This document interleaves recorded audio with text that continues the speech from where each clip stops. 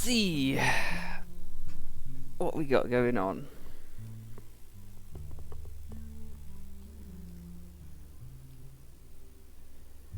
So I want to write down a few things. I want to write down some of these names that we have and go over each one again. I'll do it in a side notepad because otherwise it's going to be annoying. So we've got Alliance Roottrees, which we assume, we haven't logged this in, but we assume he's the one who's cheating, with Elizabeth Knox. We don't know anything about this. I find it strange we haven't found anything about his wife, Mark Clementine. I would have to research him as well, again. Not sure if any of these other names are going to be useful, but we'll leave it for now. This stuff's locked in. I don't know if anything else will come of this. Probably not, but maybe. We got this whole thing, which we haven't got a photo still. Christine Farrow / Garland, I guess you can put that in there. And we've got Robert and James Garland. Either of them could. Oh no, I think we're done with this. I think because this is confirmed, just hasn't locked in. I think. Yes, I think we're done here. This lady, we don't know if this is actually her, but I think it is, right? Didn't we work out something? She was divorced or something around this time, something like that, and she was the only one here that's divorced. So, but we got Thomas Hughes. Yeah, cause we had references of Mrs. Hughes, and yeah, that's right. References of Mrs. Hughes, Thomas Hughes, and then this one. We still haven't got a photo of this either. Susan Ford. Susan Ford. Even though we had both of her kids fully locked in.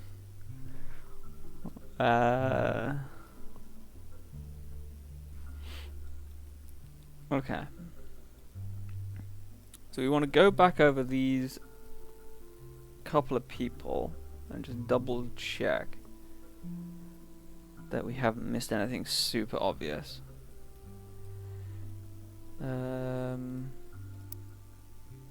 I will go back here. See, none of these have any of the hourglass, magnifying glass markings, and so it makes me hesitant to think there's anything useful here. If there is something useful here and they haven't marked it, I think that's a mistake on their part.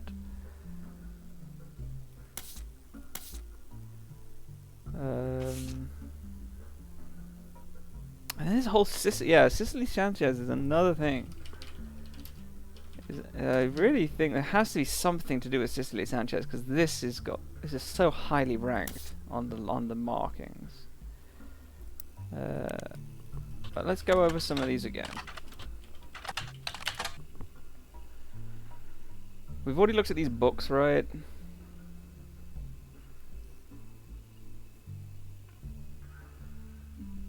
Magazine called Piketty, which we've already gone over, I believe.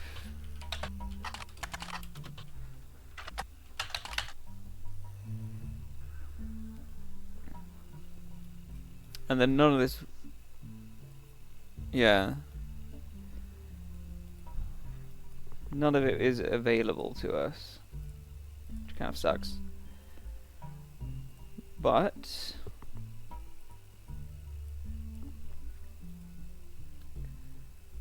okay, so let's go to scouring Elias again. Elias Roottree.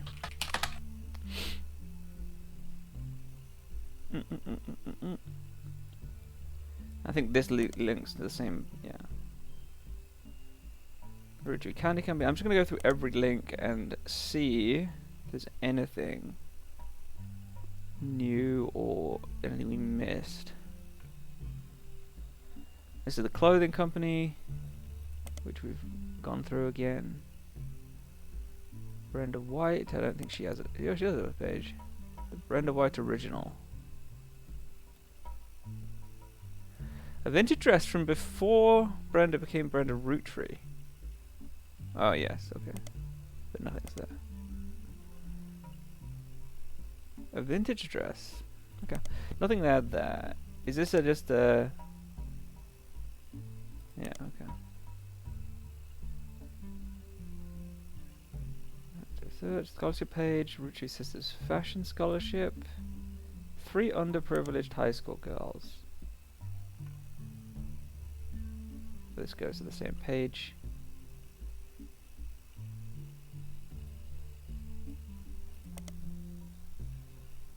Raina, Rose, and Riley.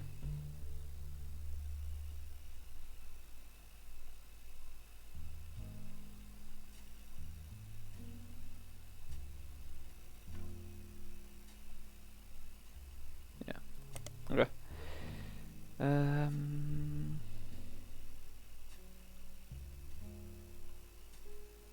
There's a whole thing about Ruby, the Ruby legal.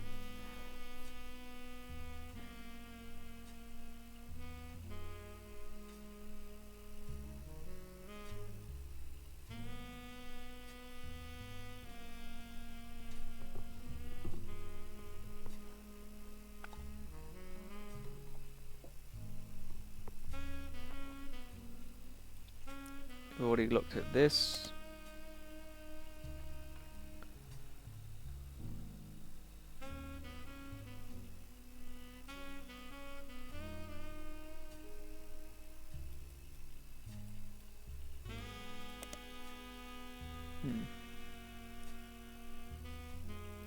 The Roottrees Rift. Same thing, right? Oh no. We're sure we've seen this one again.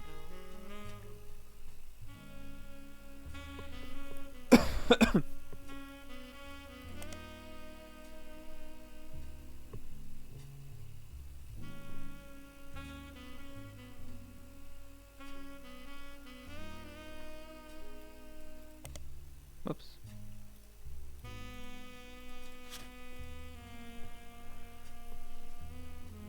There was an article on Ron in Business Watch.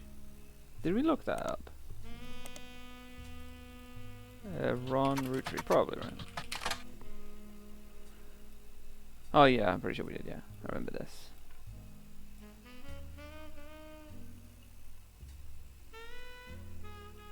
Yeah, they were worried he was gonna affect the clans of trust, yeah.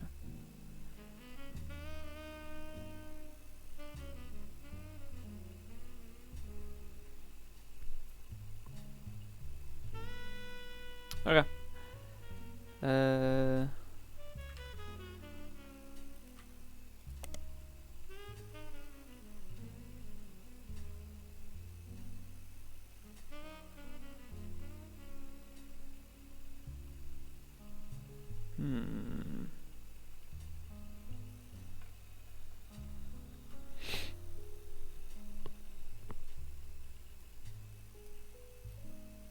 Okay, so she's changing the clans of trust.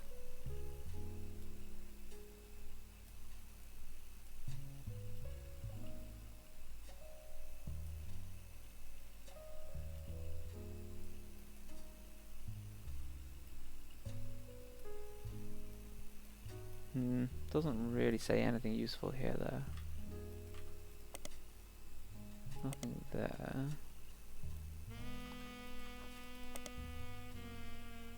No, this is the same page, okay.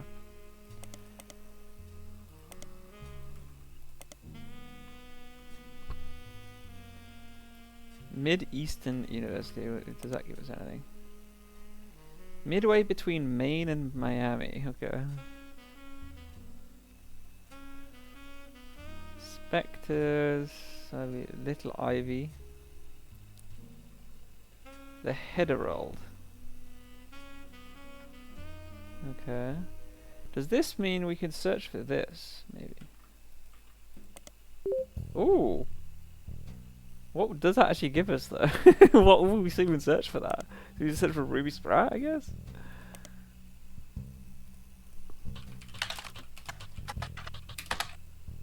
What will this even tell us? Graduate top of the class. She was a heavy focus on wealth inequality. Interesting.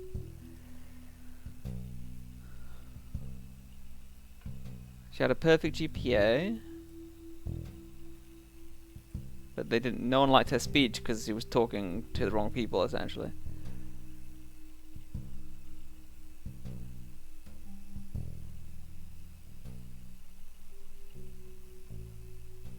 So it's interesting. She seems very, very interested in focusing on bridging the gap of wealth inequality, but then she's now defending this incredibly valuable trust or something. It is odd. I don't know if this actually tells us anything though, right? Is there any other links to hop from here? Maybe there's something else we can search for this, because this can't just be used for this, right?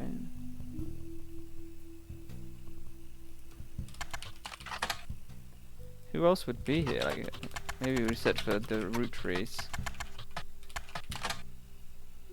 Ron Roottree also. Did anyone else go to this university? That's what we need to know.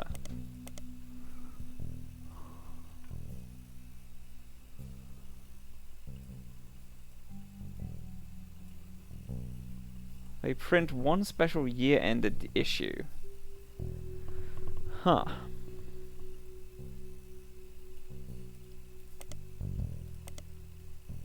I don't know if this is useful. Unless we find out later someone else went to this university. I don't know what else we could even search here. It's because it's an on-campus newspaper. It can't be useful, right? Unless someone important went to this university. Which maybe they did, we just don't know about it. Okay, well, we'll go back to this. Oh yeah, this is where we went for the Portland. We found the Portland one as well, didn't we? The Portland Telegraph. Yeah, and she was making a change with the foster care system.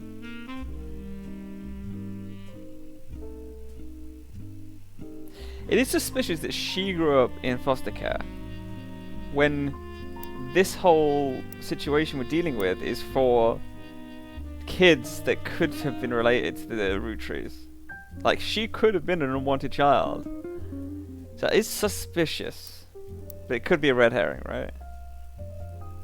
There's nothing here which says she is, or anything.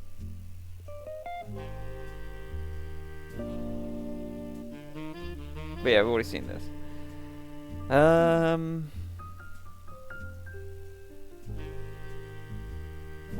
Okay.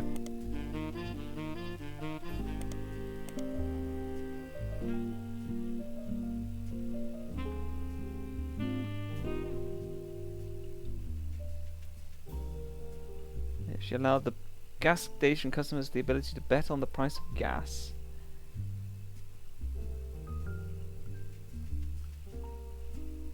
Okay. Well, it doesn't look like there's anything here to link off of. Let's go back to this one then. We'll go down here again. So this is where we looked at the 6 pieces, right? But I think we ran out of links.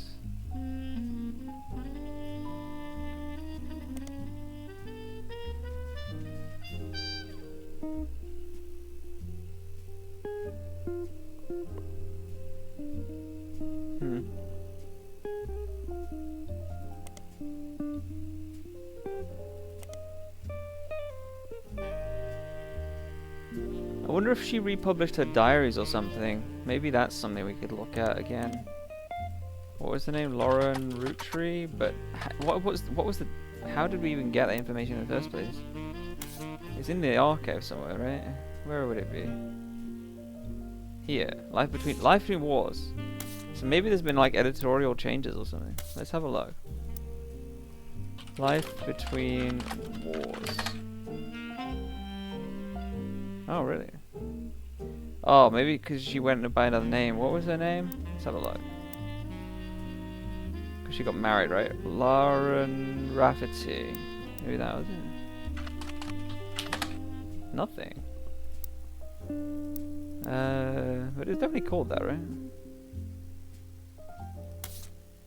A Life Between Wars.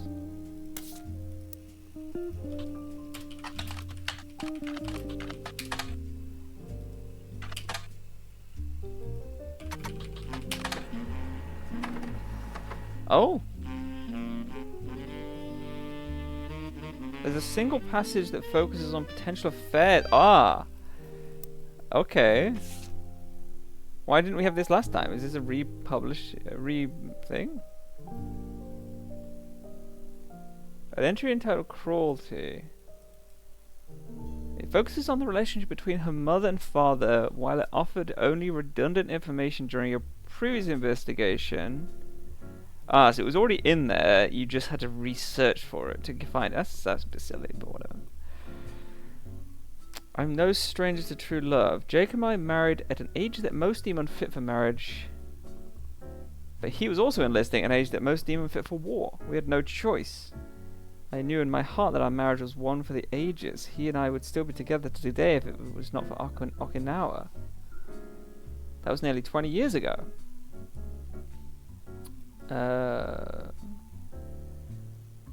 So many girls I went to school with have taken multiple lovers. I have not had to deal with such matters at home. My parents are all a perfect match. My mother's cruelty is a perfect fit for my father's general spite. Okay.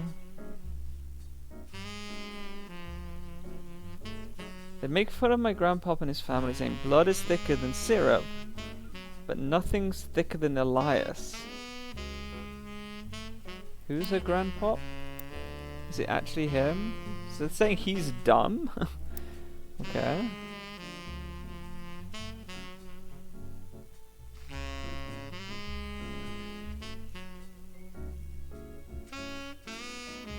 Not even our family's maladies and religion go unmocked. God only put one eye in miracle.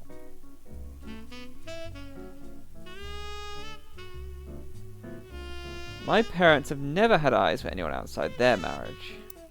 Okay, so this is saying this... They're probably... okay.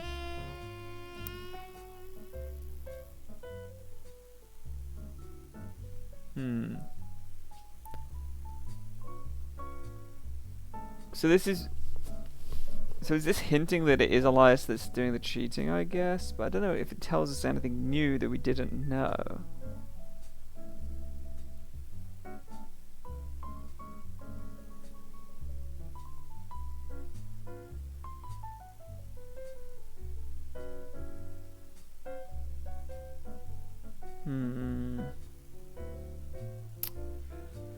Yeah, I don't think this is helpful for us now, sadly.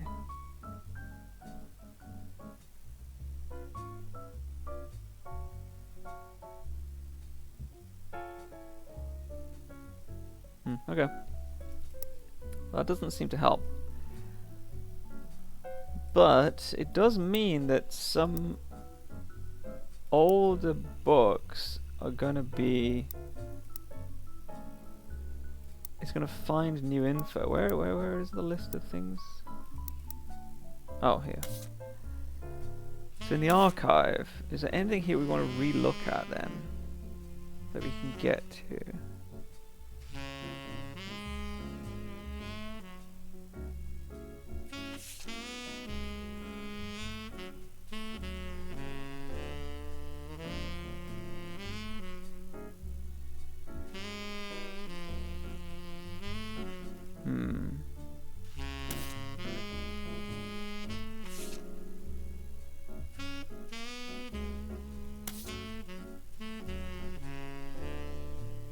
I don't think these pictures are going to be useful for us. Is there anything here? Revisiting the diary. Oh, maybe this. We could search for this then.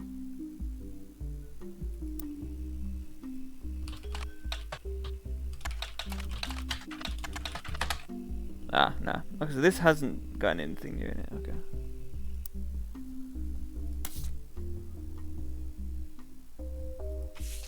Roottreemania ads. This probably won't have it because it's not this side of the family that we're looking into, so doubtful this will have anything.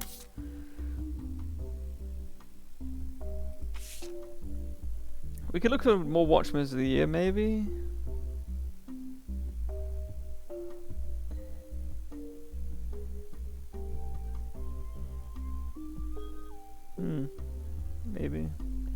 What was this in Business Watch? We could search for him in Business Watch again and see if there's anything new. Elias Roottree. Yeah, okay. There's nothing here. Who was the other one? Was it Ron Roottrees was on this? No. Who was the other one? Carl. I'll do another. I'll just search him. Okay, so nothing's there. Okay. Nothing's there. That's fine.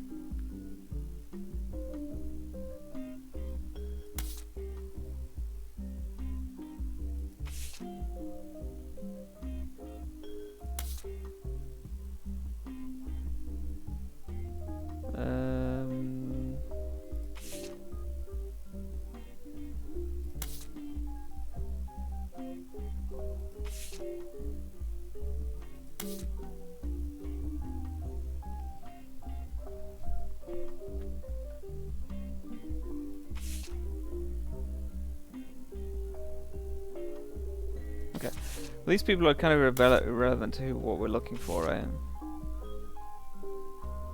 Oh yeah, we've got. Okay. Okay.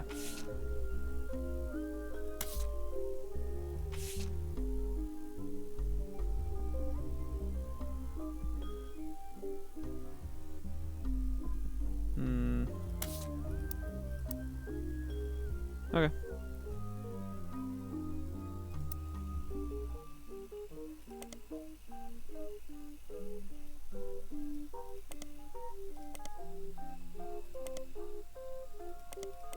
Why can't I go back to that page? That was just out.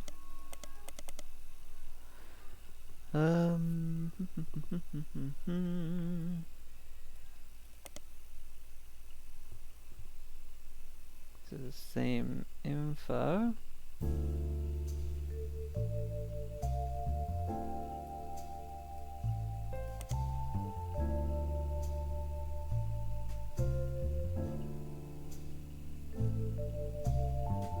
Yeah, she's got Alzheimer's.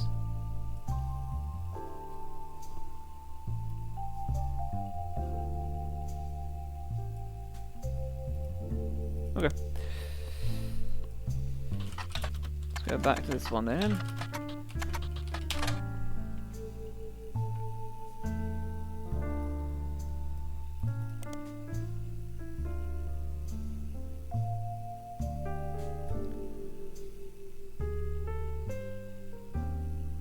Yeah, they're trying to avoid Elias's name in the advertising and such.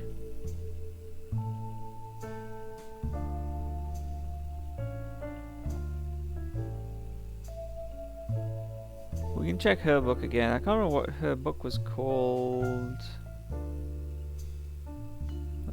Something family man or something. I don't know how I'll find that out. Oh, I guess I could Google it if I can find the exact title, can't I?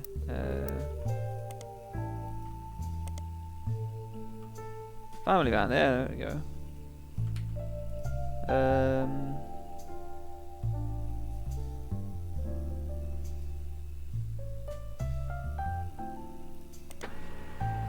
Oh, okay. We got something for this. It's a library that got destroyed in a hurricane. Miami Print Museum.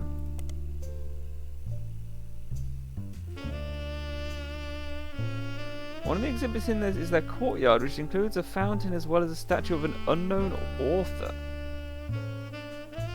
Interesting.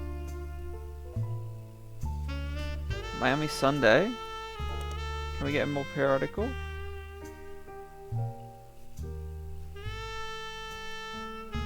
Oh no, it's closed. Okay. The Miami Mercury Sunday only lasts a year.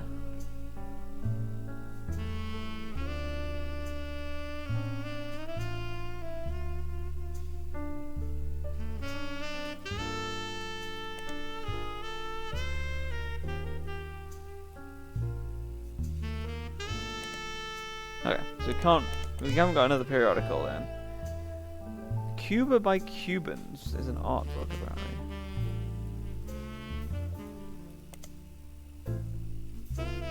The book of paintings of Cuba.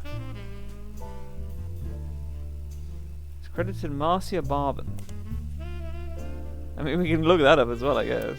What did we get?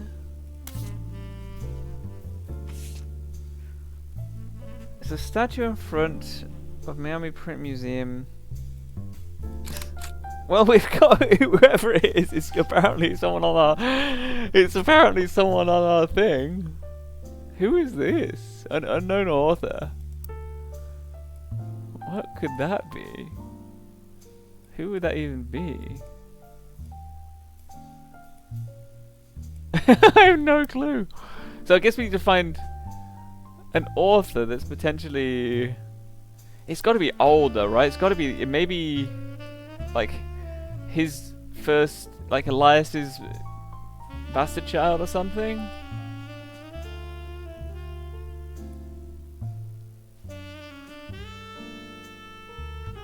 I get the feeling that this says guardian, adoption, or otherwise, right? I get the feeling that this is going to be like Ruby Sprout or something. Because she was adopted into the family, potentially. Right? Something like that. So she could be down this line somewhere. I think that's the only place she could be, because she was adopted, right? Or fostered, at least. Anyway,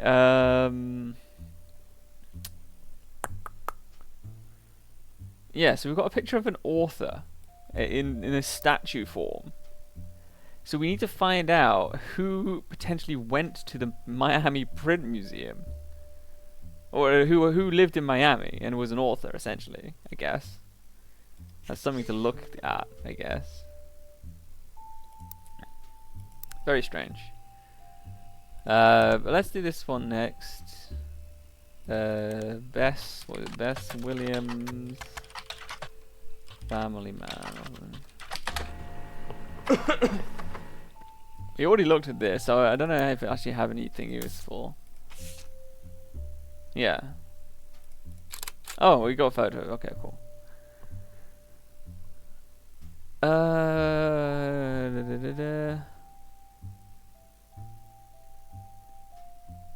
Saying it's all propaganda. Nothing new about Elias.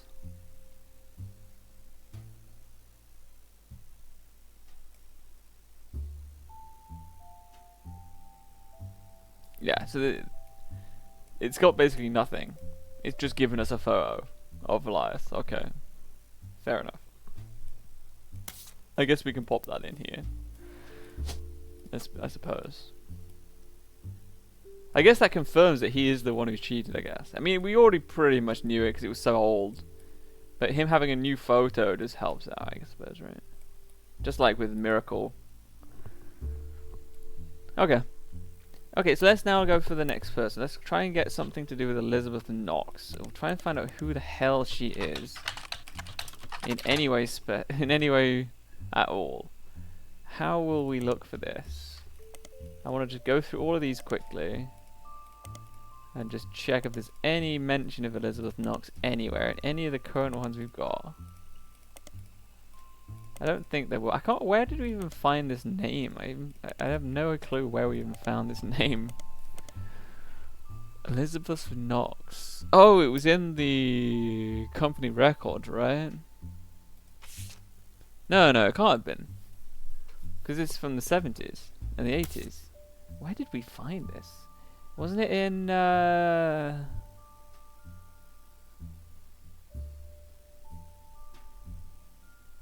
was it in 6 Pieces? No, this is about Guy, right? Oh, no, here it is. Here we go. Yes, it was from it, because they said he potentially cheated on his secretary, and Elizabeth Knox is having a retirement party or something, right? After 50 years or something? Yeah, Beth Knox 50-year work anniversary. Which means she joined in she started working in 1926. Now, it is true that this happened in 1921, but it's possible that he hired her after seeing her for 5 years, potentially. I mean, I don't know who else she could be. Because if you're thinking she was hired in 1926, she can't have been hired when she was 5 years old. So I don't think she can be the child of this infidelity, right? So she has to be here, I think. If this is the right person. It might not be. But that's where we stand on that. I don't know how else we're going to find any more info. The only other thing we could do is go by Beth Knox, because Beth Knox is what she went in on the document. So I'll just go a quick search, see if she's been in any news anywhere that we have. Maybe she lived in Portland or something. No. Okay. She's not going to be on the silver screen or anything like that, right? So I don't think any of this is going to matter. Okay, so we can't find anything to do with Beth Knox. Sadly, we can't just search her name and see if she wrote a book. So we've got no way of finding anything out currently about Beth Knox, whoever she might be. Now that might mean this isn't correct, right? Or it might mean we needed to get evidence from somewhere else that we haven't got access to, or we don't know how to get access to. But yeah, that's where we're stuck on this. I don't know of any other way of getting anything more out of this, because the only way she's mentioned is in this very excerpt, potentially, and in the company record. When does she leave? Does she leave when she gets her 50th?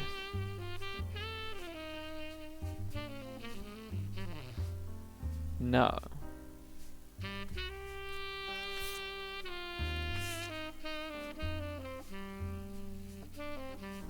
Does she ever leave?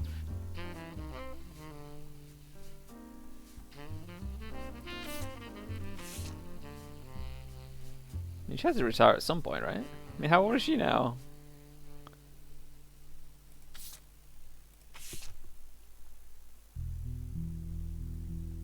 Huh. Well, apparently she's still employed by 1984, right? Allegedly.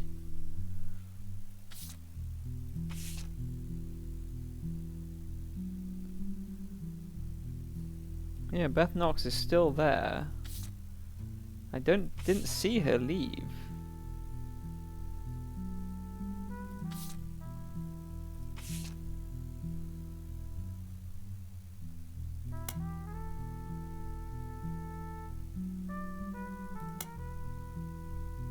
Yeah, so she's still technically employed.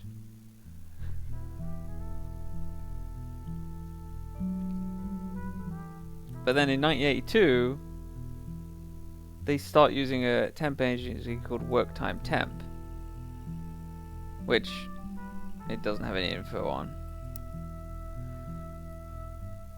But I wonder why it doesn't mention Beth Knox here. Surely, did she die or something? That's why they're not mentioning her? She's not here. She's not here. Oh, there it is. So she left in 77, okay. Along with Joanna Fellows. Wasn't Joanna Fellows also in... Yeah. Okay.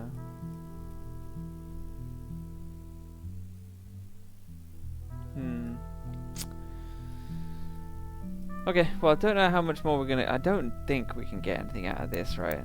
Because they're the only two places she's mentioned at all. Maybe it will give us idea of someone maybe named Knox, potentially? Down here? But then they might not be named Knox if it's a woman. It might be named something else, because they got married in the logs, right?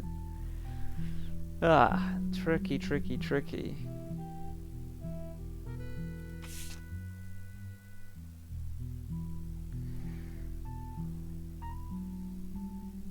I still still find it funny. This says it's got one piece of information. Oh yeah, this will be the other kid, right? Yeah. So this I think we're done with this because this has this. Interesting that this family man says it's got 2 pieces of information.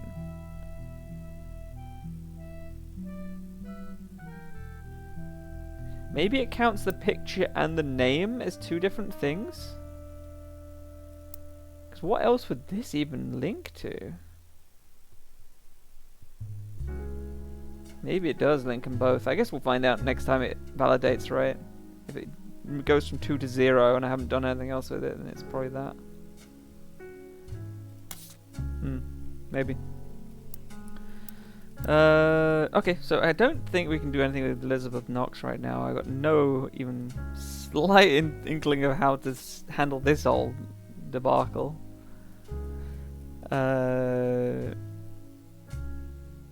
Still need to find a picture of Susan Ford, and I don't know how to do that. We'll go over everything we can find of her, which is for the deaf school, right? How can I search for deaf in here? Miss Ford is fluent in 5 languages, including ASL. She's worked at the school for over 15 years. She's not deaf, but learned sign language to communicate with the deaf. She secured funding for the Hudson Wing. But do we know if Ford is her... Ford might be her married name then. And she might have... But isn't she listed? Susan, is she listed in here? Yeah, she's listed as Susan Ford in 1982. So either she was married before this, 1980, so she was employed in 79, I guess, maybe?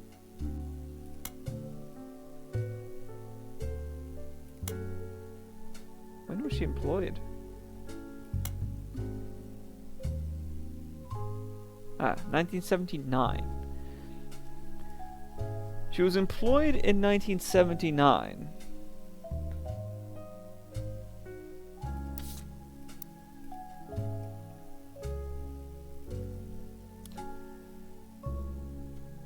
Hmm.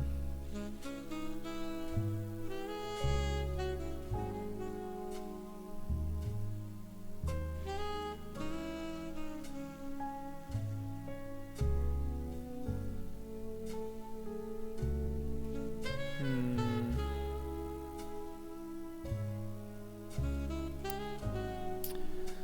1979, which meant that's what, 20 years before now, right? Because it's 1999, I think. Or is it 1998 now? I can't remember. I think it's 1999. I think because a year passed or so. Which means Ford might be her maiden name? It depends how old she is, right?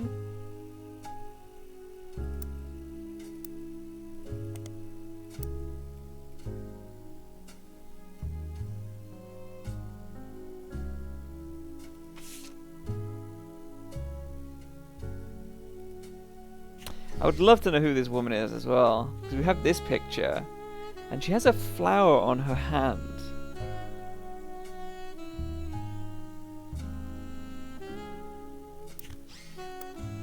This kid is this kid. I'm trying to think of the timeline. How old would he have been?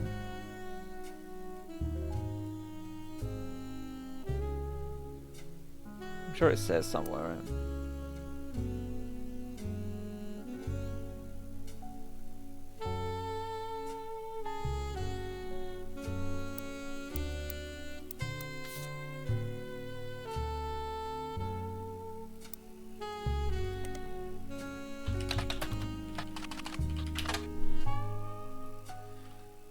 Where would that have been? How did I even get that info?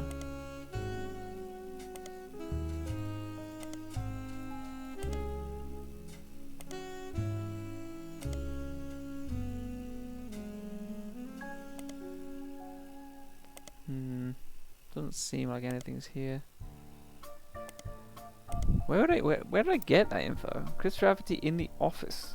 I can't even Google him. It was on Chris Rafferty's website, but I couldn't. Nothing's here. Why isn't it here?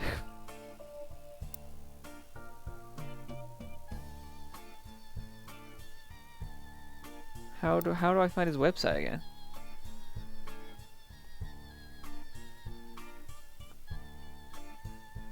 No idea. But he's a student in college. So, he can't be that old then, right? Because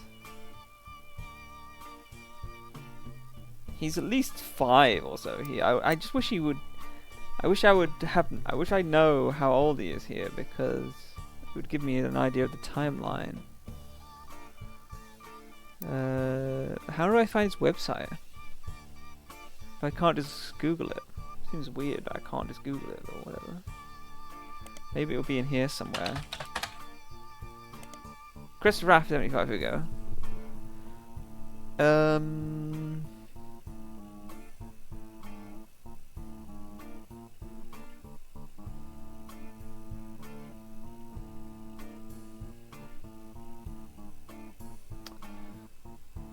Roottrees. Yes, he was 5. Okay, this gives us some idea. So he was born in 75. So this picture takes place in 1980. Oh, that's why I put it here, right? Yeah, I think we did this before. Because this happens in 1982. Which means it's most likely going to be here. Because 1975, sometime between 75 and 80, will probably take place with these two. And then this is probably the 1981. Okay. I'm guessing we are going to get some info on the flower as well, on her hand. I don't know how much this is useful though.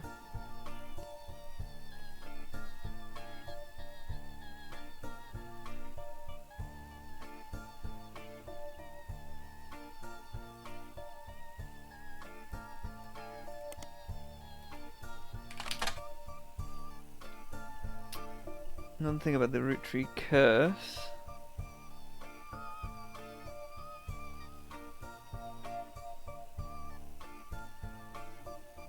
Oh yeah, Thomas Overwood's. What was he talking about last time? We can see the older one, right?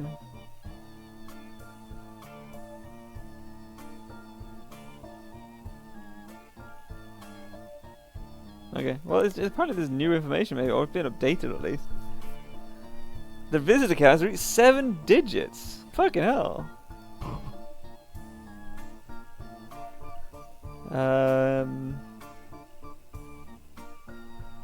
Statistically, when you have this many high-profile people who have died in a family, the odds are that one of them faked their death.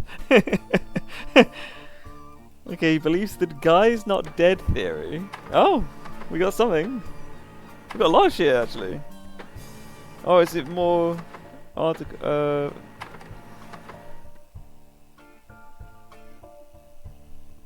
So people believe Guy Hudson isn't dead. He's the one who, he's the one who cheated and ran it into the ground, right? Yeah. So they're speculating maybe he got removed as president and he faked his death to get away from it all or something? Maybe? Yeah, they killed off Guy Hudson and replaced him with a new president. But they believe he just disappeared rather than, obviously they didn't want to kill him off, literally.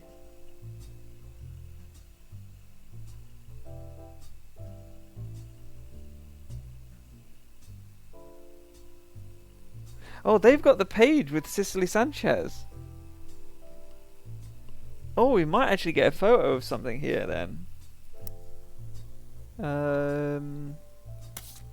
Because they got this thing was removed, wasn't it? Ah, cool.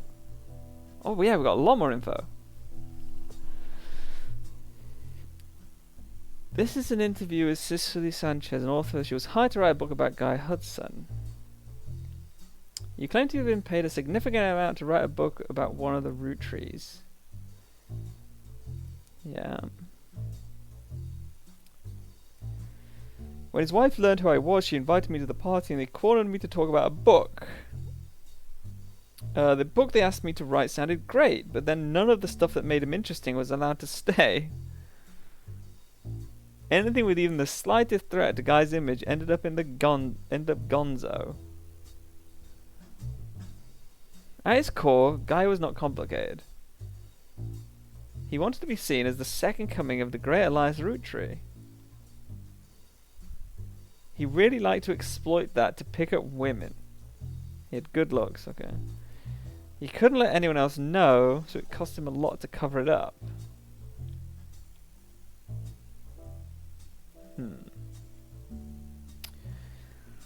Elias Roottrees was boring as all hell and all about family. Guy did everything he could to be seen that way. He sent me this garbage book called The Roottree Legacy. I'm gonna search that now. Ah, we don't know who it was by though. Maybe it will be in here. Oh, it's the same thing. But maybe this is like a original copy or something. It's not.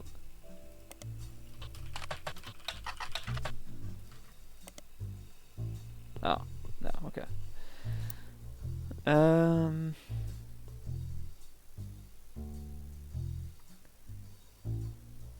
Remember fancy flavors? Guy knew that part of Elias's legacy was the 5-piece flavors, so that's what Guy tried to do too. Caviar was a disaster, but it was actually somewhat popular in Brazil for whatever reason. In Christmas 1979, he went to Brazil to open the Roottree Brazil factory. Okay.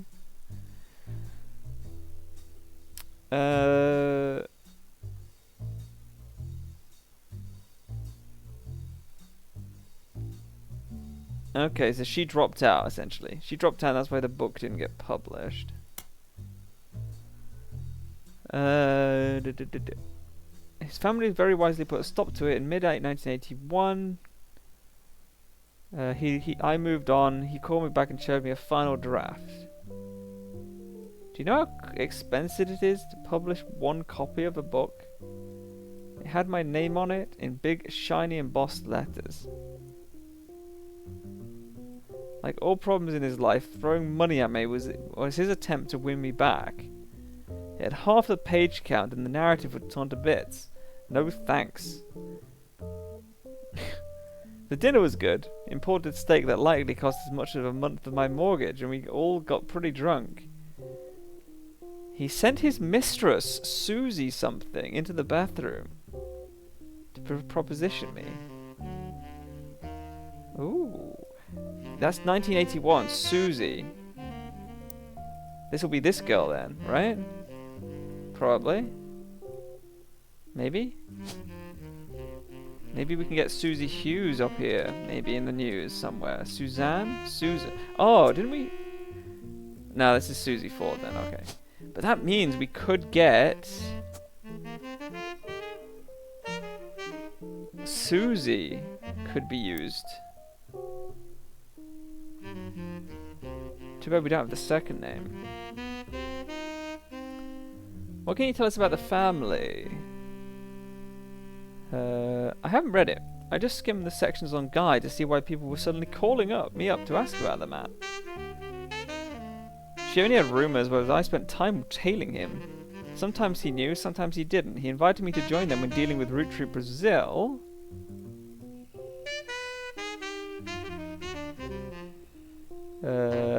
It was about to support the Roottree Everywhere initiative.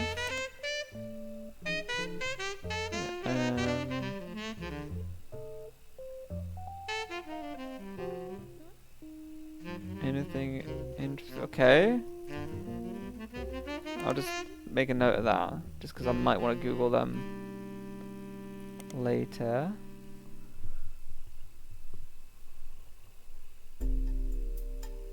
Okay, so a caviar flavored 5-piece still exists in Brazil. It comes in its own standalone 5 pieces bag with Portuguese writing on it. Careful, Sophie.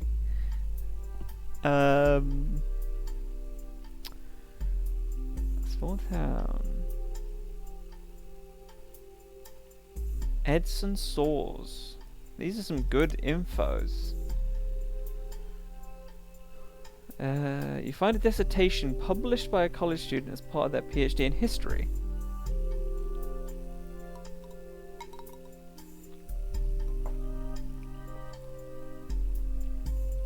Well, we knew someone called Edson, right? I don't know if it got filled in or not. Oh, no, it was Ed Sell. Okay.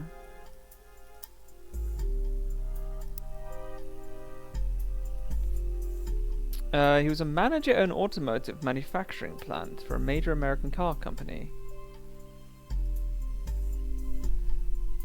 He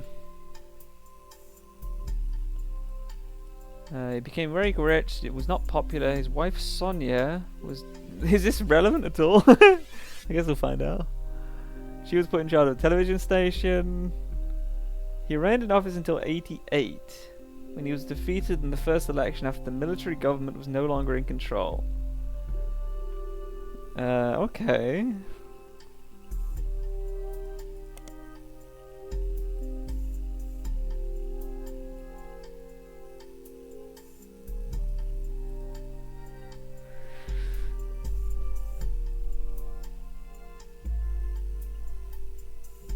Okay, so this is just meta. Okay, so this is fourth wall breaking. Text, okay. Interesting, okay. That doesn't have anything to do with anything. Is this useful then? Anything else? Maybe this? Former television station in Brazil. No, that doesn't have anything.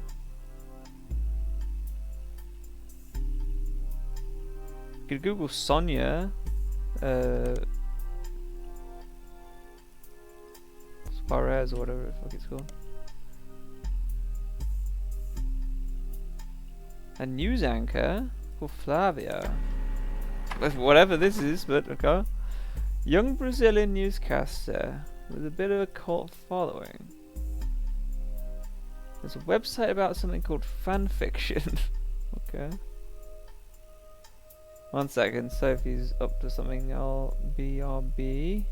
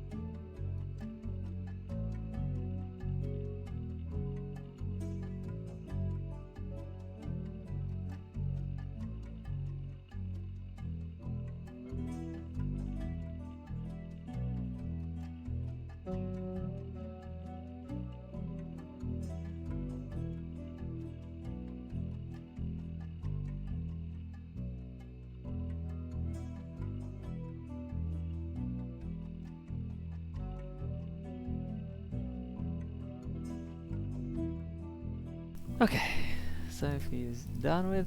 Okay.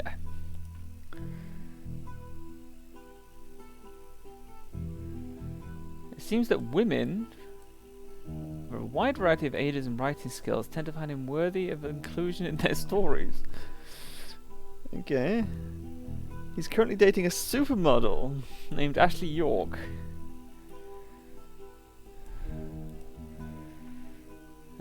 He's 18. He's a Libra. His mother's name's Sonia. Golden haired.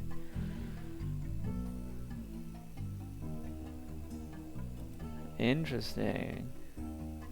So he cheated with all. She's a British supermodel.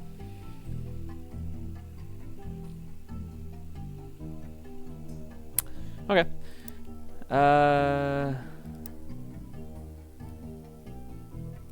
So is this going to be this one then? And this will be... So this will be Sonia. Don't know what her last name was though. What did we find out what it was? I know it's Suarez or whatever, but... So this guy, Flavia.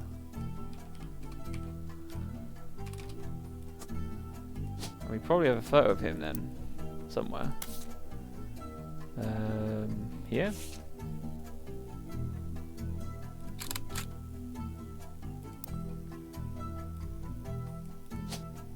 Assuming that's him. And he's what, a newscaster? News anchor? Okay. So how many have we got now? We've got 1, 2, 3 locked in. With photos. So we'll see on the next one we get. We've got these things. So this is Cicely Sanchez in the middle. Interesting that she has a photo.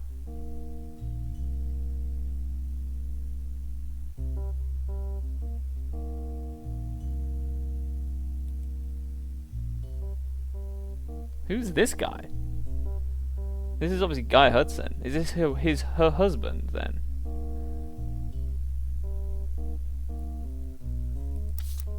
But that means she has to be in one of these pictures, right? Maybe that's Susan Ford then. Could well be. But then where's Sanchez coming into it? I got no clue. Maybe this is here? Maybe we can work out how old this guy is. He's 18. Which means it had to have happened... Oh, it had to happen around here actually. So maybe this is Sonia. And maybe this one... But then this is to do with Hughes. Thomas Hughes is definitely involved somehow. I don't know.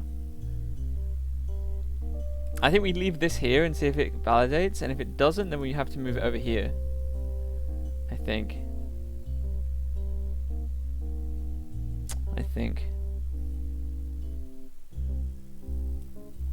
It's confusing, isn't it? Because... we know Sonia was married to that guy that we just looked up. Maybe that was from before then. Maybe that's... Oh no. Maybe it's over here or something this is happening? But then Guy Hudson met with them in 79. Ah, it was 79, wasn't it? So I think it is here. I think the Sonia one is here, right? Because he met up with them in 79 to do the factory. Does it mention at all what Sonia's wife, what her job was in any way?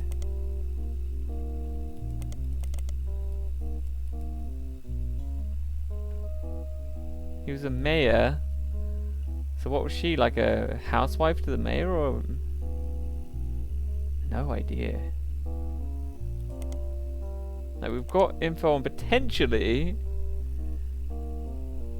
the mother and the father and the son, but not the mother, which we kind of want.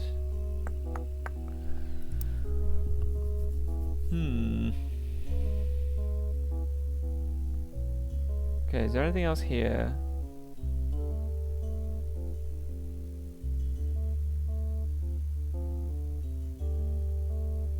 The daughter of his business partner of Australia. He and she definitely spent a few nights together. Robin. Australia. So now we can actually use this information and find the timeline, because we know we have info here of when he went to Australia. Right?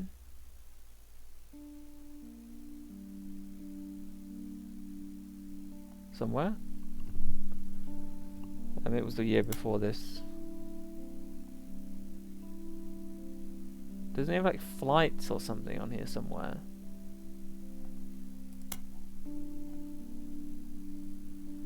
Oh, it all happened in 79. That's not as useful. So the daughter of the person he helped... Where would that be? I guess we don't need to care about that unless... I mean, this could be her, right? Robin. Maybe Robin Hughes. We could look that up. No.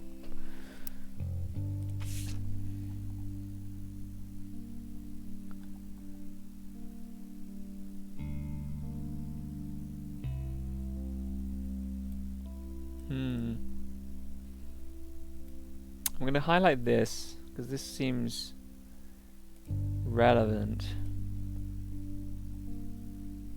Oh, there was this with my highlights. Roottrees Oz. Here we go. Charles Martin. Robin Martin, maybe, then.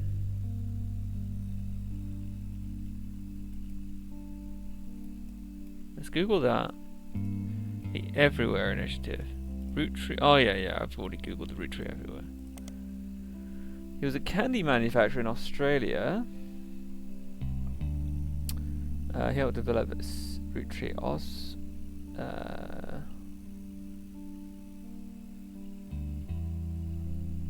Okay. This made Martin very, very wealthy, but led to many cost-cutting measures to increase profits as much as possible.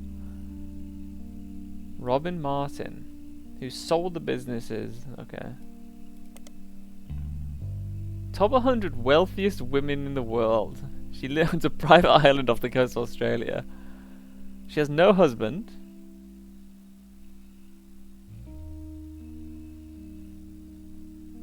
She had a medical procedure to ensure that she never would have children, allegedly.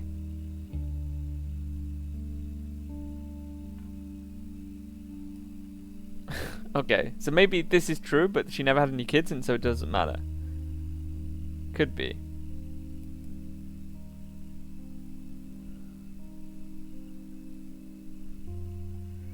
Doesn't look like we can link anything off this anyway. So this could be like a red herring for what we want to know, at least. Maybe. We'll keep that in mind. We'll keep that there.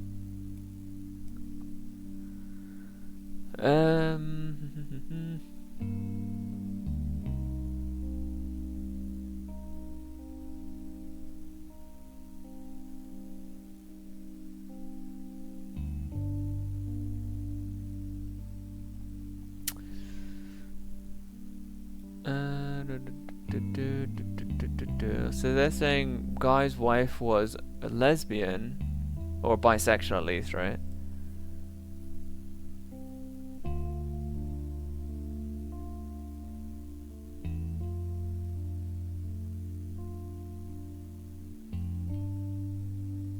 Okay.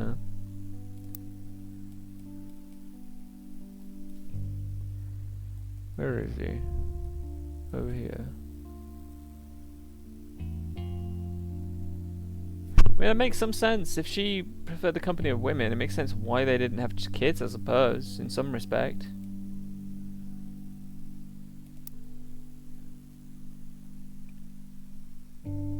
Okay. That's helpful, very helpful. And we got another thing somewhere, didn't we? This thing.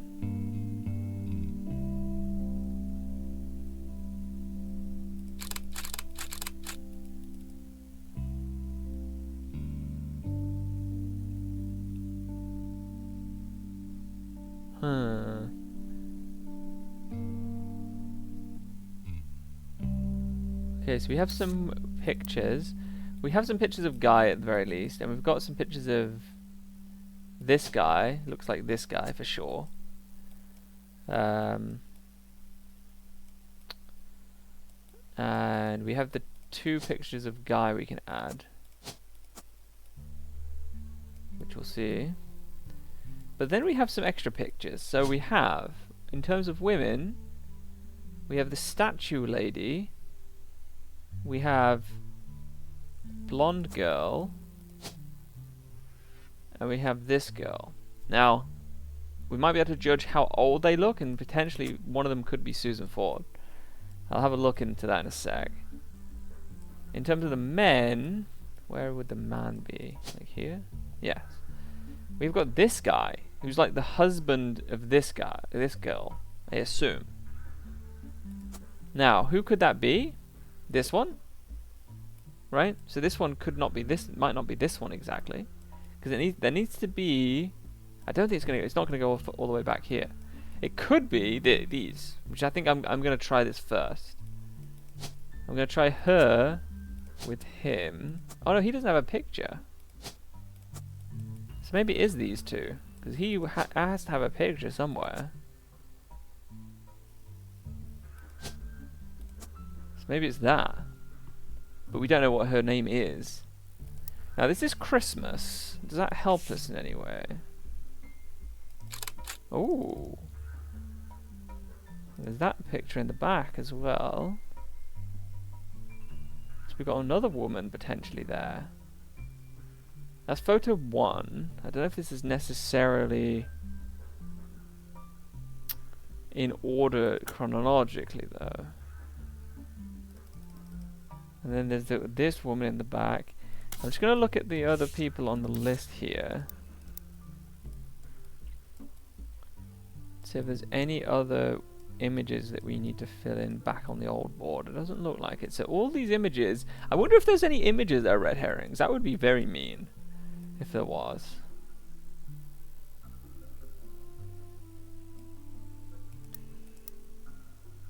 Let's have a look. So he's still, this must be a very early image then, because he's still alive. I know he retired though, didn't he? Did he retire or did he die? I'm gonna have to relook that up.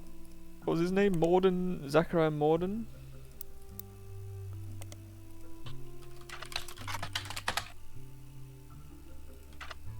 How do you spell his name? Zachariah. I think it's with an E, right? Yeah, so nothing.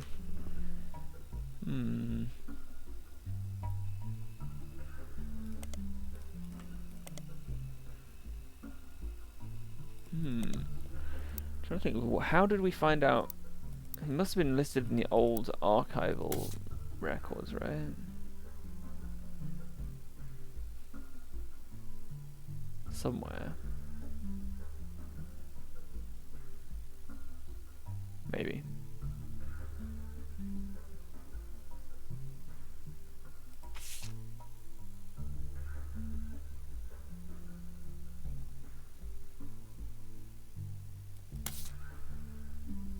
Yes, he took over in 87 from Ernest.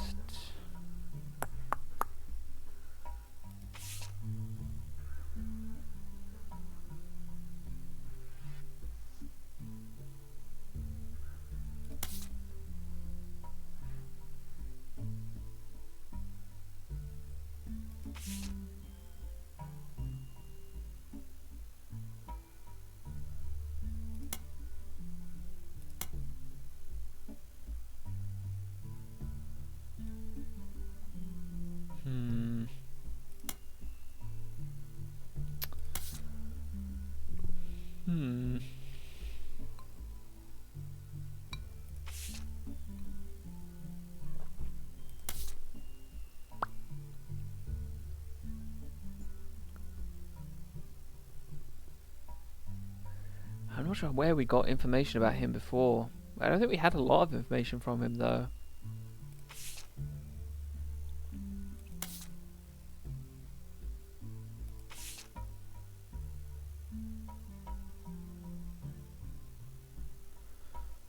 Not sure.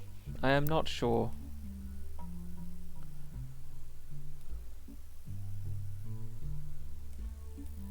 But it's got to be early because he's still around, right? Which means she could be Farrah. She could be her.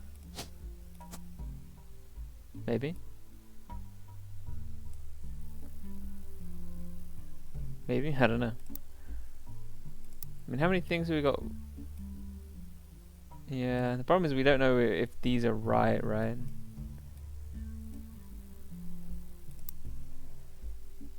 Is there any news of when he took over? Is there any Roottrees Candy Company? I want some...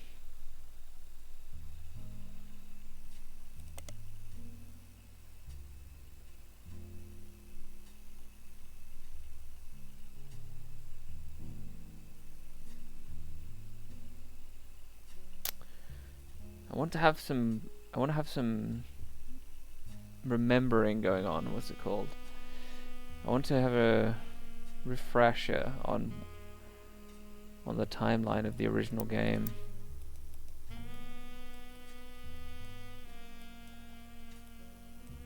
Because he passed it on to him, but he retired, I think. He didn't do it on death. He retired. He died, I believe. Guy Hudson, or we're led to believe he's dead according to that conspiracy website. And then he took over, and then he died of some, like, kidney or something illness, right? And he couldn't pay for it because he wasn't getting any... He didn't have a salary.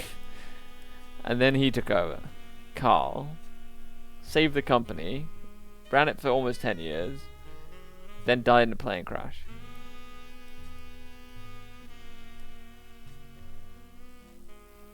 But I don't know if this time frame is when he took over, or if this is just when he has started having affairs, right? He could have only had the company for very little. Might say on this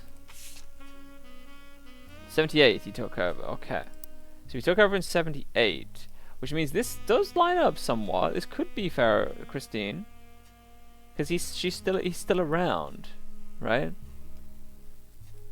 That could be true.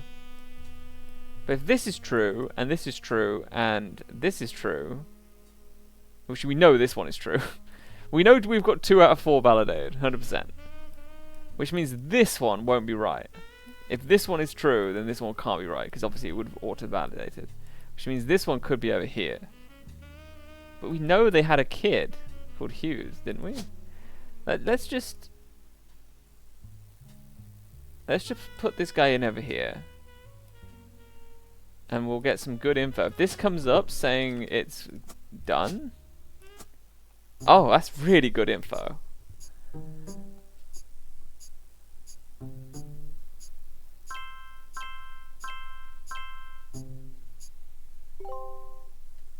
Yeah, we get the alternate photos of these guys.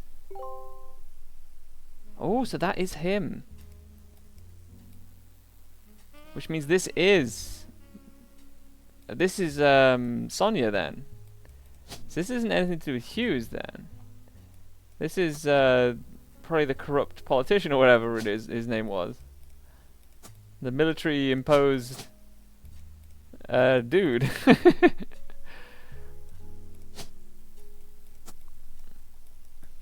Okay. So that's good to know.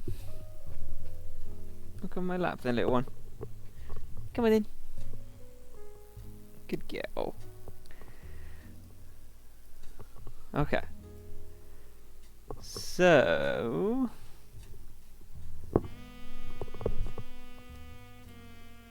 So we know her name is Sonia, but we don't know what her maiden name was. And we don't know what her, we don't know what her thingamajiggy was, right? Her occupation is. All we know is Roottrees Brazil.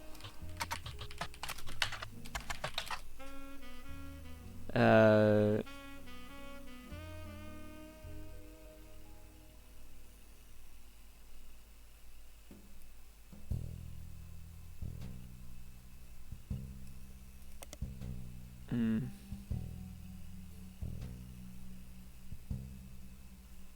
Yeah, they visit around Christmas. The Incendio de Bordeaux. The Maple Fire. Clear Arson. Okay. 1982, the factory was deliberately attacked.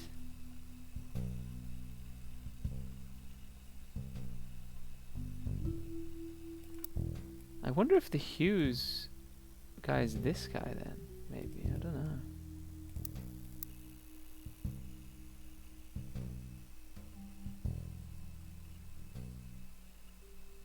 Yeah, the mayor of the city was found to be receiving a cut of the factory's profits. But isn't that because he helped set it up? The what was his guy name? Edson or something, right? What was his name? Edson Suarez. Or Suarez. Edson. So I think this is probably him, right? This could be her as well. I don't know what her job would be though.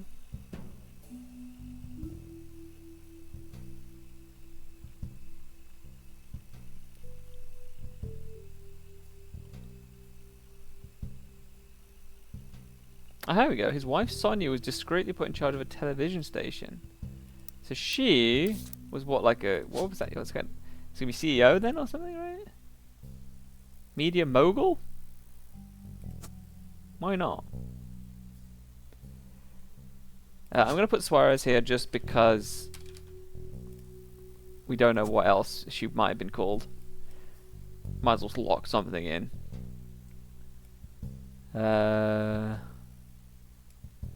It is interesting that he does have golden hair and very similar to his hair color, right? That is very suspect.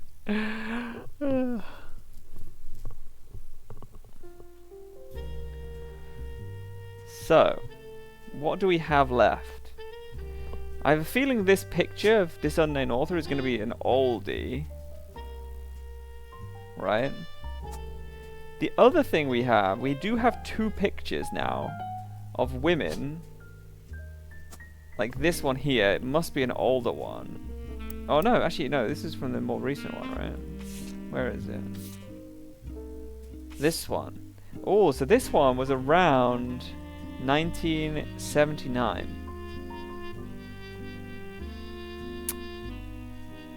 And interestingly enough, she was hired at this time. So this could be Susan Ford. Right? Because she was hired as an interpreter at this time. And it says she knows 5 languages. I wonder if Portuguese could have been one of those. Right?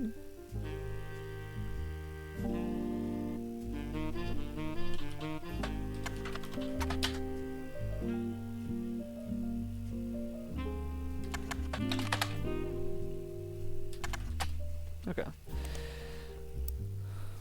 I'm gonna put that in there for now.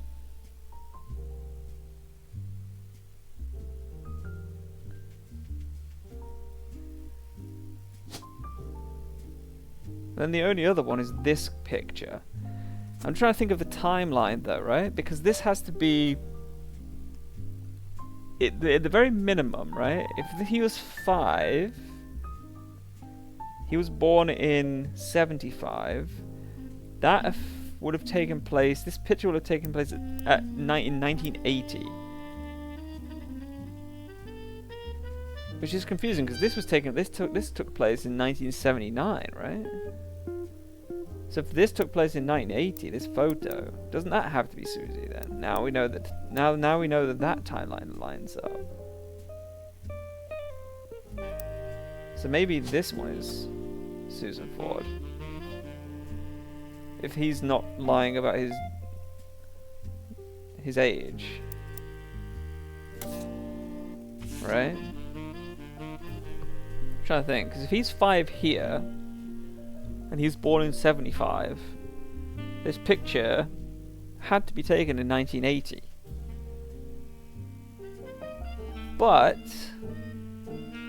I guess there's no reason why the affair couldn't have lasted longer, right? It could be here. Yeah, that's gonna make it tricky, though, isn't it? If this photo was taken in 1980, but the woman involved was cheating with him 2 years prior, then that's gonna be tricky to pass. But I guess we'll just leave this here for now, and if it doesn't validate, then we just swap it over to the other one, right? It has to be one or the other, surely. Then there's the whole thing with Ted Hughes, like vandalizing the fucking building. Is that her husband then? Is it Susan Hughes? Her full name now or something? Let's Google that. Susan Hughes. The deaf school. Let's go back to the deaf school thing again. Just search for deaf.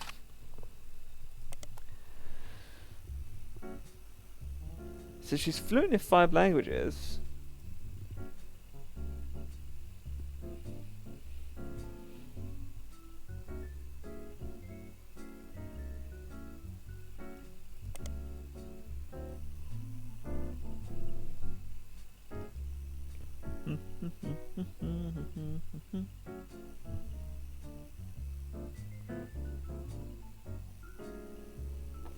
Ah, her future husband who was deaf.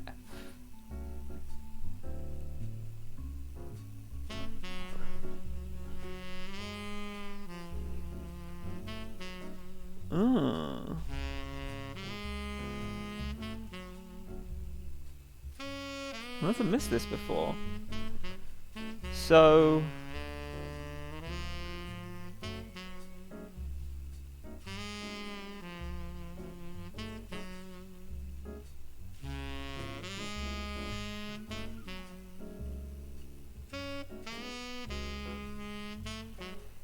the donation came at the insistence of an employee of Roottrees.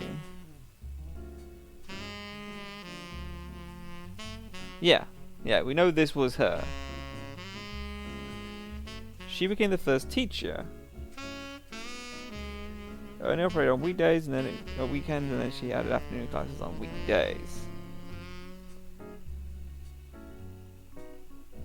So then we go to Ted Hughes. Or is his name Ted Hughes?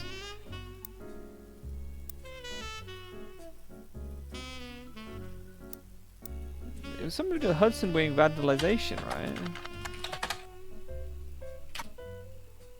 What was up with that Hudson? Maybe it was in the other thing here.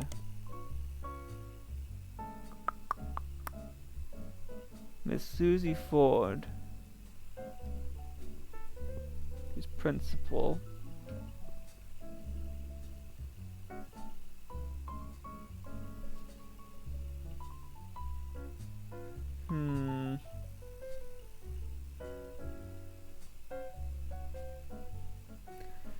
Where's the thing with it being vandalized, though? I know there was something, right? Where was that?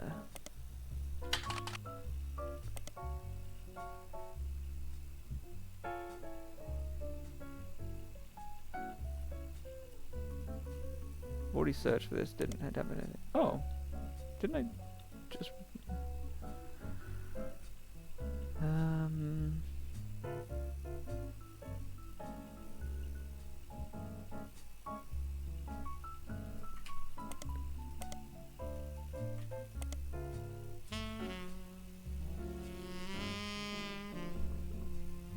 Someone to face the school. Thomas Hughes was a former student of the school.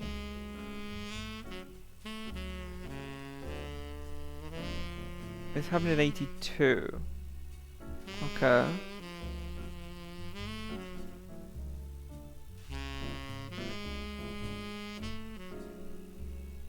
So he married the school's news teacher. It was Thomas Hughes, not Ted Hughes. So let's put Thomas Hughes here then. Maybe. Maybe that's true then. But then he was going through a divorce. Oh yeah, they are divorced.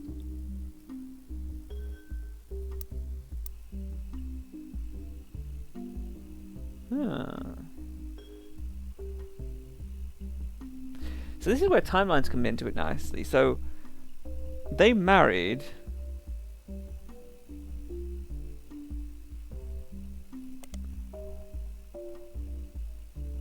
There's something about his future husband somewhere, right?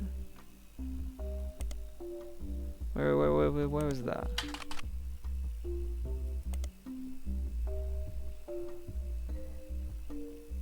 That was the Hudson Wing that we need to look at.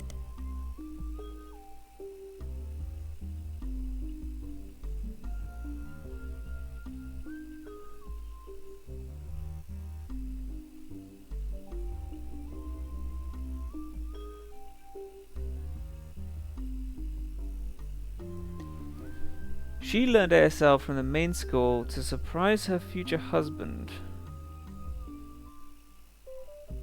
Huh. But it says Thomas Hughes was a student there. I don't know about that then. I don't know, this might be conflicting information. She learned ASL from the main school before the husband even existed to surprise her future husband who was deaf. Oh, but Thomas Hughes implies that he's deaf because he went to this school, right? But she wasn't deaf and she went to this school. I don't know. It's iffy. It's not confirmed. But it could be true. Could be true.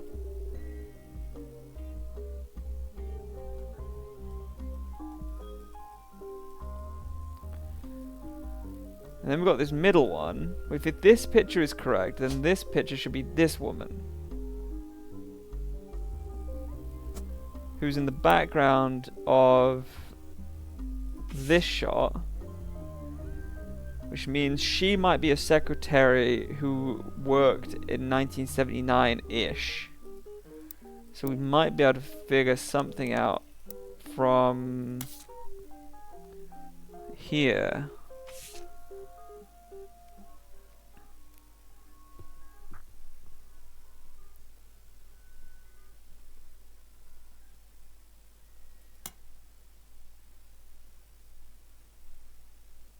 Beatrice Watts, Corinne Swartz, Lisa Lewis, Valerie Ewing.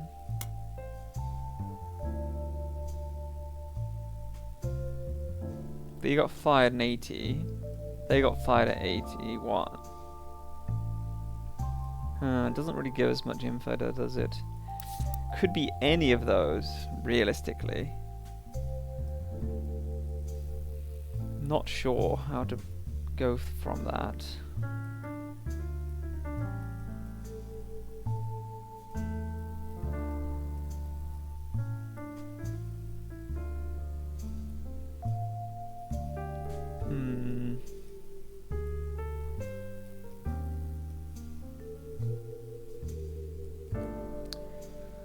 All we know is she probably had some. She.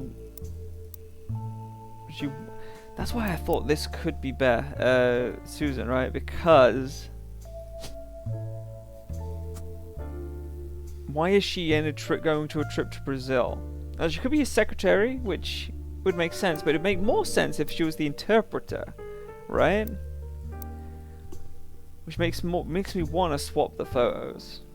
But the fact that this photo was taken in 1980 and this photo was taken in 79. You know, makes me think this has to be later, but it could be the other way around, right? I'm trying to think, could this be... I don't know. I mean, this could be just a random woman that they hired from down here, right? So I guess she doesn't have to be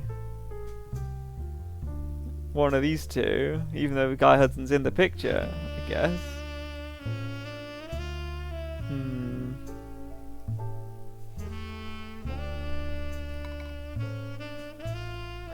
But we'll see.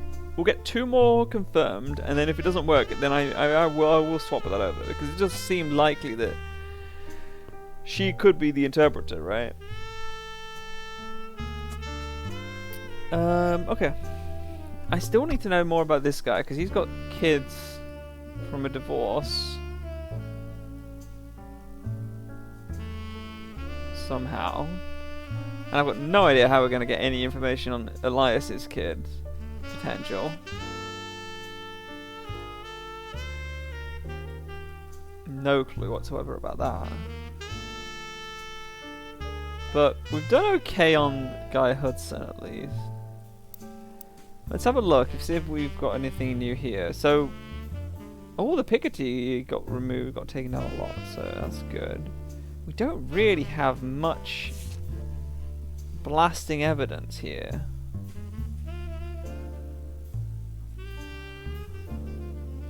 There's this thing about Elizabeth, right?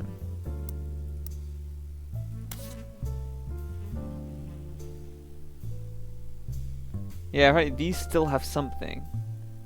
Which is probably going to be like the name of... Actually, it could also be this girl, right? Because Susan Ford's mentioned in these. Susan Ford, I think, is mentioned in all 3 of these documents, which could be the same piece of info that they want me to get out of it. Which means that this lady...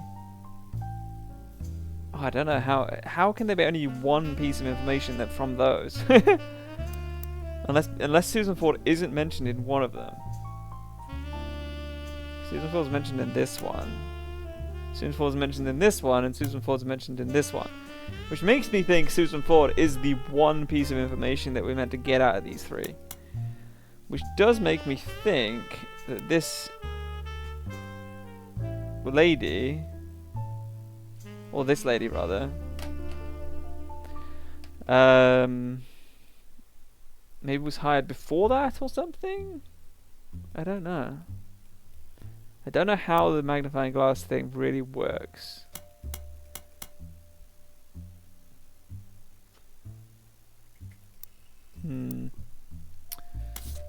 What else have we got?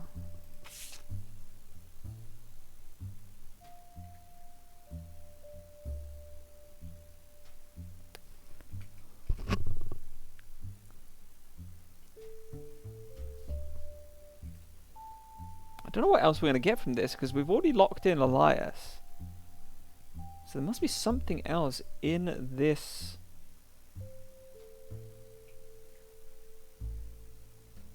But there's no like keywords or anything, it looks like.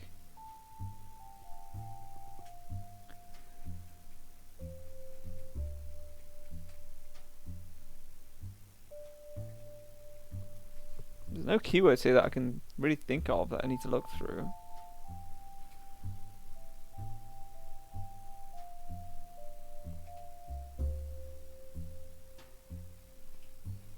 Not sure.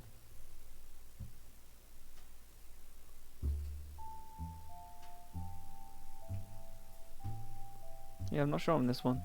Doesn't seem helpful at all, right? And this thing as well, we've already locked in Elias. So what else could this be linking to? Right? Maybe something to do with Bess Williams, maybe? Maybe he cheated with Bess Williams, or Bess Williams is his daughter or something. That's why she wanted to write a book about him or something. I don't know. Still one thing in here.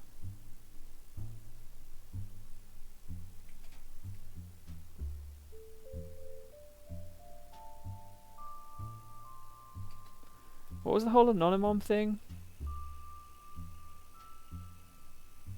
Didn't it explicitly say that she wasn't included or something in my list? Yeah, it does not appear on my tree, so it doesn't seem too interesting down here.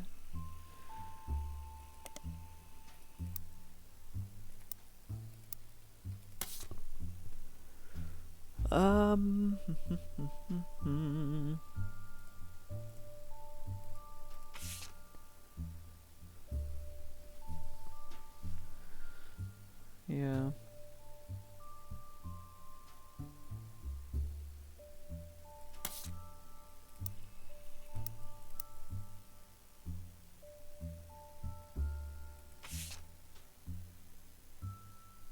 Clementine's is this, isn't it?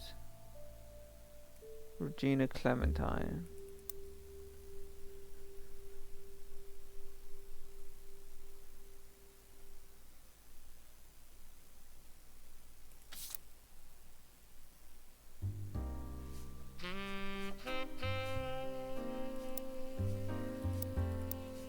But they got tested, he wasn't one or something, right?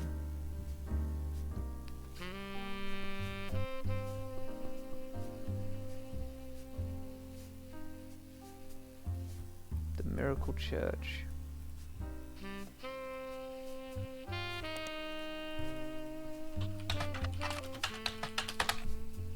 Nothing, literally nothing over literally nothing over like 100 years of history, and there's nothing been written about the Miracle Church. Damn, crazy.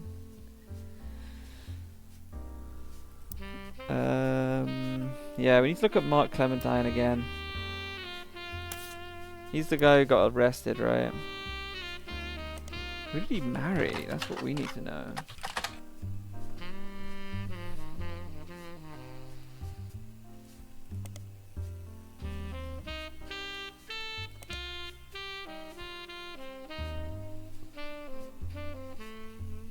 He's from Los Angeles.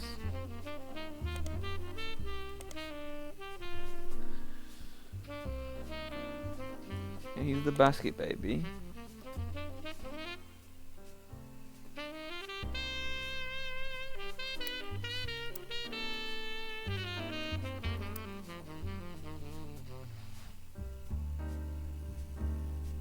There's nothing about his life, though, is there? Other than his illegal activities. Portland.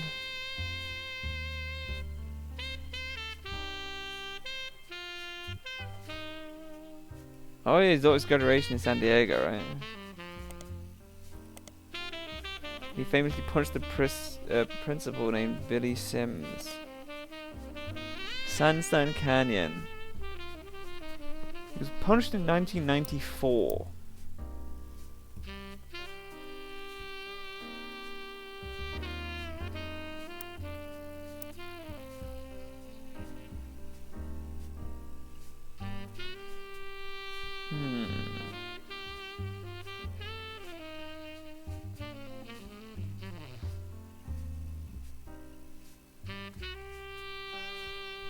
See, this sounds like Sims had a vendetta against... I mean, Mark had a vendetta against Billy Sims, right?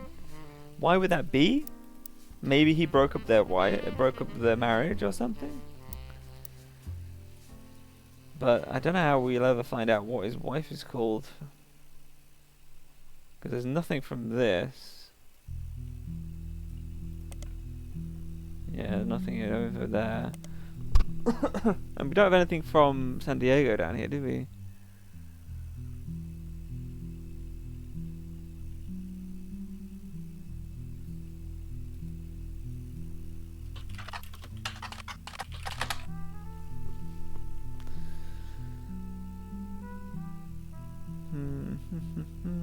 Yeah, nothing here.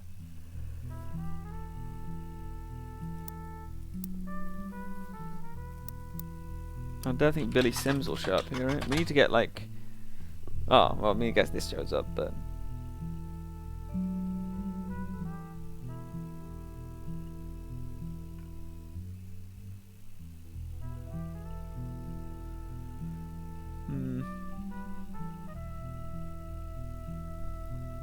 He was apparently not allowed to attend. His ex-wife had a restraining order filed on behalf of her daughter.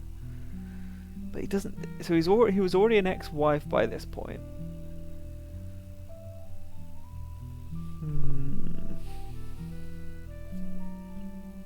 And we know that one of these is a girl. But we have no clue past that. Yeah.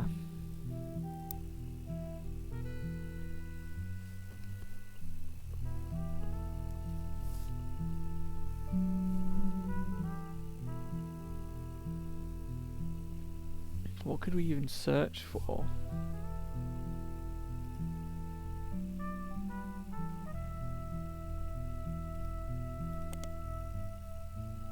Ooh.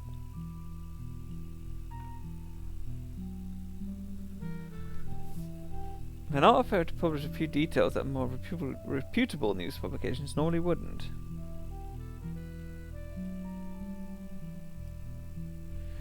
Billy Sims was once arrested for throwing a Molotov cocktail at a company that was found to be... Oh, haven't we already seen this?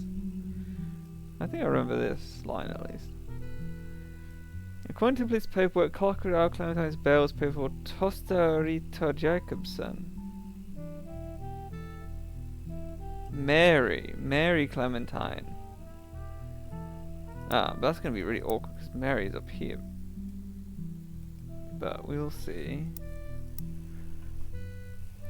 Tostarita Jacobson. Who the fuck is this?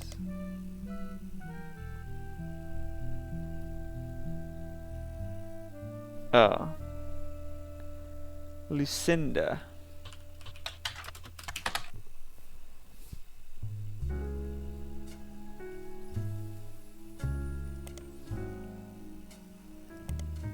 Maybe that would be in Portland or something? Lucinda Jacobson? No.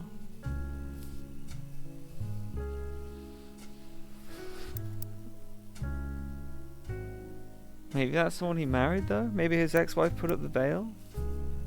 Maybe? And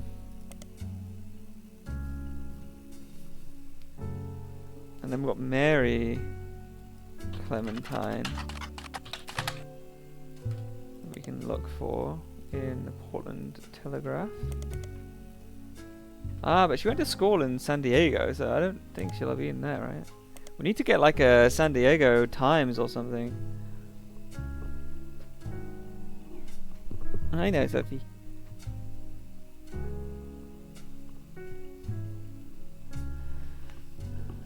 Okay.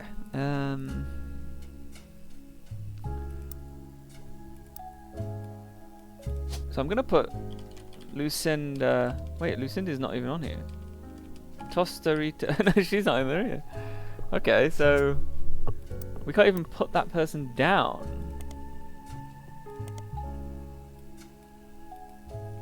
What is this for then? What is this whole section for? Like, what does this even add to anything if you can't even add her name on the list? Is Jacobson on here? No, Jacobson's not even on here either. Damn. So that person's completely removed from this entire thing, I guess. Okay, so I guess that's a complete red herring. But we do know one of his kids is called Mary. I'm just going to shove it down here. And she should be called Clementine, and because it's maiden name. We'll put Clementine Mary down. I don't know if it's going to be eldest or youngest, but we'll see. Mary Clementine. Is there anywhere we could search for this? San Diego Times or something. We want to get San Diego. Oh. So, what else could we do? Maybe there's something in here about Mark Clementine. Ah, it's the same. Same thing.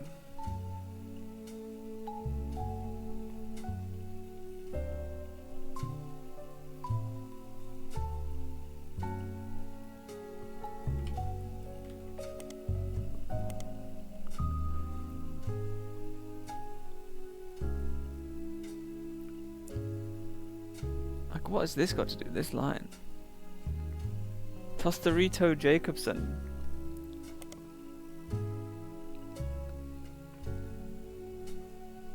This doesn't mean anything, right?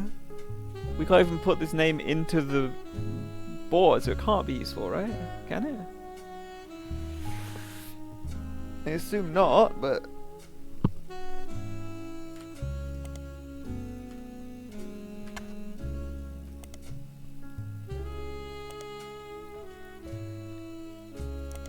Nothing on the kitchen website.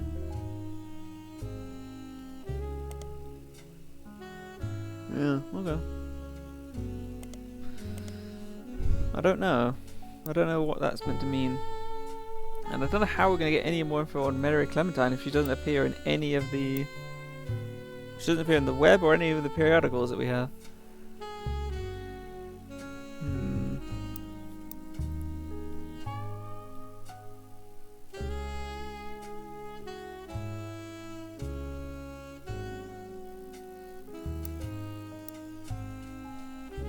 I don't know.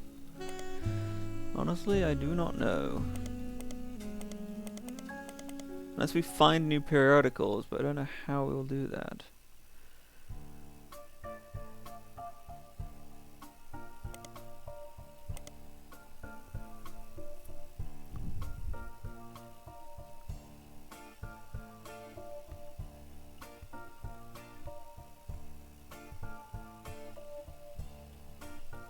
Why would he punish the principal, though?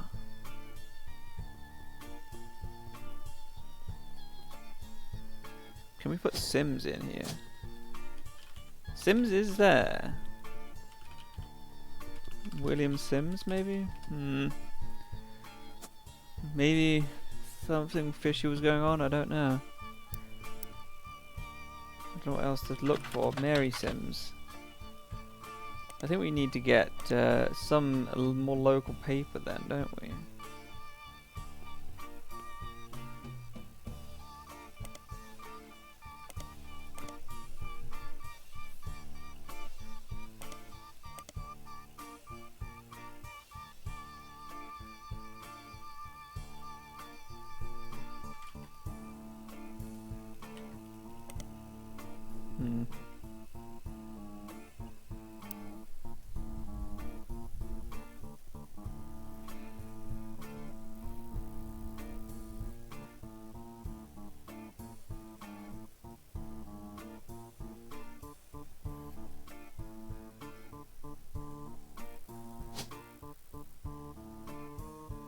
How are we meant to know what this statue woman is as well? Is there any defining feature on here at all, other than she's an author? Doesn't look like it. She came from Miami. I guess it's anything to do with Miami. We could be able to... We need another periodical, I think, for Miami. No. Miami... What was it called? Print Museum.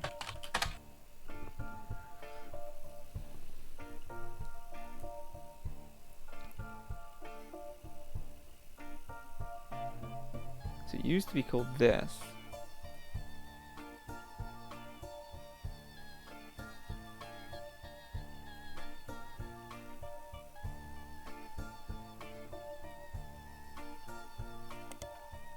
Yeah, we looked through that.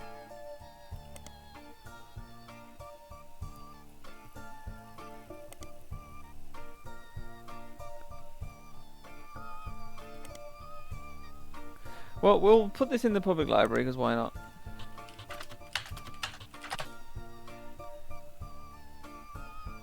Yeah, then it doesn't seem to be useful.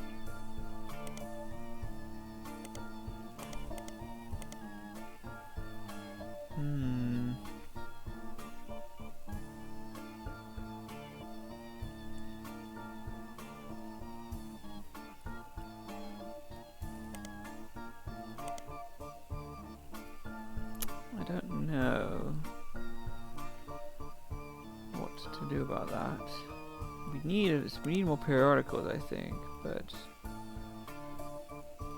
this doesn't tell us.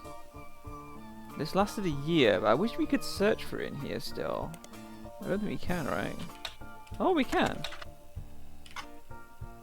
We can just type it in. What's it called? Miami Mercury Sunday. So this ran in 1949, which is kind of the time we want. We might not learn anything though. But that was the library.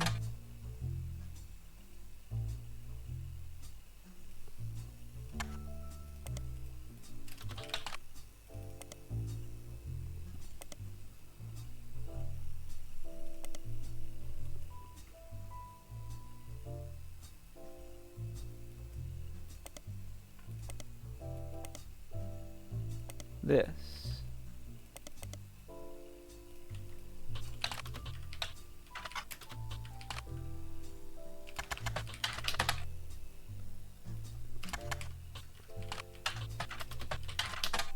Nothing.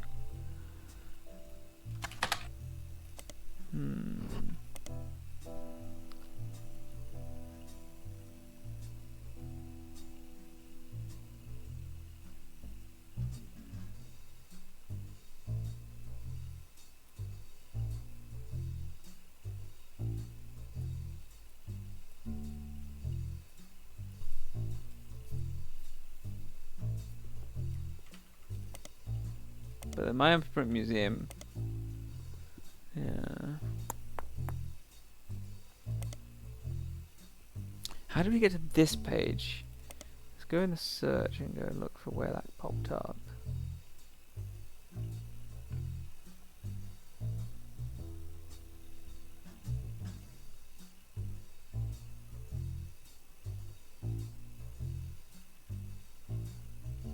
What would it have been that I'd searched for?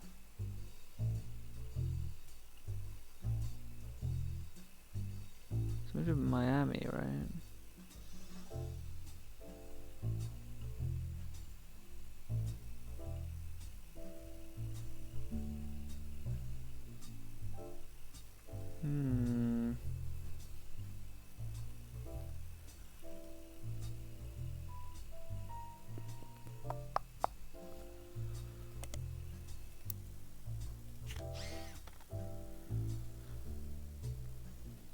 Yes, we need to know more about this, but if we can north of Miami.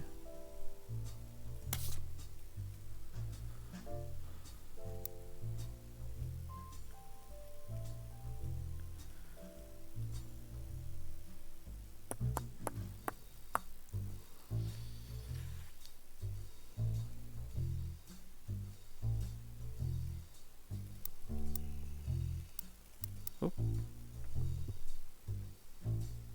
Oh, hey.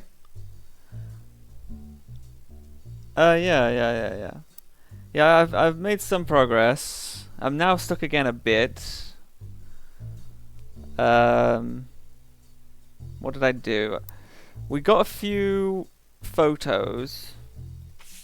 This photo, which was taken in Brazil in 1979. I'm pretty sure this is true. Especially because her husband photo got locked in. So this is true. And they had a kid who's now a famous news anchor in Brazil. Who suspiciously has a very same hair color as this guy. I don't know if this picture is right of Susan Ford. This one could be Susan Ford. The only thing I'm hesitant. We already had this picture. This picture was taken in 1980. This picture. This one. This picture was taken in 1980, we think, because Chris Raverty said he was 5. He says he's 5 in this picture, and he was born in 75, which means this should be taken in 1980. But that means this woman was employed in 1980 or before, right? She was definitely working in 1980 at some point. So it could be Susan Ford, because Susan Ford was working there. My only hesitance there is we have another picture of this woman. In this trip in 1979, they went to Brazil, and this woman is in it. So this picture was taken in 1979, and if she is working for Ted Hughes, she could be Susan Ford, because Susan Ford is an interpreter and knows 5 languages. So if we find evidence that she knows Portuguese, this could be Susan Ford. So that's the only other thing. I don't know. I'm just leaving one photo in there, and then see if it validates or whatever. But I don't know. And we also got this photo, which is a very early photo, because this guy is still around. This guy's the guy who retired in 82. And I'm guessing this is... Maybe this is them... It doesn't say anything about the photos. We get no info. But this could be like when he retired. Actually, did he retire? He retired in 78 or whatever. Or something like that, wasn't it? Where is it? He retires in 78 or something, right? Yeah, in 78 he takes over. So this could be a picture of the takeover. Them saying, I'm handing the company over to you. So this could be in 78. That's why I assigned her the photo. And it worked. So she became this woman. That locked that in, that locked that in. It locked this photo in for him, which we already kind of knew he was here anyway. And that's basically the only validation I've done, is that. So I haven't really done much. But now I'm again stuck because I need to wait for another bunch of validations to prove whether this is Susan Ford or this is Susan Ford. I don't know. It makes more sense if this is Susan Ford, because why is she in Brazil unless she's there to do a job, right? So this could be Susan Ford being an interpreter in Brazil, maybe. That's what I want to do, but I'm leaving this one here for now. Other than that, I've had a big look through this. I can't think of any way of getting any information on Beth Knox at all. And then we've got this whole chain that we need to unlock at some point. And then I've just done more diving on Mark Clementine, and I can't really find anything else. As you see, we haven't really got many magnifying glasses here. And the one thing that's throwing me off about this thing here, this middle woman here, is she not mentioned in the company records? Because it says there's only one clue or whatever in here. But I think all three of these mention Susan Ford, right? And Susan Ford isn't locked in. So I think all of these magnifying glasses are pointing towards Susan Ford. Because all three of these mention Susan Ford, and then none of the others say they've got any information. So I think we're kind of done with the company records, in as much as getting new information. I think Susan Ford is the last thing we need to lock in out of these records. But then that puts a question mark on what the hell this woman is. If she's not... She could be completely removed from the company at all. Maybe she never was a secretary or anything. This one was never employed by the company. But that's going to be really tricky to figure out if there's no data on her, right? But yeah, I don't know. We got a lot of information out of this finally.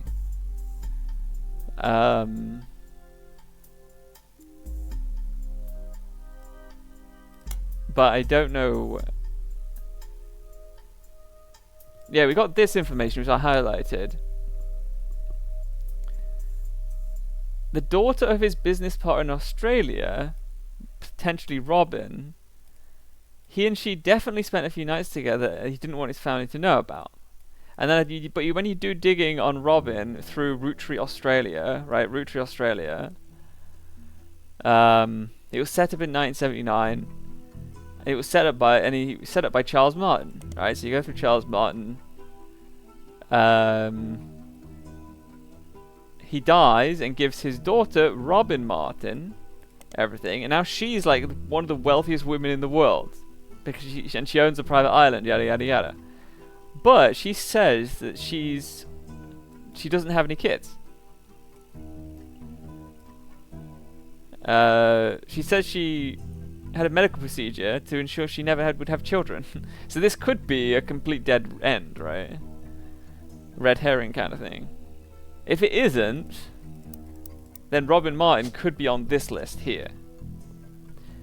My only hesitance to do that is Robin Martin wouldn't be in Brazil, right, at Christmas. So Robin Martin wouldn't be this photo. And if Robin Martin is working in Australia, why is she over here as like working at the Roottrees company? She wouldn't be. So I don't think either of these women are gonna be Robin, right? Now, there's the other option, is maybe they put in some photos as dead ends as well. Maybe some photos are not going to get used, in which case it's going to be a lot more tricky to figure out who's who. I don't know if they would have done that, but that's a possibility. And one of these women might not be even on this board, in which case this one could be Robin, right? And she never got married, so this one could be Robin. Is Robin even in the list? Robin is in the list, so this could be Robin, but we don't have a picture of her.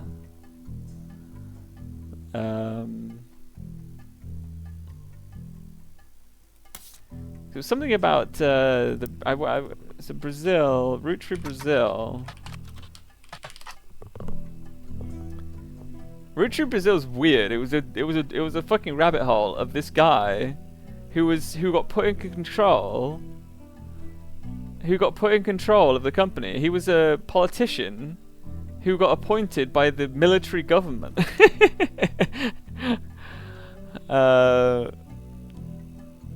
And he remained in office until '88, until he was defeated in the first election after the military government was no longer in control. But yeah, he put his wife in charge of the television company, and then through nepotism, that's why I put media mogul here. He put his wife in charge of the television company, which then gave his son a job as the news anchor. But yeah,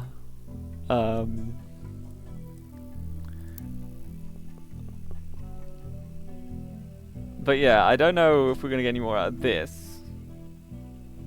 It's likely he fled to stay alive. Where was it about the? Yeah, this was a Christmas. And even in the was it in the diary or the thing? Where was the? Wasn't this one? Oh, it was in here, I think. Something.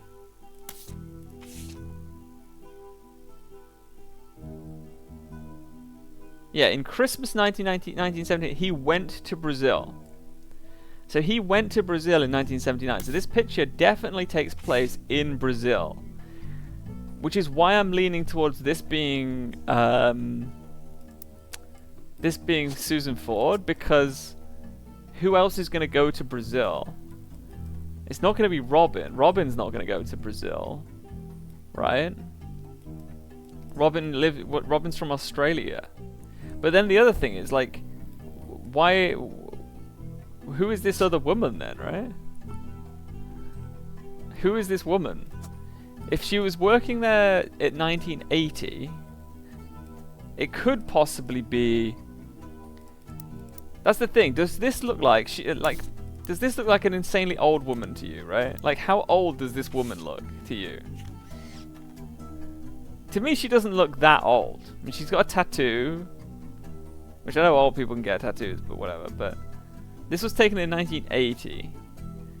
What I'm thinking is this possible that this woman is old enough to have been involved in this line? It's nowhere. It's not Beth Knox, surely, because Beth Knox would have been. She was hired. Beth Knox was hired in 26. So there's no way she's like 100 years old or 80 years old or whatever.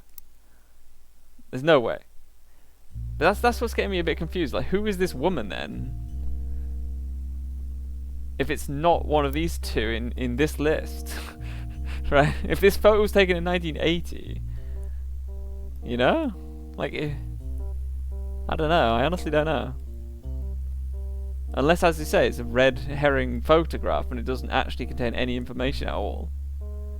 It could be one down here, and they inadvertently hired some faint relative of the Roottrees line or something. That would be kind of crazy, but it could possibly be true, I suppose. But in that case, they should be listed in this thing, right? But there's no magnifying glass noting that they should be in here, so I don't really know. I don't know. Try to look at these surnames. Yeah, exactly. And I've got no idea how to break into it, you know? Because there's basically no information about Elias or Elizabeth. So how are we going to get any information? I actually have no clue how this is going to break out.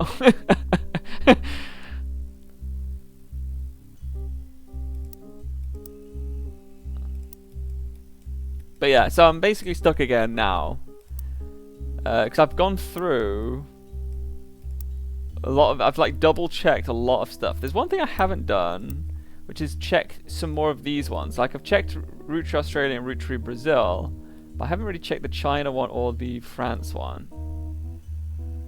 Which we could read through and see if there's anything. Lang Hongbao. He won over the Roottrees family. He was owner of textile factories. Okay. He was in his mid-50s when they only had daughters. And his brother Lang Hongyu took control upon his death in 86. Is this helpful at all? Let's Google this guy, if I can. The Lang Thai Textile Corporation.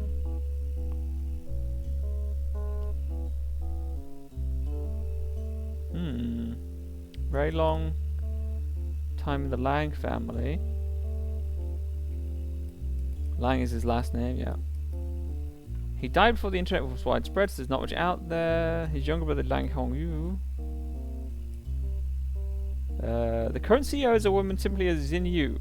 Ah, so it's ran by a woman now.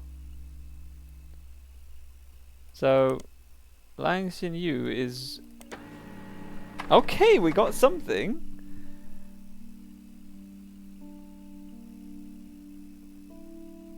Okay, so it's from 1992, and she was 45 at the time, which means she was born in 47.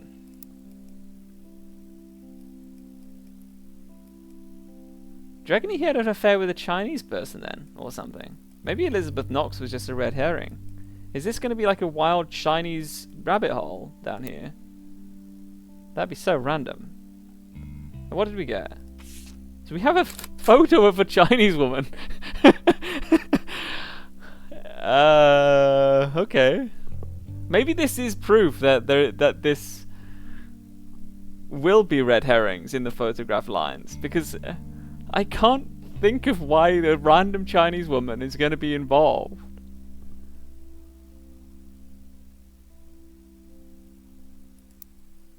Unless it's this one, right? She was born in 47 though. There can't be. Unless this is her here, right? She could be the one that he cheated with. And then their progeny would be the Roottrees. That's more possible. Because she would have been in her 30s, right? When he visited China. So, which is possible. Xinyu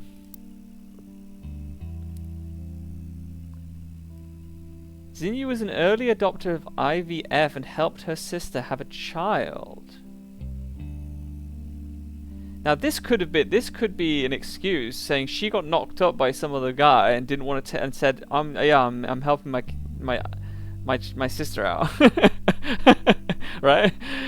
This is suspect.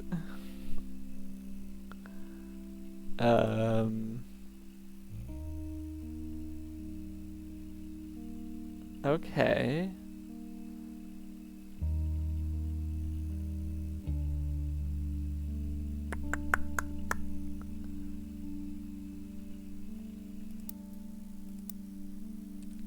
Oh, there was also some other news about saying his wife was a lesbian, I don't know if that was mentioned before, but yeah, apparently Patricia was a lesbian, and that's why they never had any kids, and she was actually very supportive of the cheating because it meant she could have sex with women as well. Right? That's why she didn't mind, apparently.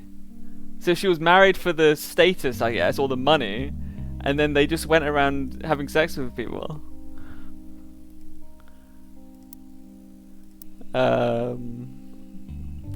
But yeah.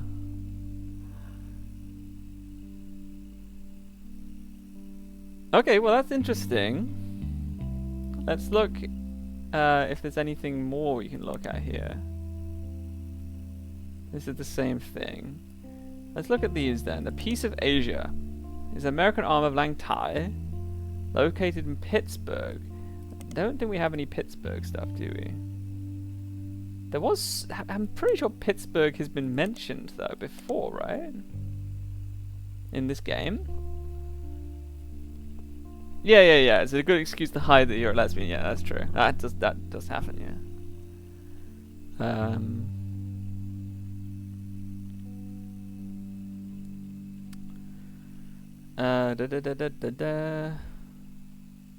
Fabrics and cloths. The business is said to be owned by husband and wife Jerry and Linda Han. Lang Jingyao. Han Yunwei. Okay. I'm guessing we need to find a Pittsburgh periodical then.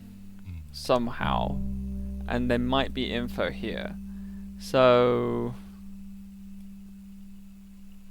fuck it, I'm just going to highlight that whole article because I think that could be useful later, maybe.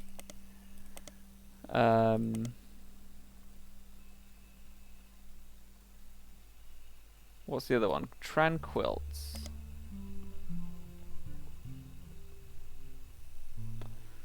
It's a flaming unicorn soaring through space with peace symbols around it.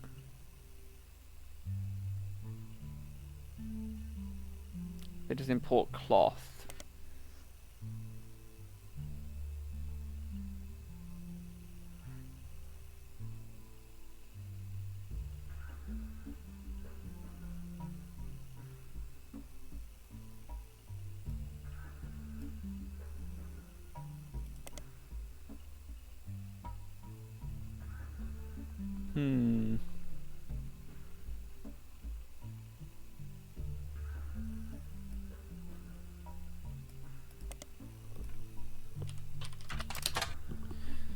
Yeah.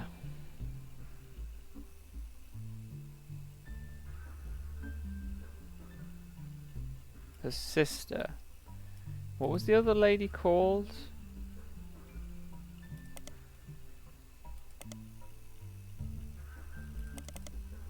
From the...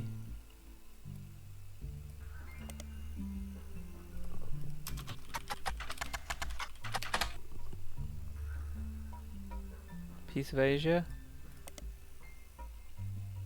Lang Xinjiao. So this is probably her sister then. Lang Xinjiao.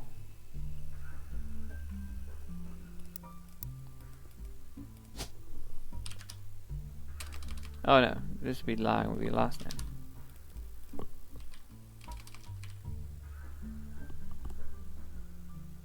So you expect this to be Zinyu. And she is a CEO, I guess, of a textile company. Right? You'd assume. Manufacturing. But she's the CEO, right? I'll put CEO. Why not? So that's 3 good potentials we've got locked in there. With a picture and a title and whatnot.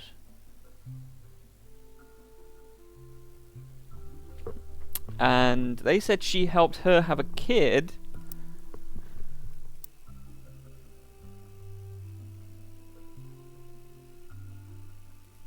I'm going to Google Linda Han. There we go. The focus on philanthropy. The Hans were chosen because they donate significantly to causes that further Chinese American culture. Jerry and Linda were both born in China. Linda's father led a large company. Linda's father approved their marriage, so as long as Jerry took over the US portion of the business. Okay.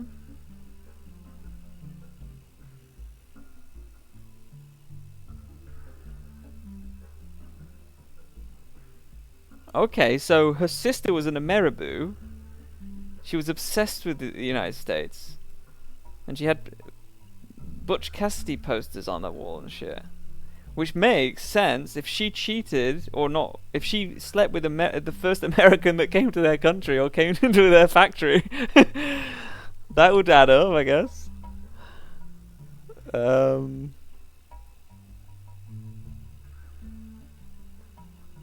So Mark is the kid. So I'm going to put Mark Hahn down here. Because if it's actually her child, I'll just shove it down there for posterity's sake.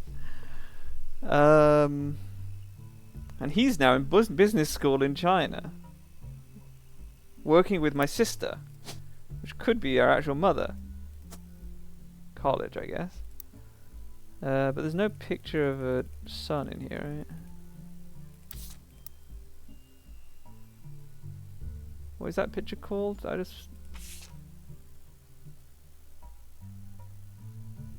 She runs a business with many textile factories. Yeah, okay.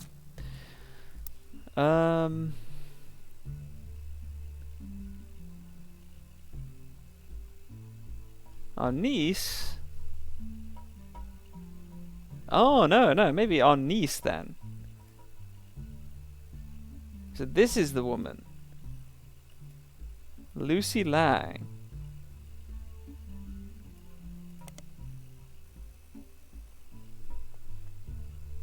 Team Talon-Claw.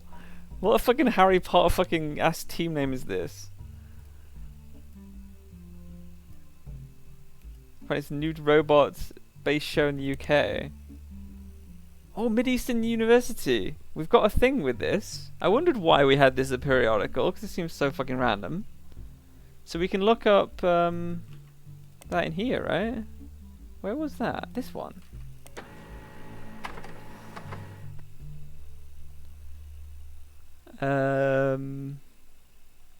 She grew up in China as Min Lang.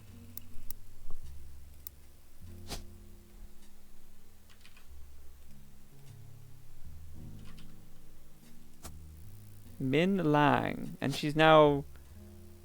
I'm guessing she's still a student, maybe? She's going to the university, I guess, right?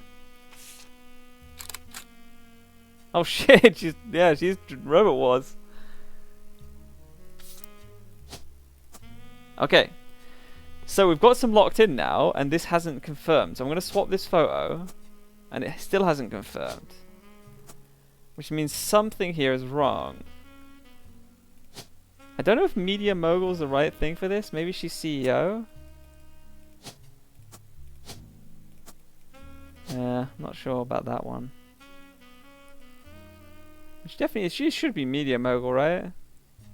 She runs the television company.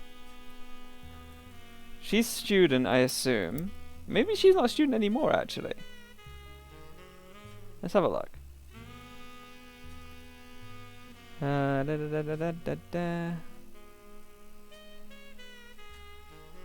She collects accents. Okay, that's not very useful. But I'm pretty sure she will be still in school, I assume. Maybe. Lucy Lang. Is there anything else for Lucy Lang at all?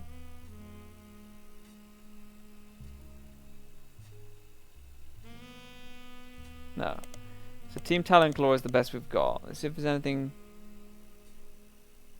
else.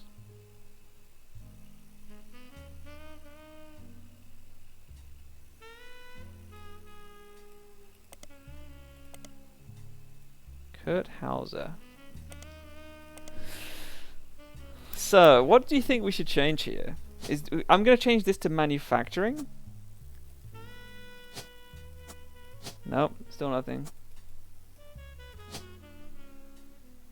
She is the CEO, right? Doesn't it specifically say she was the CEO or something? Where was it? The current CEO, yes. So she is CEO. I think this one's locked in completely, right? Lang Min. She's her niece, which means it should be her daughter. And she's going to... robotics or something. What else could it be? Like mechanic, maybe? Maybe she graduated, now she's a mechanic? I don't know, it doesn't seem... I think she's more likely still in school, right?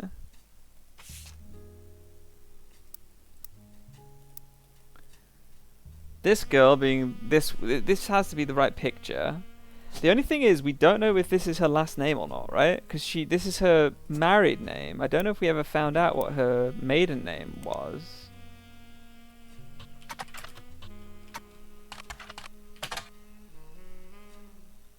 Yeah, they've got Flario Soares. And he's dating Ashley York.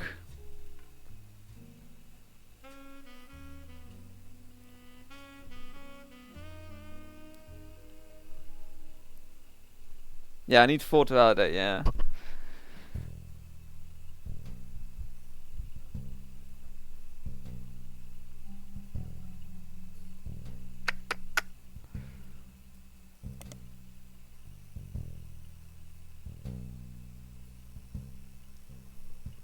Maybe we can get some information from this. In one of these, maybe. Oh. I was in Rio for a carnival. Aha!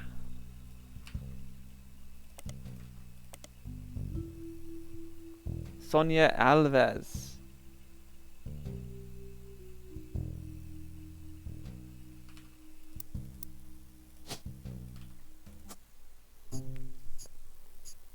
Woohoo!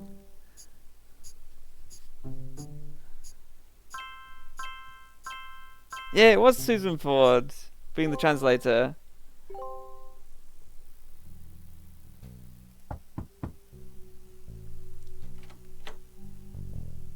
Hey there, it's us. Oh, they're back. So, I just have to say, the work you're doing here is fantastic. Cool. So fantastic, in fact.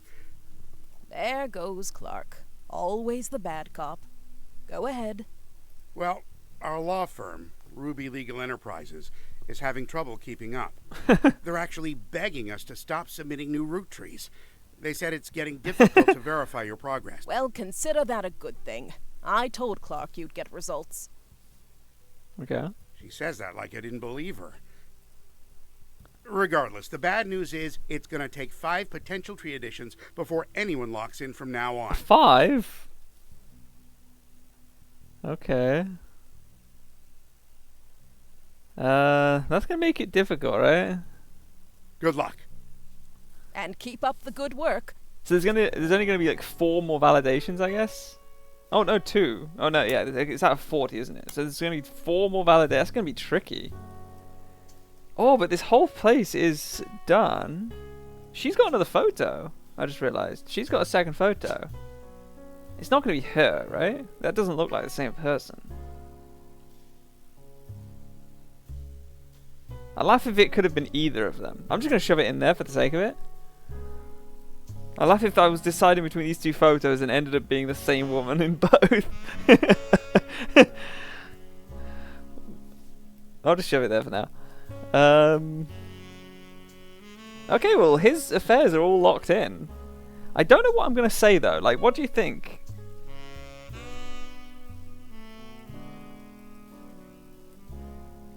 You think these are the same?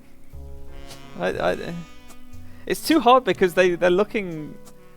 She's looking off, right? One way we could have proven it is if there's a tattoo on this hand or not. Can I see that? Oh, there is. Yeah, there is a tattoo. So it is the same woman. Yeah, same hairstyle, but I mean,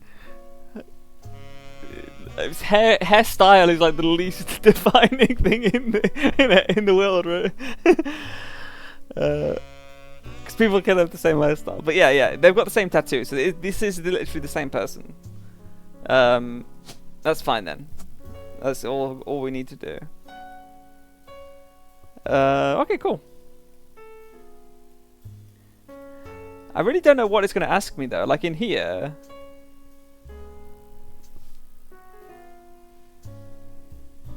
In here. Is it going to ask me which of these are actually the offspring of Hudson and which aren't? Because I have no idea really. They all have potential to be, right? That's gonna be very tricky to figure out if they're gonna ask me that. Because I mean, what info have we got here? Like the fact that she might have slept with an American who visited the factory. That's all we have. The fact that she's not married, maybe. And then this one, we don't really have any information really, other than he visited Brazil, and then this guy happens to have similar hair color. That's it. I don't know if we're actually going to get any like definitive proof or not.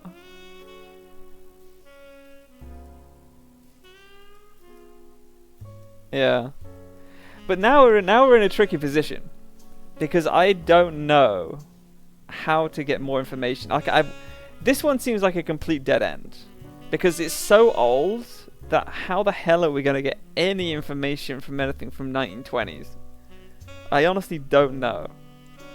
It just seems so unlikely that we're ever going to find anything out about this. But it's really surprising that I can't find anything about Mark, and all I know is he had a daughter called Mary Clementine. That's all I know, and she was graduating. But that's all. There's no mention of Mary Clementine. I need to get like a San Diego periodical or something. Yeah, he's the one who keeps getting arrested, yeah. But there's no mention of his wife in any of his articles anywhere. I even got an extra article that I hadn't had before. Here.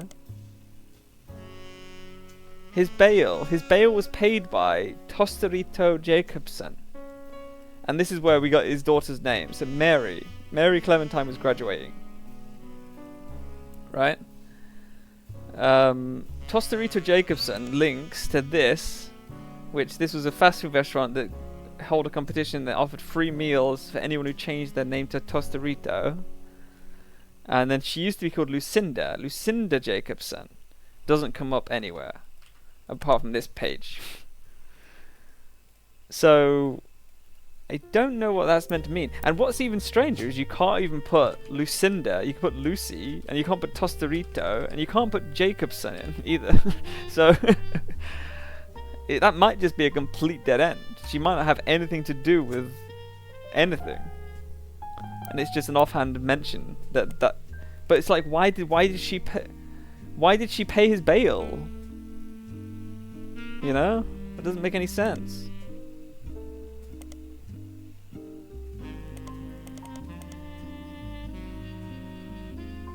But yeah, that's all I found. But searching for Mary Clementine, the problem is she goes to a school in San Diego and we don't have a local periodical for the San Diego. That's the problem we've got. We've got multiple different ones like Butler County, we've got the one in the Mid-Eastern University, we've got one in Portland, but we've got nothing to do with San Diego. So it makes trying to find those periodicals pretty difficult. Because it was it's the school, isn't it? It's the San Diego school. Yeah, Sandstone Canyon High School is where she goes.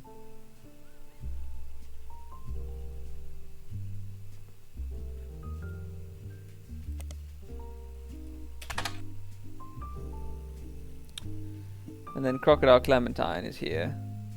This was in 94, which means she was graduating in 94, means that she is probably graduated college now as well. So she probably isn't a student anymore, whatever she is. She's going to be something else, right? But her younger brother or sister, or whatever that is, they might be still a student. I mean, she could be the student. She could be the youngest, for all we know. We don't know this. And so with no leads, I've got no leads on this at all. That is the tricky thing. Actually, I'm going to look at my evidence now and see what's been ticked off. Oh my god, I got basically nothing left. Okay.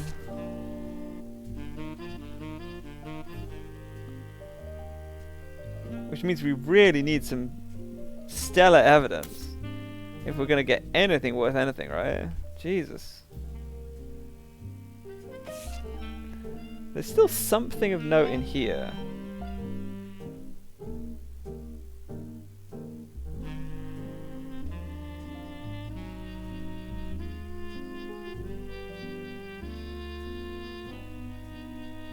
So the anonymous thing I think is dead end.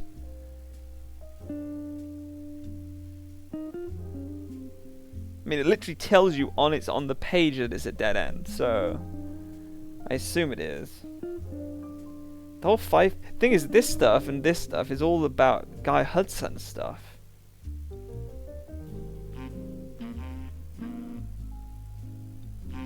Right?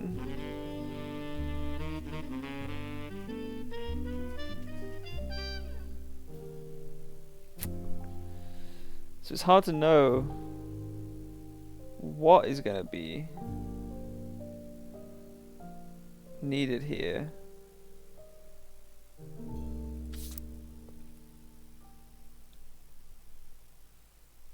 I do think there's something very odd about Ruby Sanchez, though. Well, no, not Ruby Sanchez. Ruby, what's her name? Ruby, the person who runs the thing. The law firm. Ruby Spratt. Because she grew up in foster care.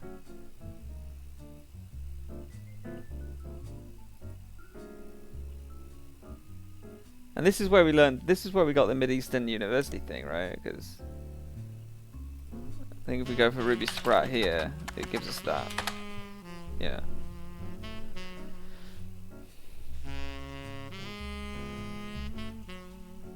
But she was very concerned with wealth inequality, which is very odd that she's getting control of a very, very rich family's trust, right?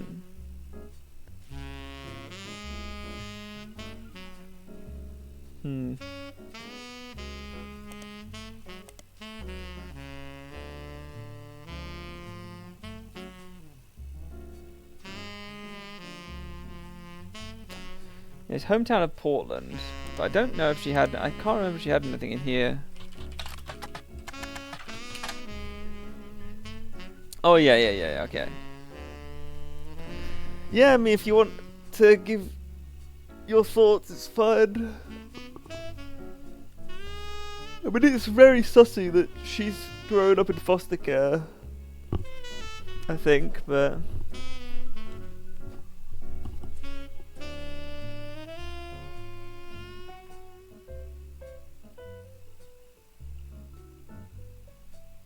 Ruby chose to raise the money and build a fountain she called Foster Fountain.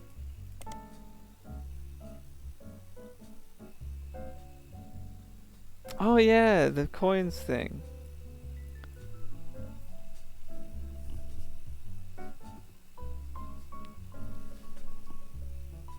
Oh, you think this is going to be the thing that she ends up being part of the family or something? Yeah, I mean, I think she is. I think the game is hinting, right? The game is hinting that she's potentially part of the family, right? But I don't know if she'll fit on this list or not.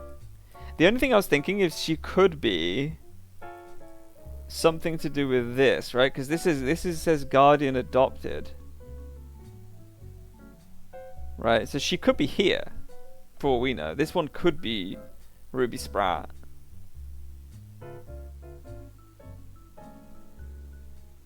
What does this mean? So she was married and then married again? Did this mean this? But they didn't break up, so did this spouse die? Because I think we've seen this sort of chain before, but it's always been, like on here, it's been split up, split up. But this is just married, married. So did this guy die or something? Maybe.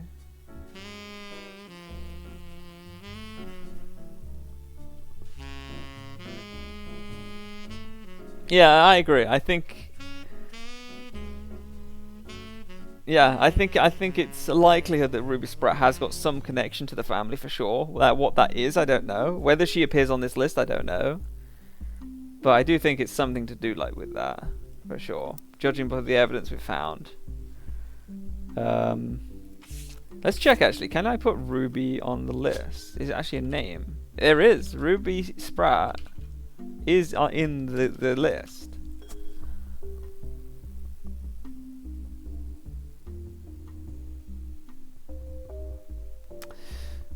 Married twice in different countries. Maybe.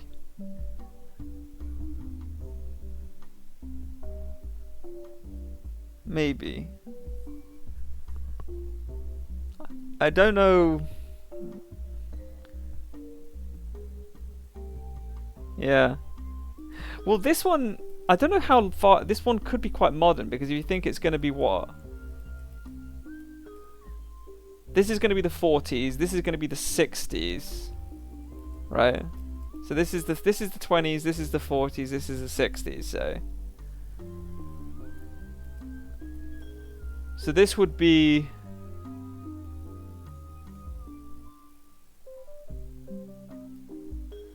Yeah. It's 3 steps down. Yeah. In fact, it might be. This bit's confusing, isn't it? Because like this is the child of Elias, and then they married and gave birth to this one.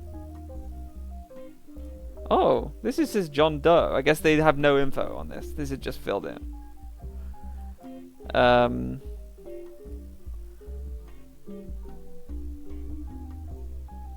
So these people definitely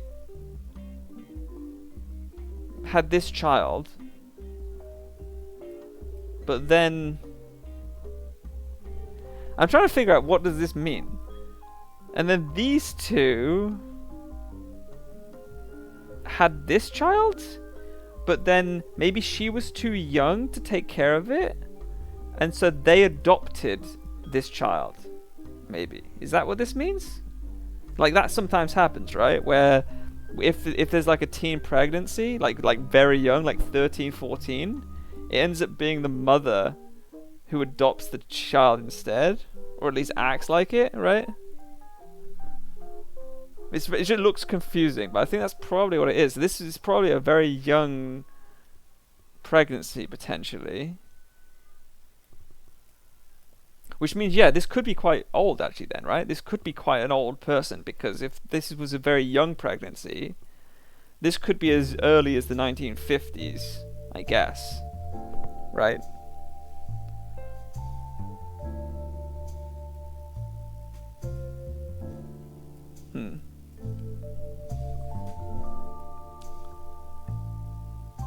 But yes.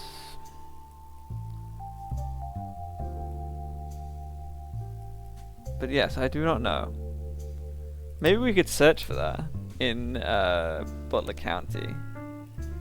Teenage pregnancy. Although they probably wouldn't have a paper on it, right? They wouldn't publicize it.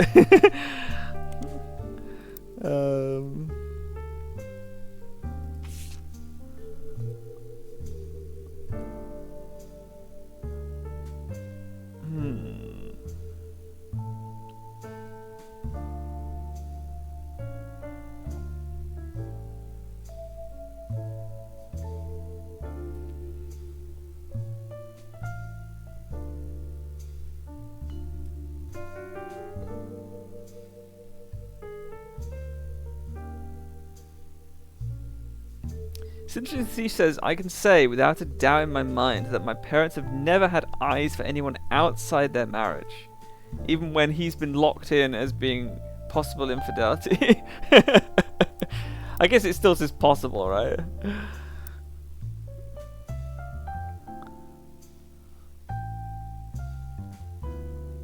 And what do you think this means? Blood is thicker than syrup, but nothing's thicker than Elias.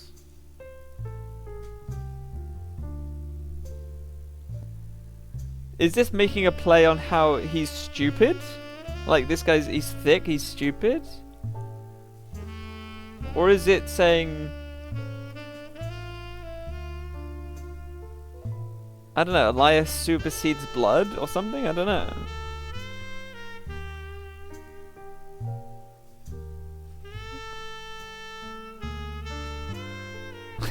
He's got a big ass.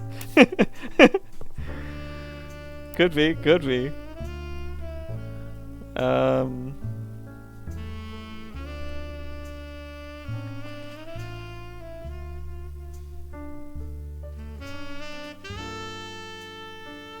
Yeah, I don't know.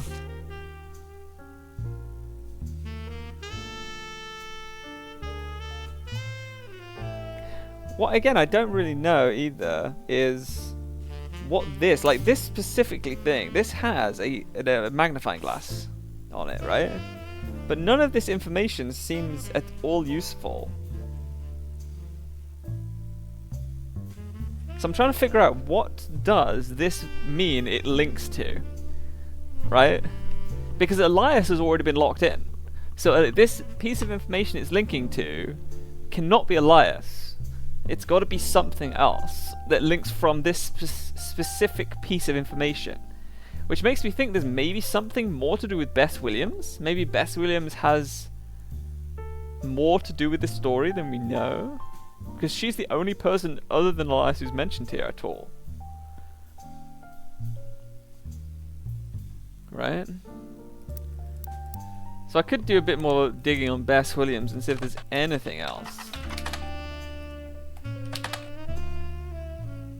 She was born in the late 1800s. Oh, she lived just outside Miami. Don't we have a...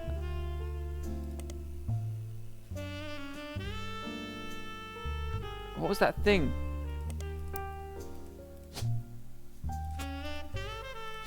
This was a statue of an author outside the Miami. And she wrote a book about Elias. So maybe this is Bess Williams, actually.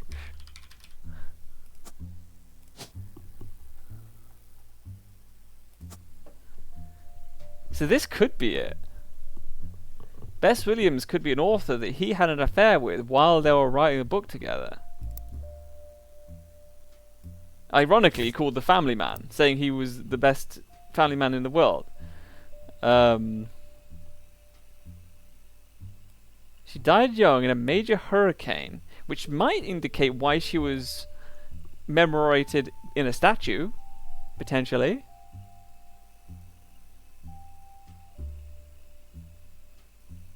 And she lived next to this library. They named the non-fiction section after her. Yeah, so this has to be her. This statue has to be Bess Williams. But what does that tell us? Like, how are we going to get information on the possible children? If she died young, does it?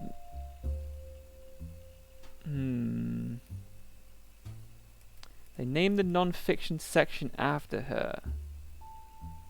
How are we going to Google for more of this information? I don't know. We don't have anything, do we? In here.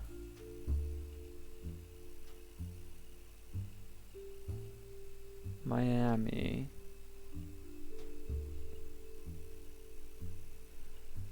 We were looking for news from like 1920.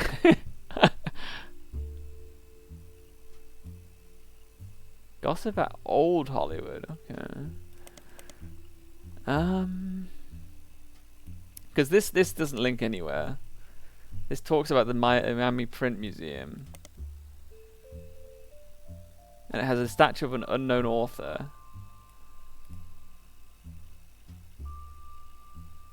And I tried to look up these printing things, but it's a newspaper that lasted only a year from 1949 to 1950.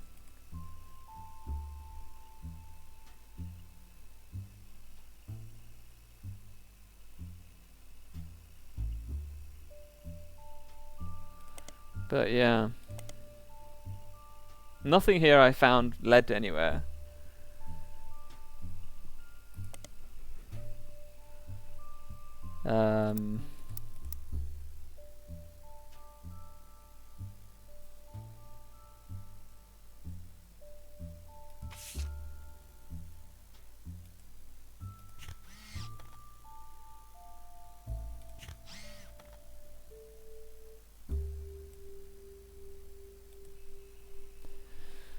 Yeah.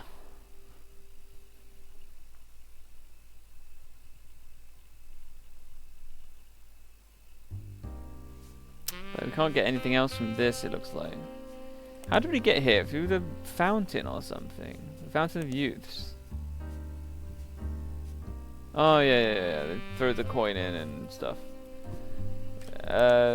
Portland. Foster Fountain. That's just the same information. She was a Girl Scout.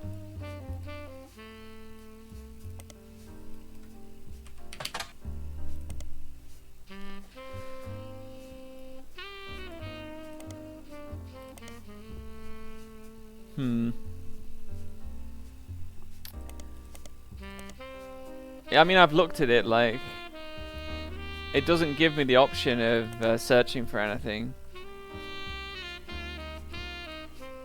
Both of these don't exist anymore. I tried searching it in here by just typing this in. Maybe I now, because I know Bess Williams was there, maybe this will work? Nothing relevant.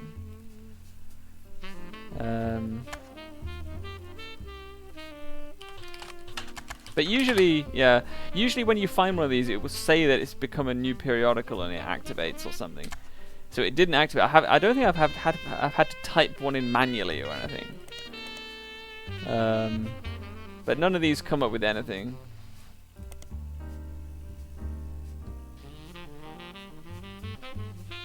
Yeah.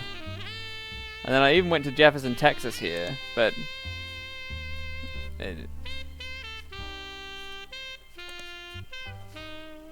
yeah, that's just a dead end.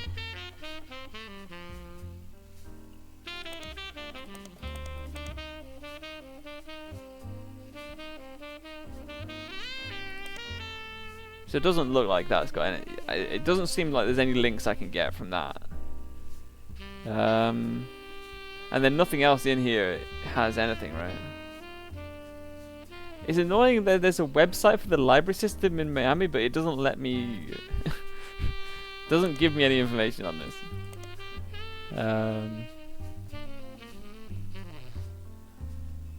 But yeah, none of this. This is the only page we have for both the print museum and the library. It's exactly the same page. This is just where I got the picture of the. This is where I got the picture of the statue. Because it had the statue of an unknown author. But now we know that author is Bess Williams. But then there's been more. But there's no new information in this, right? Other than she lived in Miami and she died in a hurricane. Maybe we can look up major hurricane struck the area in 1926 or something. I don't know. Yeah, you can say it if you want. I've tried out all the links there, so I don't know of anything else I could necessarily do. Where is it?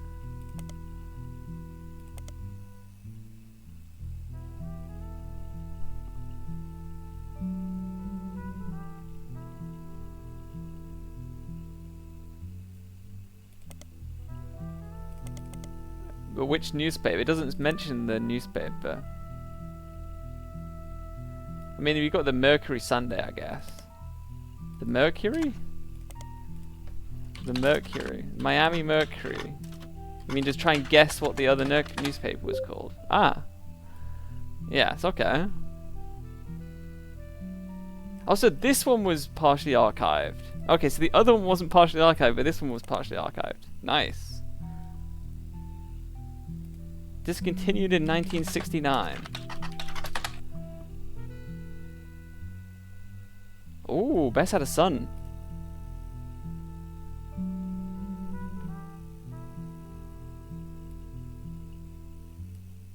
Wildcat Construction.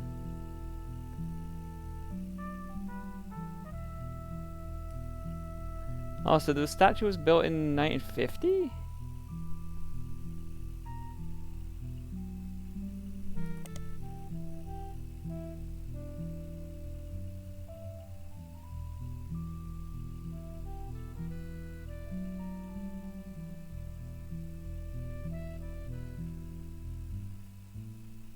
But maybe this is in the periodicals then.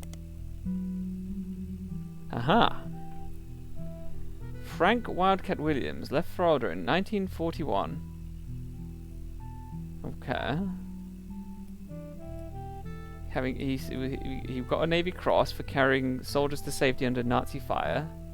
Him and his wife Ophelia. Okay. Now, is there anything to link to maybe this is Bess's son? He's the right age. Right? He would have been a young... He would have been around 20 when he left to go to the war.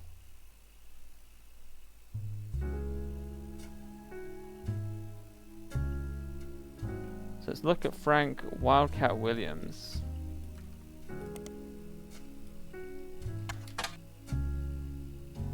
Oh, well, his last name's Williams, for starters, but...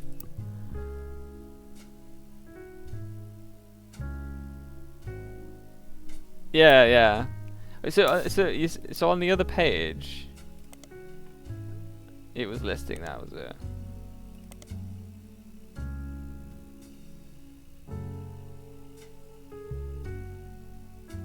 Small words about quoting printed events of the man, the outcome of merging two smaller failing newspapers.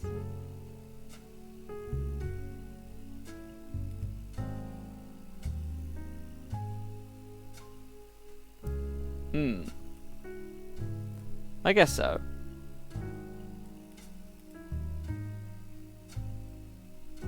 I think the problem is there's been so many like jokey dead ends that I thought this was just making a fun of the fact that it was a long name.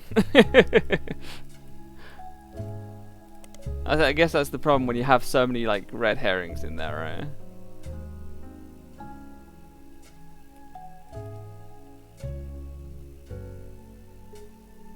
Right, so we should hopefully be able to get an image of this guy, maybe. If we look, well, what about Wildcat? Surely Wildcat can't be that common. Because he was awarded a Navy Cross, so... He died in 96 in Sweetwater, Florida. An obituary on the website and local news channel was written by surviving family. He grew up an orphan because his family died in a hurricane. He could barely remember his mother and had no memory of his father. That tracks. He ran a construction company that mainly hired World War II veterans. He married his wife Ophelia as a matter of courtesy and convenience, so she wouldn't have to change her last name. So she's Ophelia. That's a very handy way of telling me her name was Ophelia Williams. Okay. So he worked in construction. Frank Williams. And we should have a photo of him, I assume. Oh, there's the statue.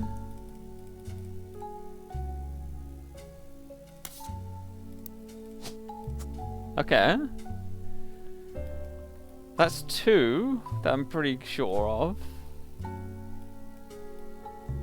So they had children with an unknown person, and this is the whole really confusing shit. Where were we? A photo is attached. Frank is used juggling hammers in front of one of his construction sites. Bob and Sharon. Okay. Bob and Sharon. Well, I'm going to put Williams on both of these because they're definitely Williams, right? But whichever one is the oldest, we don't know. But we can try and look them up, maybe. Because they would have been born before.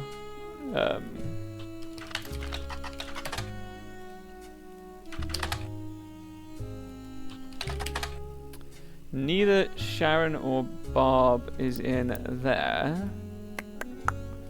What about Ophelia? Maybe she's had anything done. No.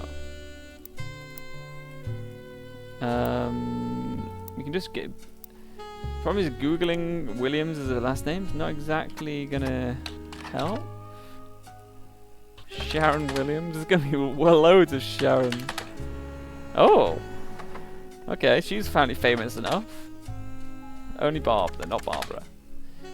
She's a motivational speaker. She has a website that explains the services she offers. Coconut Grove. Can we get another periodical? That's the question. Overcoming Adversity with Barb Williams. Her story will surprise you, uplift you, then energize you. A lesson that anyone can take away something from. An intimate evening with a truly wonderful message. She can customize her message for any audience. Okay.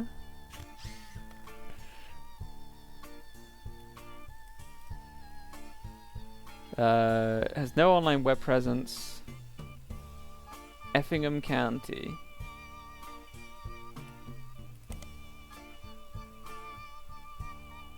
Ah, so we need. Ooh, what do you reckon that's going to be? There's Springfield. We want to do Springfield.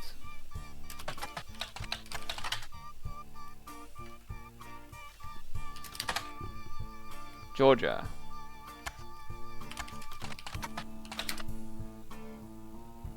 What? Huh? I'm not searching for Springfield. Okay.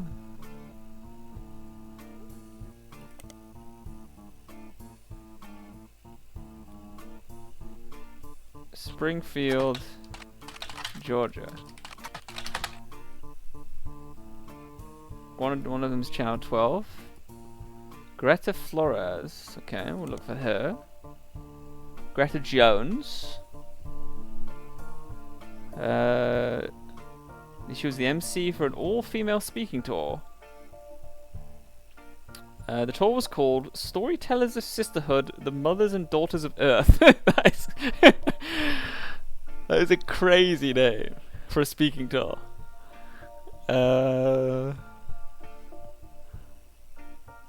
Okay, we got a book by Ayla Hale. Okay, 25 stories of sisterhood. It's an anthology of stories told on a few different Storytellers of Sisterhood tours. Direct transcripts of the most well-received stories. One of the stories by Barb Williams has been added. Ah. It's funny how the computer knows. Like it's like you're putting your prompts through ChatGPT, and then the ChatGPT filters out everything that you ever want to know about the case, right? Like somehow the ChatGPT knows everything about the case and says, "Yeah, you don't want to know anything about this other shit." But even though I haven't locked Barb Williams in at all I've got is a photo. I know she's probably one of these two. They know automatically that I want to know about Barb Williams and nothing else. The Beauty and the Brat. Okay.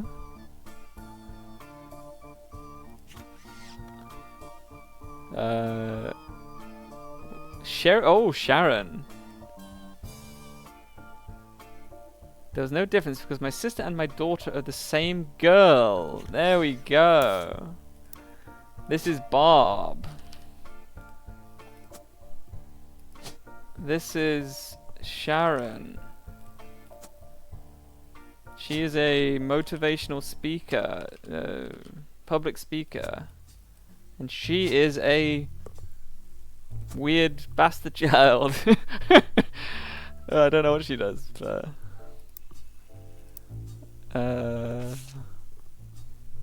my sister Sherry was a brat, always sulking, often disobedient, never on time.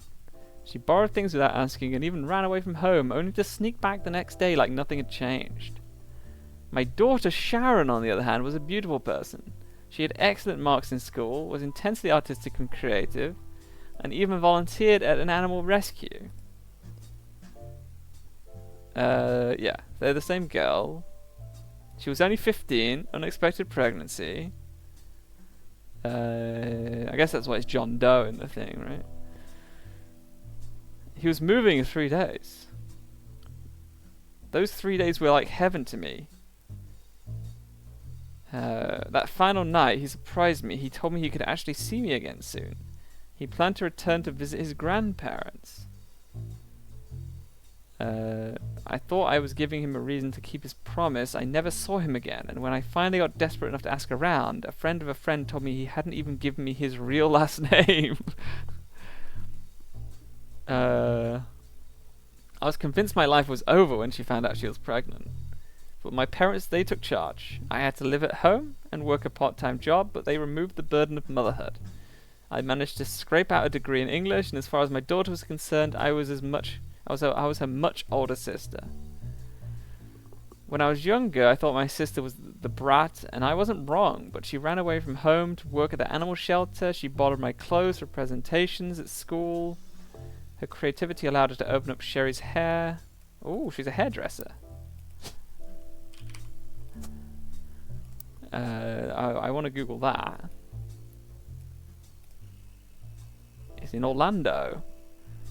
Sherry Jastrzemski. Jastrzemski. Okay.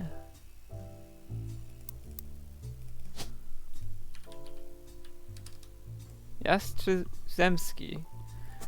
Okay. Fair enough. She has a large van, and on weekends can bring the style of Brittany, Christina, or even Rachel to your door. No pictures though about her. Husband Pete. Wait. Yes, her husband died. So, her husband Pete was her late husband's college roommate. Ah, so this means Jastrzemski might be the other dude. This could be Pete. Jastrzemski. Okay.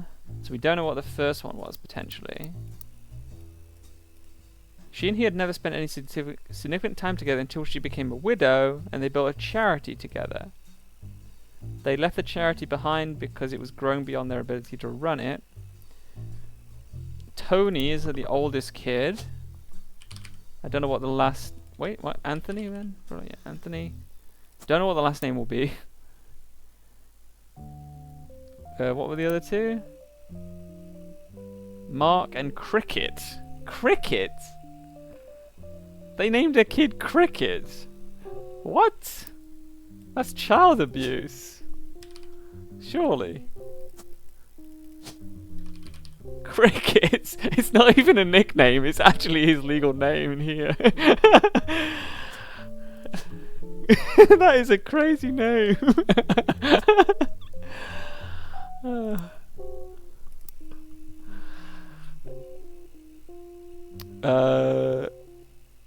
He's a straight A student. Mark, on the other hand, has multiple baseball accomplishments. His little league team is nationally recognized. When was this taken? This was probably taken a while ago. I don't know how old he would be. He's a straight A student. Let's say that this is I'm saying this guy's in college maybe then, and this guy's in K-12. Now this could be old info, and this could be he could be a pro athlete now. We'll update that if we need to. Cricket York. Oh, it's a girl. Why York?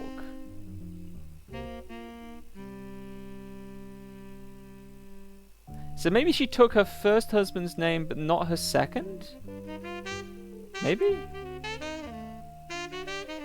I don't know, this is confusing. This is going to be a confusing one. Cricket York. She's an actress. On a television called Library or whatever. Sherry's now a stylist for the show. Oh, okay. The agent recommends they change her last name to York since it was easier to pronounce. Yeah. Okay, so is there anything we can look up? We can definitely look this up, surely. It's a children's show filmed at a studio in Orlando, Florida. It's been on air since '91. So for 8 years, okay. It's a puppet show in a town called Library.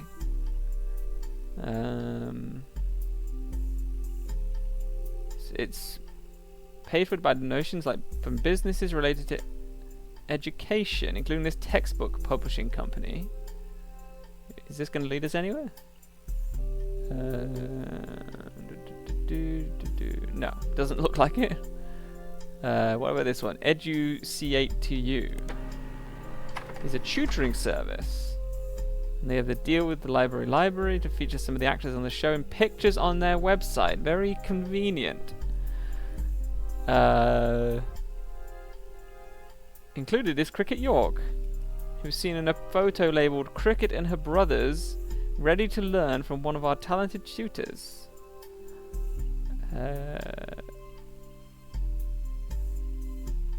I was terrified of the little girl in the EduC8TU logo.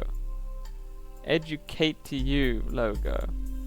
She looked like some kind of demon doll, and I'd race to the TV every day to switch the dial before a creepy laugh came on.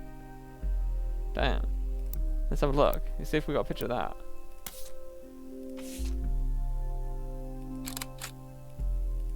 Oh, this little furry puppet's not gonna be on the board. That's a shame. Okay.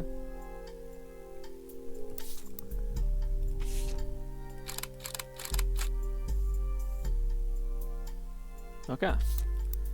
Well, we know who the older one's going to be, we know who the younger one's going to be, and we know who this girl's going to be.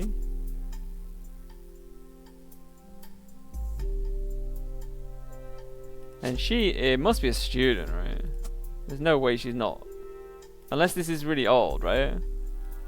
Wait, do you want to put actor? We could put actor as well. It's been running since 91. That's tough. If it's been running since 91 and she's been the... She might not be a student anymore. She might just be an actor. You know? If it's been going for 8 years. I don't know. Yeah, the puppets is... But sadly, I don't think we're going to get these surnames yet. Maybe. We'll have to look a bit deeper.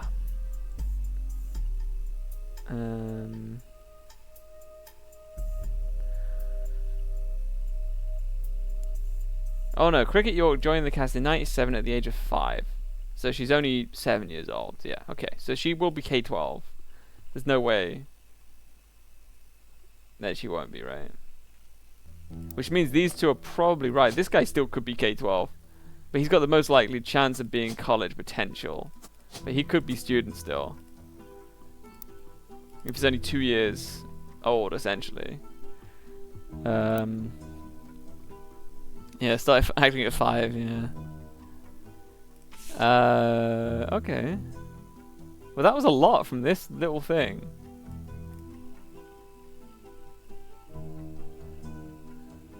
According to Victor, he had seen Barb talk more than once. Barb's talk was a very large church. Barb started with a story about loss, specifically the loss of a bicyclist who had been hit by a car. Okay. Her conclusion was that finding the hidden meanings in tragedy is the most important thing we can do. The biker who died was her son-in-law. Ah. Here we go. The Lanes Across America charity was created to fill the newfound darkness her daughter experienced. Drew Smith.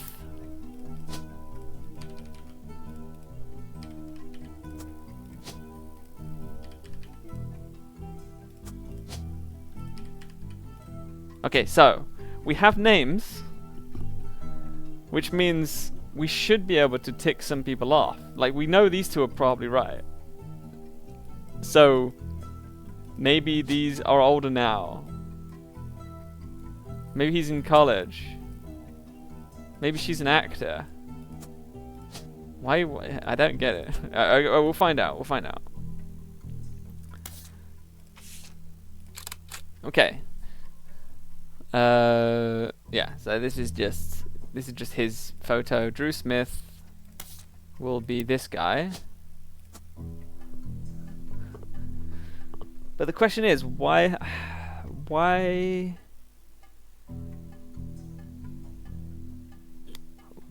won't these validate? If this was let's have a look. Let's have a look.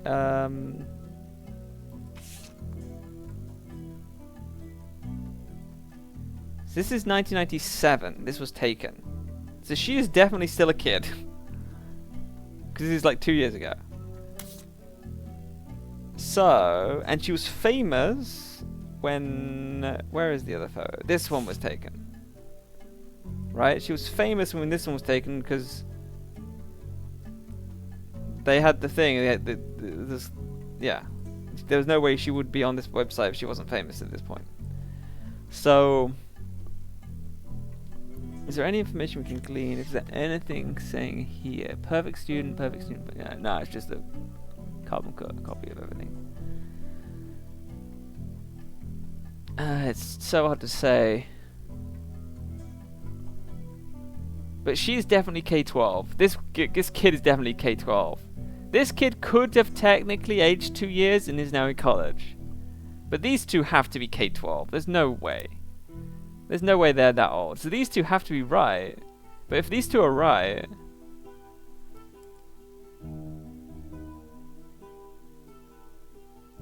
then are these two wrong somehow?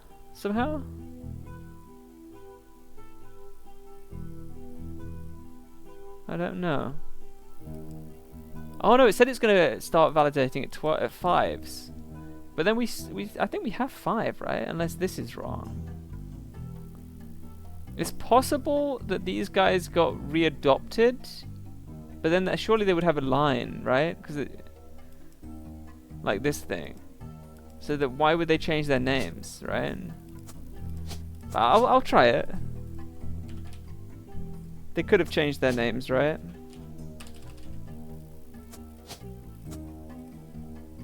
No.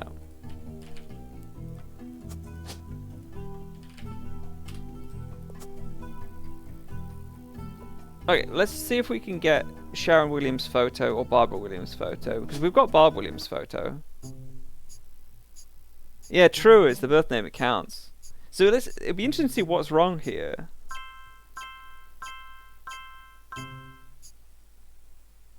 Also, Cricket's name is not right. But Cricket's the one we had the most info on, right? Unless they want her to be an actor, which would be weird. I guess she is technically employed as an actor, but I mean, I personally would still consider her a student. Unless she's literally stopped all education, which isn't which I wouldn't say is advisable at 5 years old. But yeah, I mean, we can try it with actor on there.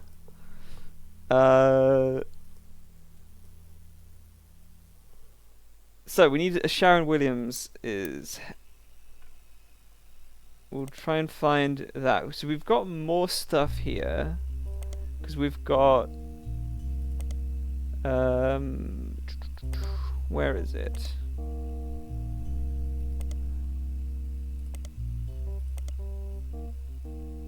This one. No, not this one. Where did I find the Vic? Oh, is it on? No, it was on this flyer then, wasn't it? Maybe. Yes. The Kikiwa Falls Gazette. Can we get... Chris Elmsworth has invented a small town newspaper at a conceptual art piece.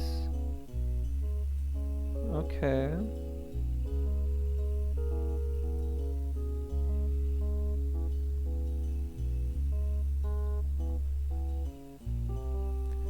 On the homepage right now is an article entitled Mermaids Strike Back Against Lobster Farms.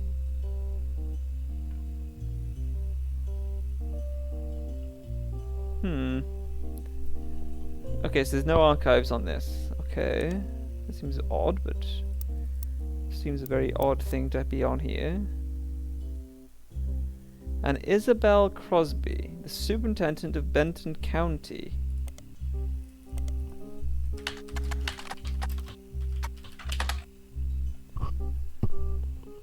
Nine different states in the US. There hasn't been a Benton County since 1850. Okay, so this might not lead anywhere. To be fair, we have got a lot of information from the other things, right? What about if I add, like, Georgia on? Because we know she's been in Georgia. Yeah. Shame it doesn't tell me what counties they are in. Okay. Can we get a picture of her daughter, though, is the question. It still says there's 2 here, but I guess some of it will be that. So, let's go back to this one. What about Greta Jones? Does that lead anywhere? No. Let's go back to this one. And then this goes to the Springfield, right? Georgia. This goes to Greta Flores. Used to go by Jones before her divorce. Yes. Oh yeah, this is where we found this bit, wasn't it? Yes.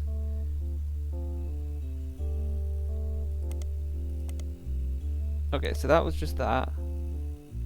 What other things can we look for? Channel 12. I don't think this will go anywhere.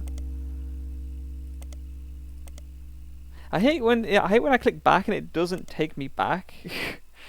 So I've got to go all the way back here. For some reason it doesn't put these ones in. It stays in the history. in the exact same spot. So you can go forward and back. But to go back to where I was just at, I have to go all the way back. It's weird. It's a very odd way the history works in this.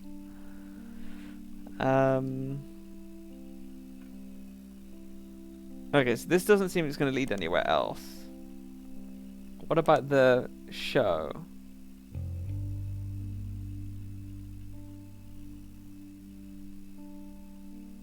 We can have a look at this from like teen... it's too old for Teen Blast, isn't it? Movie production, not gonna be interested in that. That's not gonna have anything. Okay. But we do have a hairdressing thing, right? Was it Sherry's hair? That was it. Sherry. Husband Pete.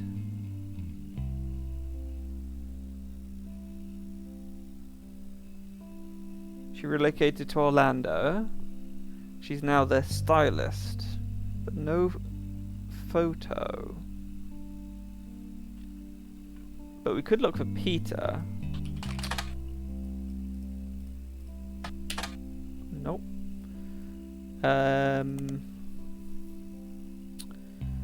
We also have a picture of... Oh no, we got his picture, didn't we, already? So I was going to say we might be able to find a picture with him and her together, but it's most likely we're going to find a picture of these two together, because he hasn't got a second photo.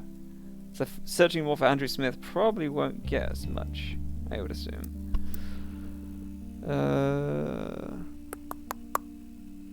Does it say anything what Pete did?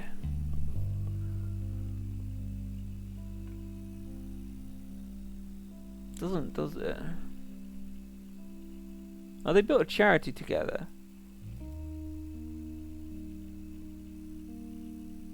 Oh yeah. They built the LAA, didn't they? Yes.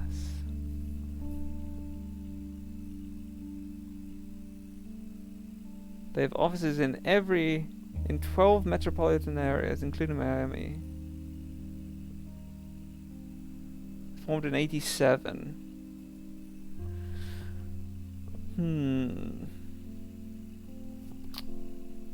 I wonder if I can search for that in maybe Portland? Is that big enough, do you reckon? No. I don't. Butler County won't have anything. And this one's too old. Maybe Business Watch? No.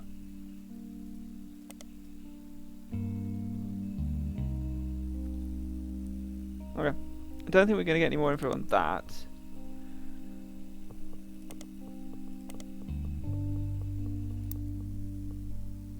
Oh god, we hardly have anything left to go on here.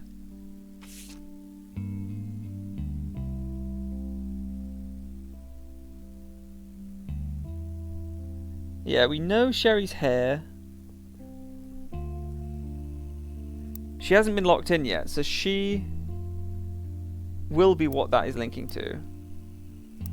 Right, so this one is linking to Sharon. This one is still there, my god. And then this one is obviously linking to Sharon as well, but also to something else, maybe to Cricket. Oh yeah, we're linking to Cricket as well because of this.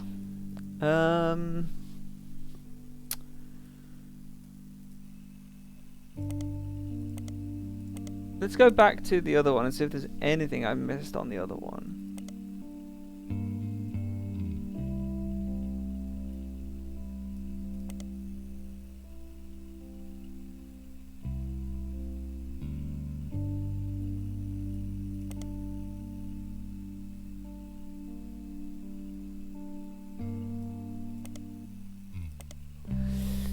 This is just very weird. Like, I don't really get this at all. So there's like an Onion style newspaper, right, called Kikiwa Falls. Is that what it's basically saying? It's like an Onion style newspaper, but for some reason there's a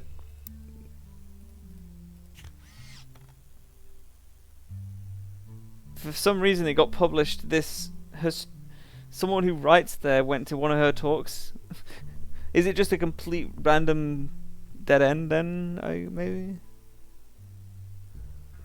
Seems very odd.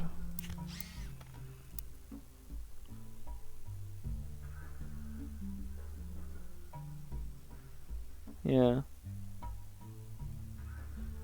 And the whole Benton County thing doesn't seem to lead anywhere.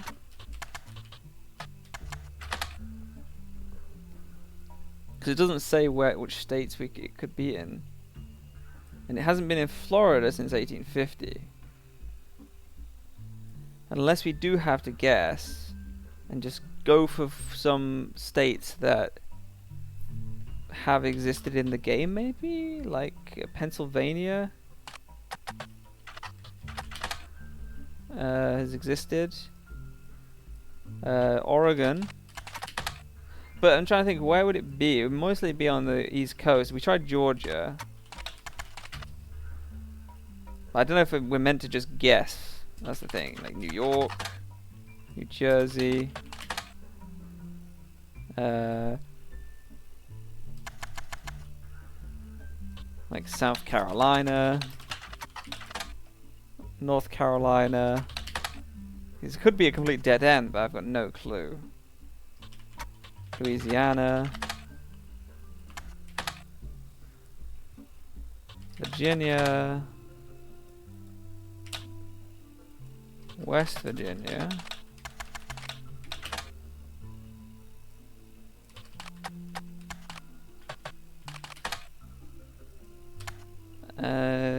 yeah, I think it's probably a dead end.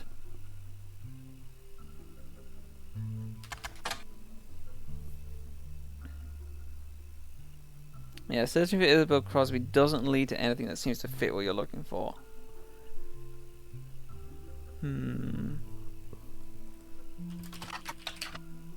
That doesn't go anywhere. Okay. Superintendent of Benton County.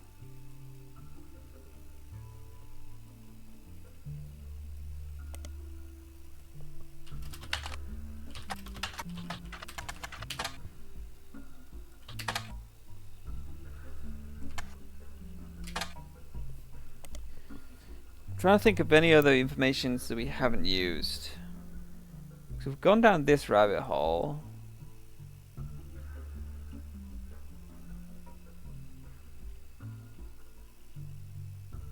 And we're going through Springfield, Georgia. And then Channel 12, Greta Flores, which links to something else, right?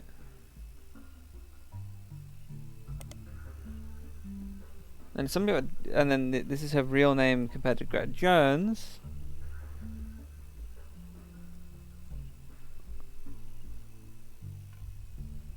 And then this is where we got this book from, yes. The Mothers and Daughters of Earth.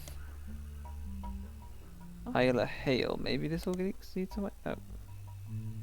25 Stories of Sisterhood. It's all the same thing, okay. And if we go to that... Oh no, isn't that just where we got the flyer from? We did search for this book though, right?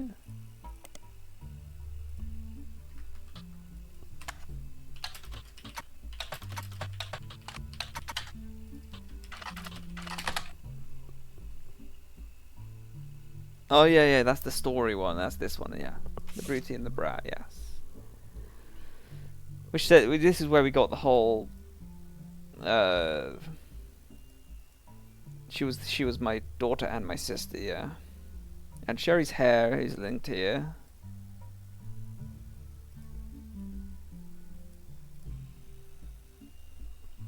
But again, I don't know where anything will link from here.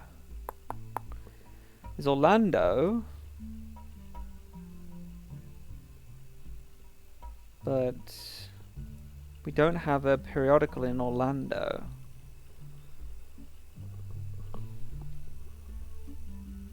Library.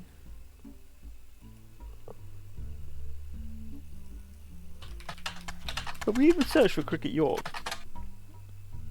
Oh yeah, it just comes up with this, okay.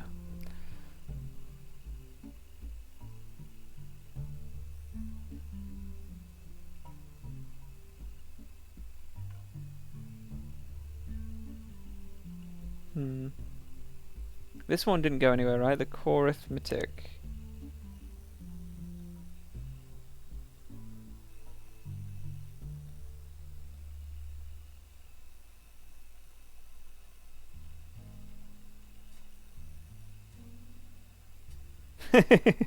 That is funny. That like copy pasted. Just the only changes they made from the textbooks is they copy pasted all the fourths to fifths. This led to a geometry problem where the books asked students to calculate the fifth side of a rectangle. Good old copy paste editing. Yeah. Okay. So this is just a joke then. I don't think this has any.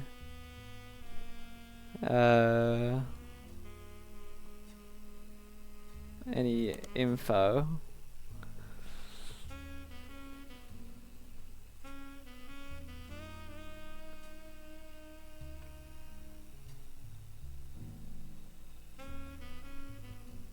Yeah.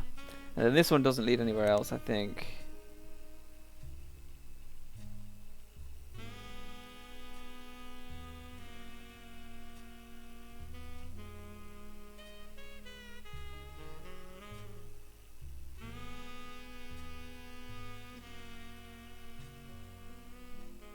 Okay. Yeah, this doesn't seem to go anywhere. We need more about Pete. Is somebody a college roommate as well? Like, is there any way to link them together, do you think? Like David... Was it David Smith? Was his name? Andrew Smith. Drew Smith. He was biking home from work. But that doesn't really matter. Oh, it used to be called Lanes Across Miami.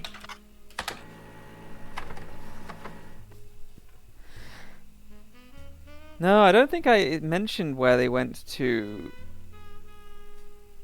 university. Lamb was formed in 87 and became LIA in 94. Sharon Smith after the death of her husband. Sharon and other board members stepped down in 92.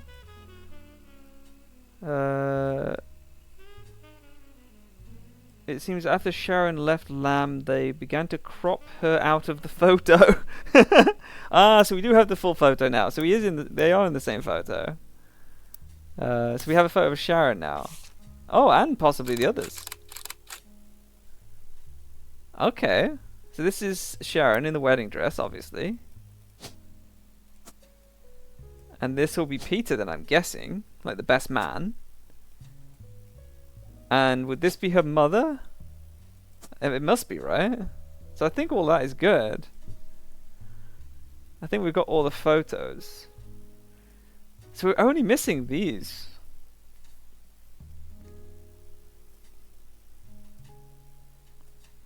Yeah, so we've got... Wait, this is the end then, right? Because there's only 3 left to do. I thought it said 0. I thought it said out of 40 we were getting done, but apparently it's 30. So yeah, we won't get these validated until the very end.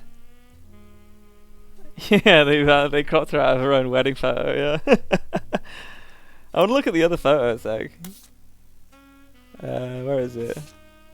Oh yeah, you can kind of tell from here. It's like a very fancy dress going on over this side.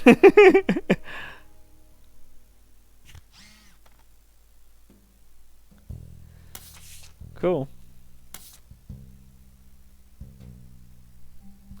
Okay. So the only thing then we have is this. We have Mark Clementine and potentially Mary Clementine. Those are the only 2 information points that we have. But there's one clue that we have. This Beauty and the Brat and this Bob Flyer cannot relate to it. So the only thing that we have that has any relevance is in this notable events document. There's going to be something in here that is going to link to the children of Mark Clementine. But what it is, can we figure it out? The File 5 piece thing, Clark Rafferty, and the Roottreemania, and then Anonymom and Jane Doe Roottree.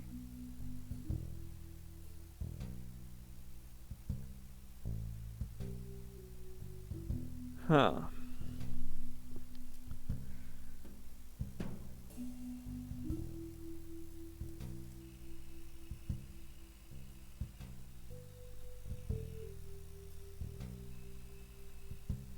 But this was about Guy Hudson again. Yeah, and it says it's already been eliminated as a potentially root tree. It does not appear on your day tree. So I'm going to assume that this whole section is not useful. This section is again about 5Ps, about the Roottreemania. I think I've already searched this very recently though.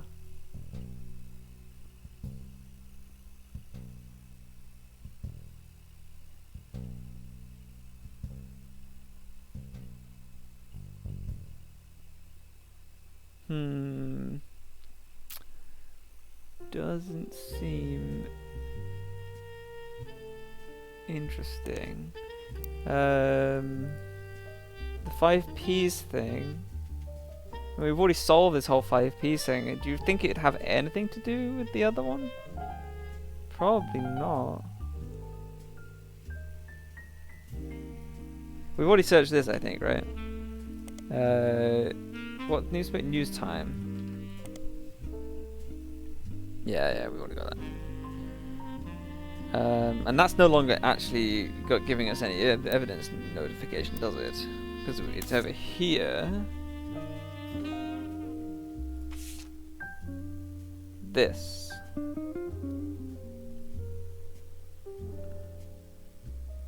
But this doesn't have any magnifying glass on it. So it's evidently probably not anything to do with that. There must be something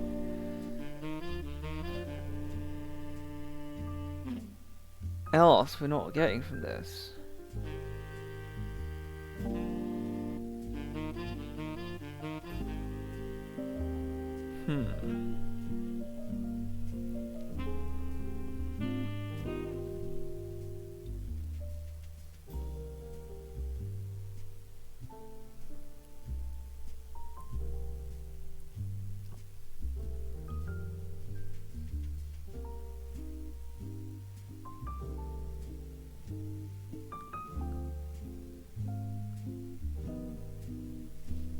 Yeah, I'm not sure. I'm not sure what this is linking to.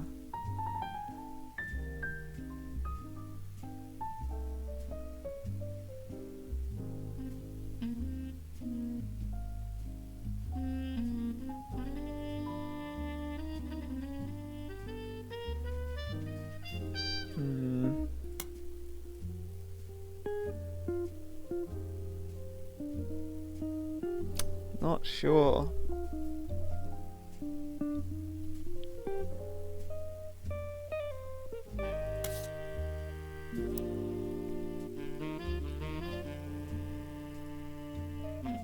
Yeah, I'm not sure what we can do here then. Because I've done so much digging over Mark Clementine, gone over everything that I can think of. Although, we do have... Oh no, I was going to say the Miami thing, but it's too old, isn't it? It stopped in 1969. So it's not going to help us.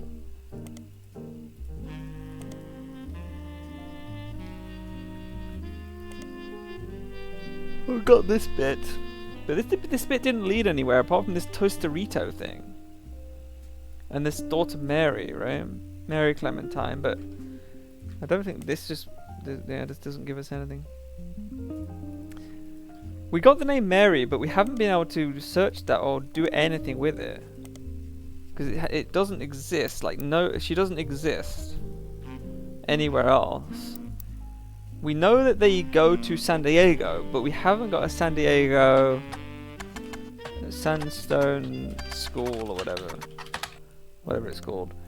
We haven't got a periodical for it, which I'm guessing might be what we're missing. Sandstone Canyon High School. Maybe we could Google this somewhere, like here, and it might give us something.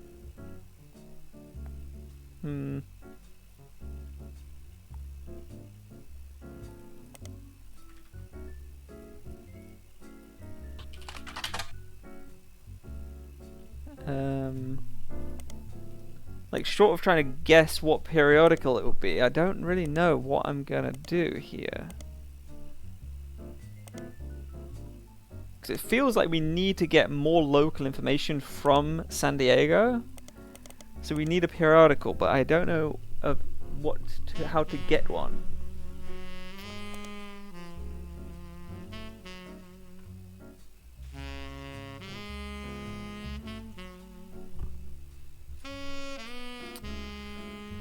Yeah, the basket baby. It's crocodile Clementine.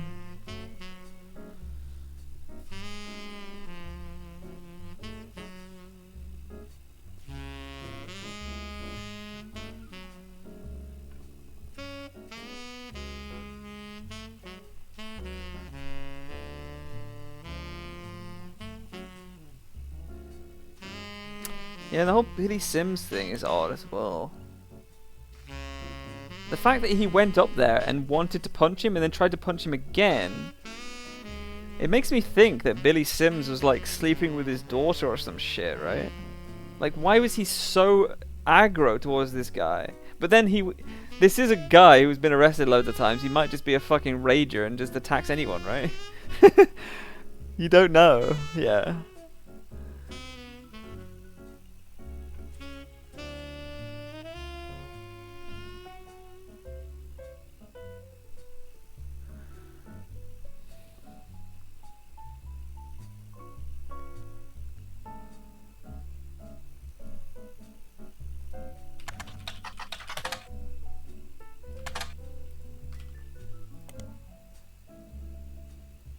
Exactly, yeah.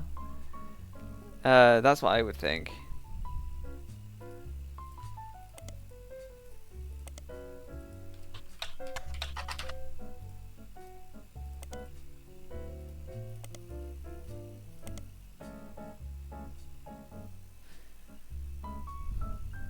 Yeah, and then this doesn't go anywhere.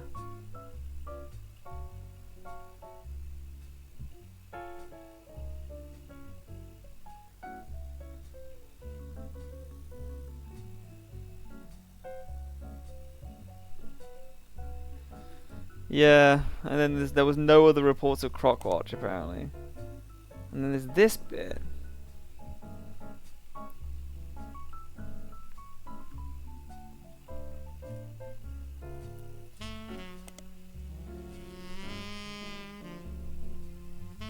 Oh, here's something. There we go, Colleen Webb, Mark's ex-wife.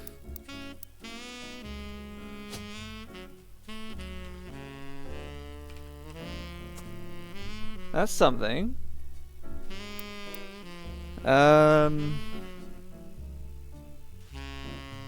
Sims' wife Carla.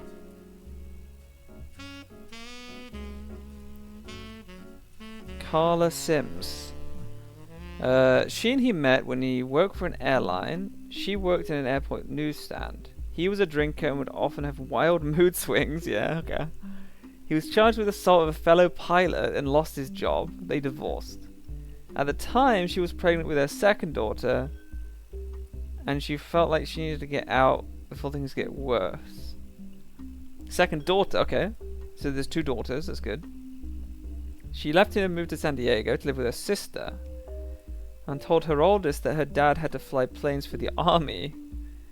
She raised them both by herself, and although she never went through the trouble of changing their names legally, they used the Webb name. So legally, they are Clementines. That's good to know.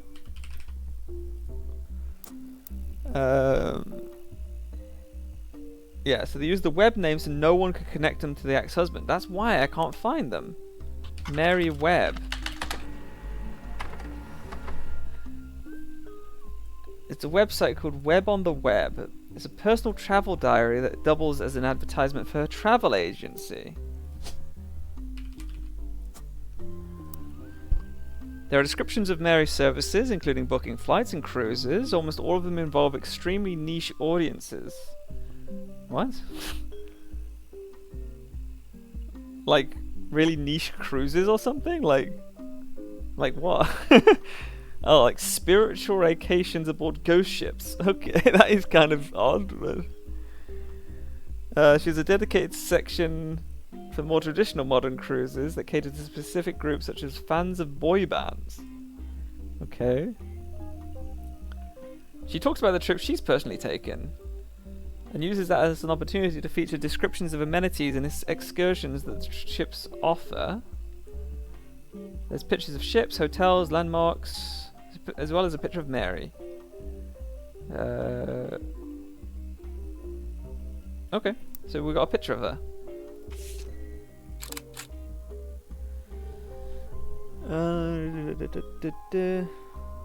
Alleged ghost ship from the 1800s.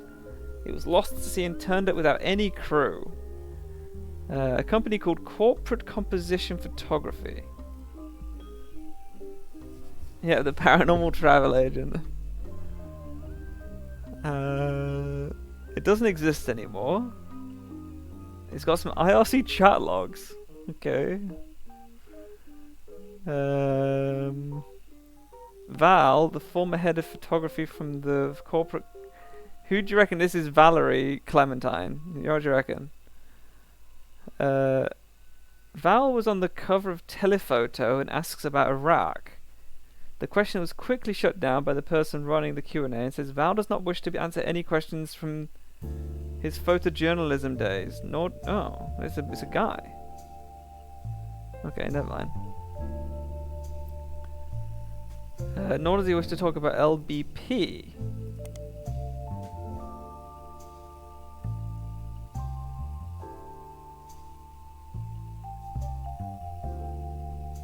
Laura's bras and panties. Let's search for that one. How did you think this would be related to your search exactly? Well, I'm just curious, you know.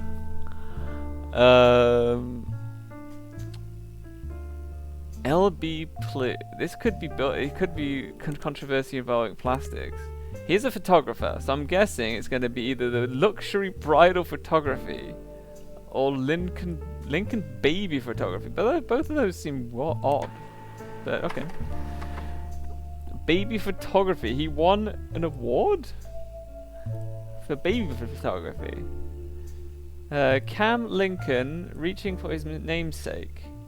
Val Lincoln. Oh, let me...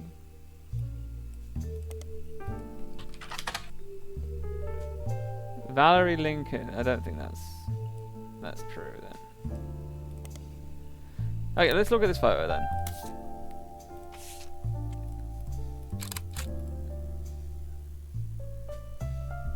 Okay. Well, this has to be this, right?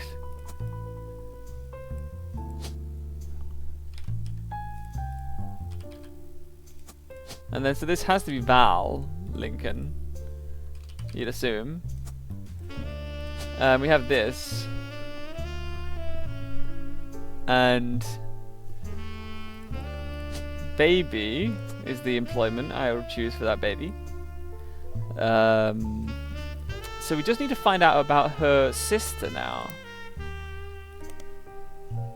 So let's go back.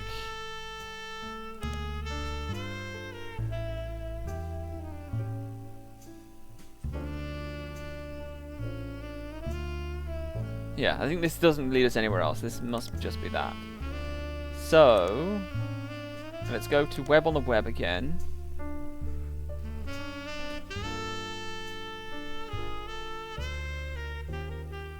I'm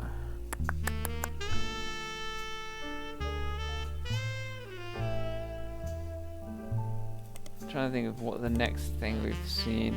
Why was all this Billy Sims stuff? Let's look for Carla Sims, shall we? Carla Sims. Why was Billy Sims mentioned so much? Carlita Sims.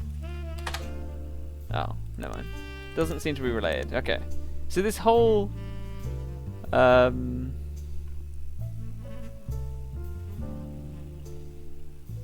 at least they didn't give the full name Camera, because they could have done, and they didn't. I mean, we had one of the other families give the name Cricket. I wonder why they named them Cricket. There was never any explanation. Like, it's not like they like the sport or anything. Like, why? There was no explanation given for why she was called Cricket.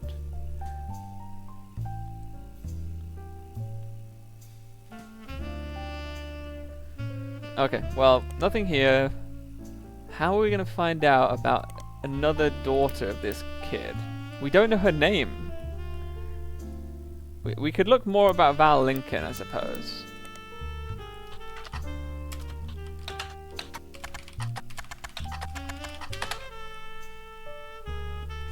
Maybe in a periodical, maybe?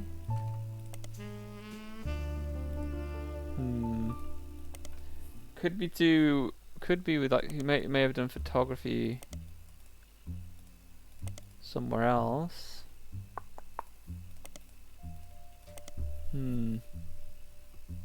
Maybe there was a cricket.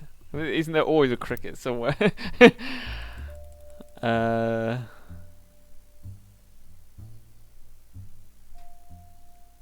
only thing I'm concerned about is there's a possibility, right, that Mary is the younger sister, right? Because it specifically said she was on board with a photographer she knew. Like, wouldn't it say her husband? So this could be the younger sister, and the older sister could be married to Val, and that's how she knows him. It's her brother-in-law or whatever, right? That could still be a possibility.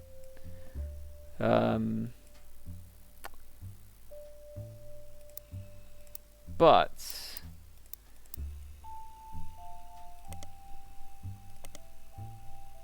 did it mention anything about her other daughter?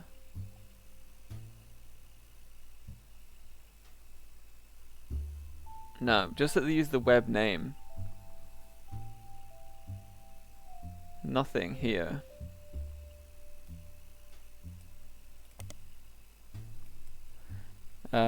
So let's go to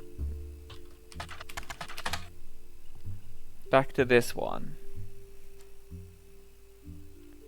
Yeah, just this with a professional photographer that she knows. But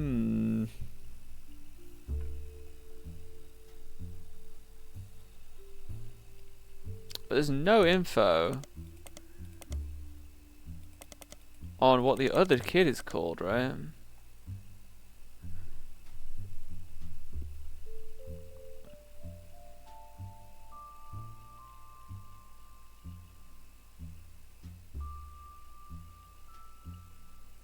He asks about Iraq. Photojournalism. I feel like this... Maybe telephoto is a thing. Aha!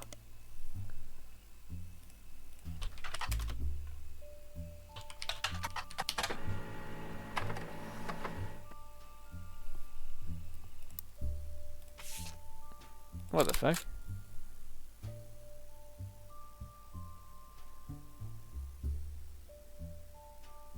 Okay. He went over... This is obviously the other sister. And it even has Clementine on her thing. You go to an active war zone, yada yada yada. He was only 19 and shot the photo that won him an award the third night he was there. Lisa Clementine, who lost an arm in Operation Desert Saber. Lisa was in a vehicle at the time. The vehicle had to pull over suddenly when the road ahead was partially destroyed and she and her fellow soldier were severely injured by a landmine. Yes, so I was right. So this is Lisa. And she is retired soldier? What? Military, I guess? She might still be in the military. And she's a travel agent called Mary.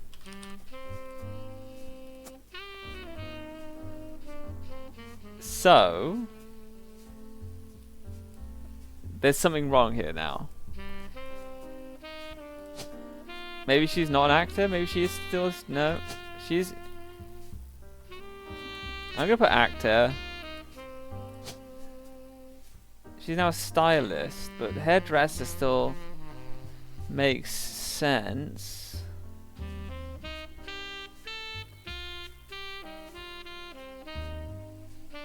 Yeah, hairdresser makes the most sense there. Military. Maybe it mentions something later. Let's look for Lisa Clementine. And maybe she went into doing something else. It's not available. She lost an arm, and then they got engaged. Mrs. Lincoln. Oh, maybe Lisa Lincoln. An amputee who lost a limb in Desert Storm. She runs a support group. She teaches classes as an environmental engineering major. So she's a professor.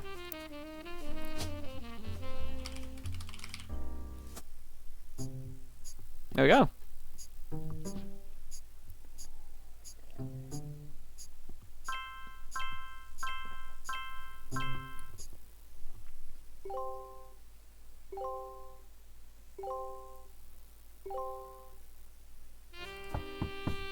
Let's see what they have to say now. Hi again. I know you probably thought you were done. But it turns out what you're doing here might have some pretty major repercussions on the family tree. Again. Also, there's something really strange happening. I can't explain it. Neither of us can. I'd call it a simple misunderstanding, but it's digging at the pit of my stomach. I just have a feeling. Clark? Last week, let's just say being the president, sometimes people bring me things. Just skip to the important part. Right.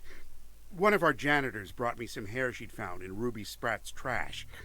It was Bonnie Hudson's. What? So she was maybe testing her DNA against Bonnie's? Bonnie is Guy's sister. She'd sent us her hair to test potential Roottrees, since her DNA is closest to Guy's. But Ruby threw it out, and I wasn't sure why she would have done that. Especially right before we began testing the tree you provided. When I asked, she told me she thought the samples needed to be fresh every time they did a test. It seems really odd. Ruby was the one who convinced us to do DNA testing in the first place. She seemed so knowledgeable. I don't like it. But why?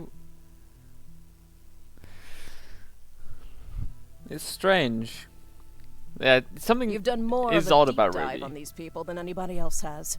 Clark will keep a closer eye on the DNA tests from now on. You have an eye for anomalies.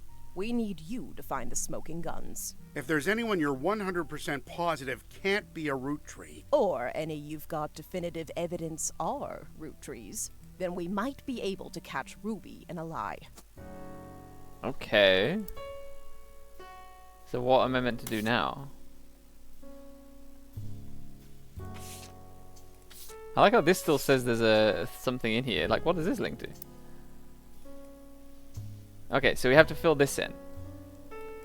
Ah, so all of these are... Oh my god, so it's opened up another whole section of the game. So what is this? So we have to get... We've got smoking guns, basically... Oh my god, so I've got to do this for every single one of them?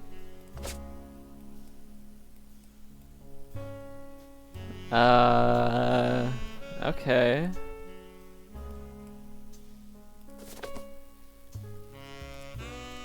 So what is this middle section? Inconsistency.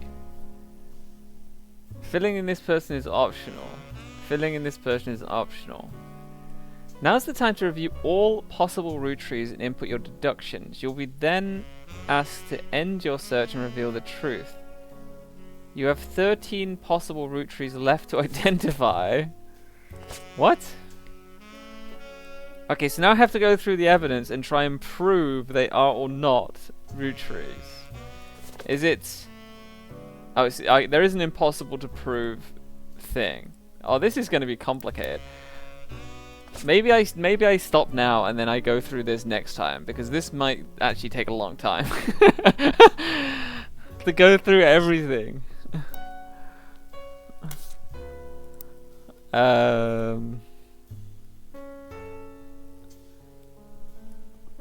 So I'm just trying to think, what would I put here? I want one thing I quickly want to do is I want to see if I can click on anyone new in any of the pictures, because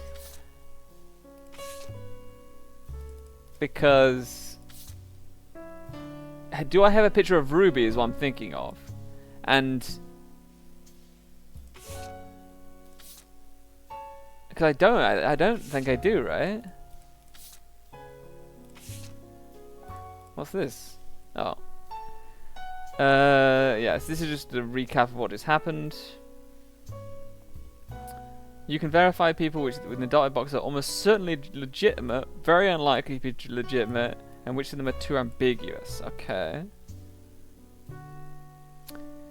Suspicion of Ruby Sprite. It's possible that some of her behaviors in the past have also been cast into doubt. A new section of the tree has been added. But I don't get what that means. Like, is it talking about the Anonymom thing?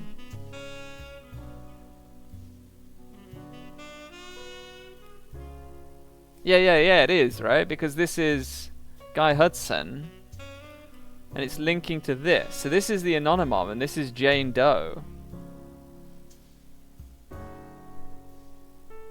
So this is a new one that might or might not be true. I'm guessing it's the Anonymom, and that's why this is still saying it's got a piece of evidence for me, I guess. The DNA test, orchestrated by lawyers on both sides, proved that her daughter was not a Rootree. So this is why you could search so much for this and it didn't come up with anything. Jane Doe Rootree has already been eliminated as a potential new Rootree by the company's lawyers. The question is, can I now get a picture of her? I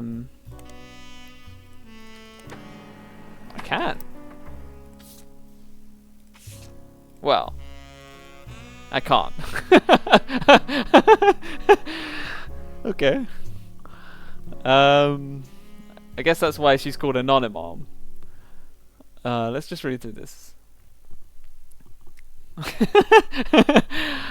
Yeah, she's got a very rare case of Japanese syndrome.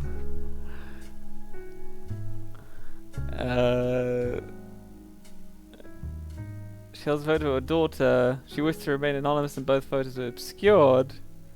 The anonymous woman claimed to have an affair with Guy Hudson while she was working as his secretary, which we can look through. We do have info on who was his secretaries. She and another woman were hired at the same time during a transition period while many of the secretaries that had worked under Zach Morden were already gone. She and the other woman were both underqualified as neither had typewriter experience. Okay, let's look at that, shall we? So, he took over. Transitional period. Christine Garland got fired. Beatrice Watts, Corinne Swartz were hired.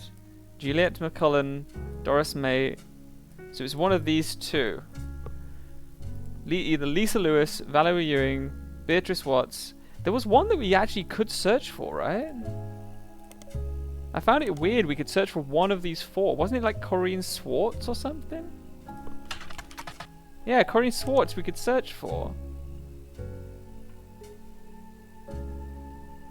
Yeah, and they were trying to... The journalist involved has independently verified she used not Anonymom. But does that mean that it's the other woman she was hired with? Beatrice Watts, maybe? Not sure how to find that out.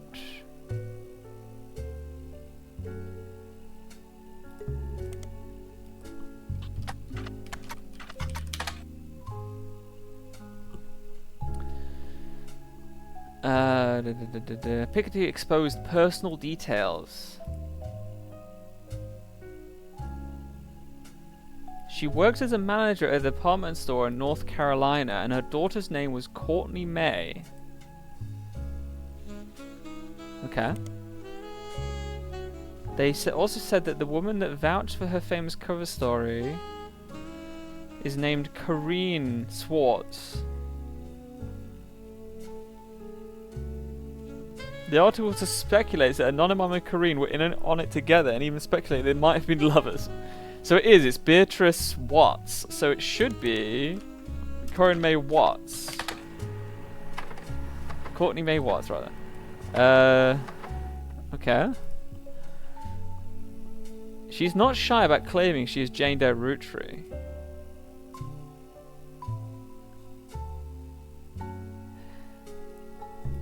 I mean, this is kind of silly because I searched for this and it doesn't. If she's not shy about claiming it, why didn't it pop up? Obviously, they want to hide it, but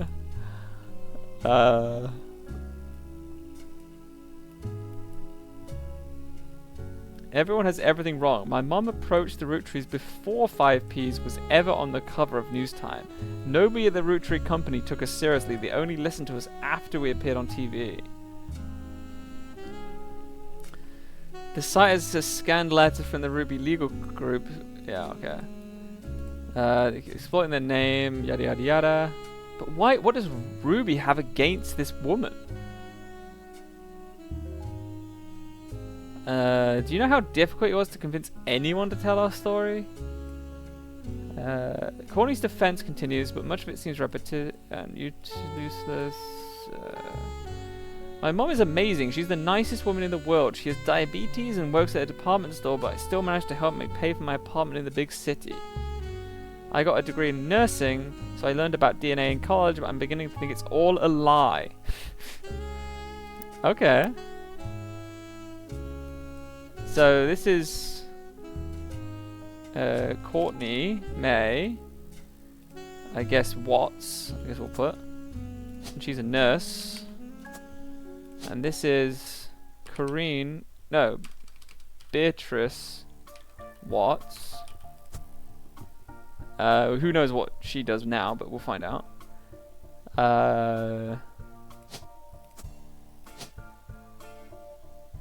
Oh yeah, we got another photo of her, don't we? Yeah. Put that in there. Lock that in. Let's have a look. What do we have? Oh, there's the marriage. Courtney May and Danny. Okay. We don't know his last name, but we've got Daniel there. Courtney May. And there's the thing.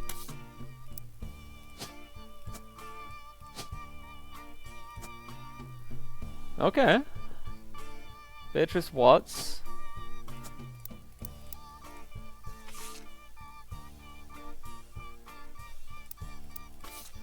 I'm just gonna put secretary here because she might have got rehired at another place as a secretary, right? Is it possible to find out what his last name would be?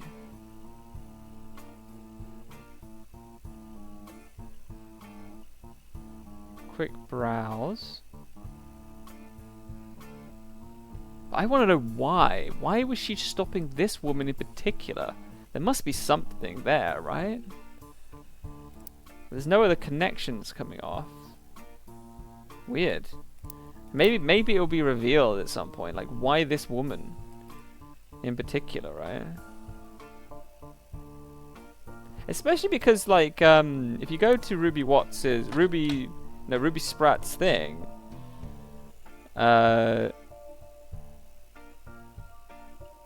she talks about how she wants to basically take the rich from the wealth and give it to the poor, essentially, right? She's talking about wealth distribution and stuff. Shouldn't she want to make everyone possible available for this money? Like, take them from poor to being rich if they can be, right? So I don't really get it yet, but hopefully it makes sense later. But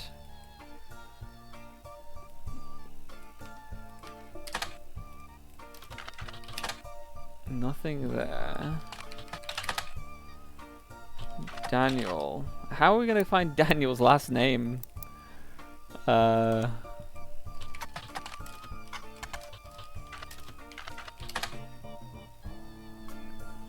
mean, they got married, so Newton. There we go. I knew it was going to be around somewhere because she got married, so it had to be somewhere. There we go. So this looks like all the stuff. The only thing I need to know is what her mum does. If she like changed jobs after. Oh no, she works at a department store. There we go. So she's a retail worker. There we go.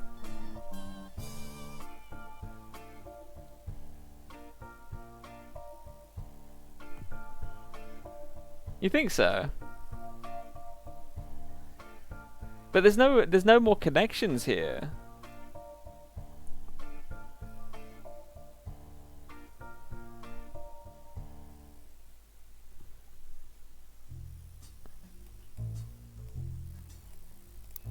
I'm just gonna see where do they live?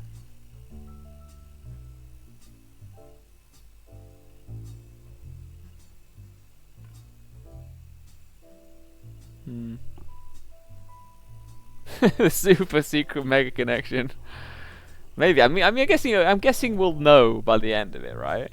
The only thing we got to do now is go through and check 1, 2, 3, 4, 5, 6, 7, 8, 9, 10, 11. Wait. 11?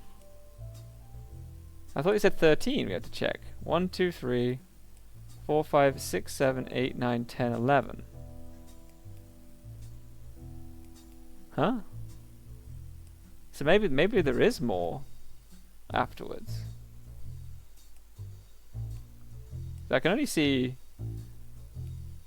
11 boxes. Oh.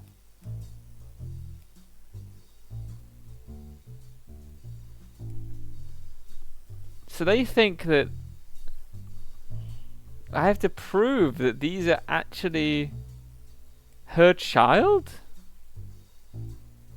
What?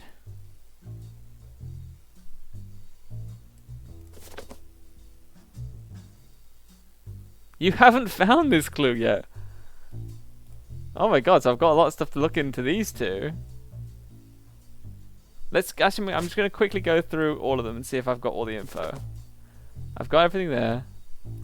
Got everything there. Oh, I'm missing something on Flavia. And on Lang Ming. I guess we hadn't looked too much in that. Found everything there. Found everything there. Missing a couple pieces. He's got a lot of shit though. Isn't he already been confirmed though? This guy's the one that had the DNA test already, so I'm pretty sure I can click that guy. Probably. Oh, I will double check it though.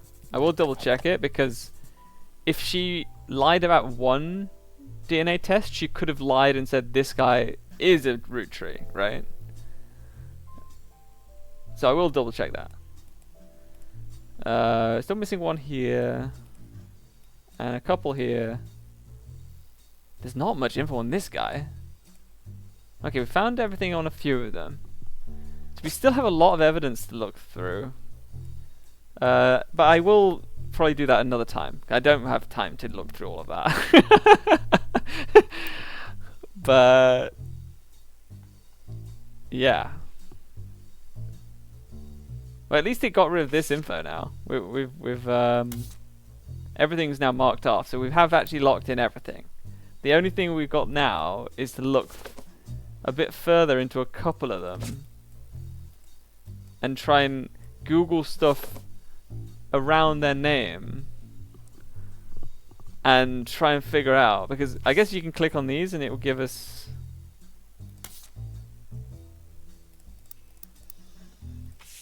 so company records is on here. What is on this one?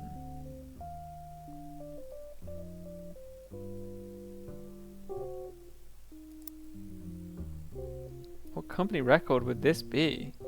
It says 80 to 81.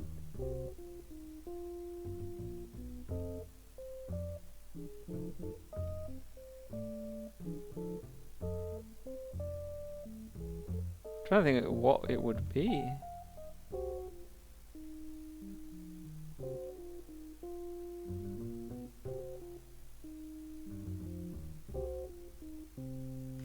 What is this flavor? Flavor Zigua. What the fuck is that? What the fuck is a Zigua?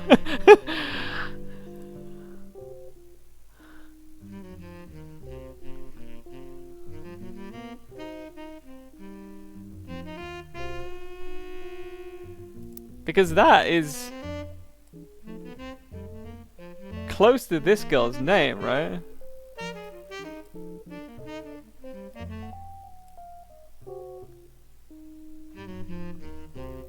Ah, watermelon Chinese. Okay.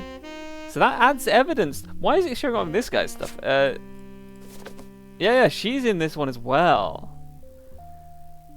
I think that lends some credence to her claim then. If he's naming... Although, that doesn't necessarily mean, though, that it's his kid. He just might be trying to branch out flavors, because he did set up factories in China, right? He might just say, we're going to introduce a Chinese flavor because we want to attract a Chinese audience. I don't think that's good enough evidence, right? But we'll see. I'm still trying to find this guy's stuff in here, though. Like, what links him in this image? He's got nothing to do with these secretaries. Like, his mother is called Sonia, right? Yeah, Sonia Alves. I can't find anything to do with his mother in here. And he's called Flavio. So I wonder what is linking here. Unless it is to do with one of these flavors or something. Like, what else would it be? Christmas tree bash? Maybe?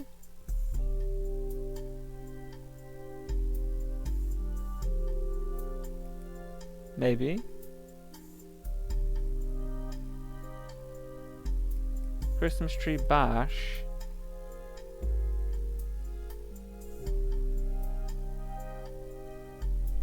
I don't know if that's good enough. Because didn't they say they went over in 1979? Like in this one. In this one they specifically say travel expenses to Brazil. Ah, but they didn't have a Christmas tree bash in 1978, in 1979. They didn't. Which means it's probably this it's meant to be linking to. In 1980, I guess, or 1981. It's one of these two. It's probably linking to that image. That's why. That's not a great claim. I wouldn't call that a smoking gun. The fact that he had a Christmas party in 1980 or 81.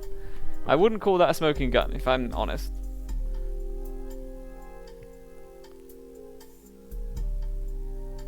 Nothing else here links to him at all, right?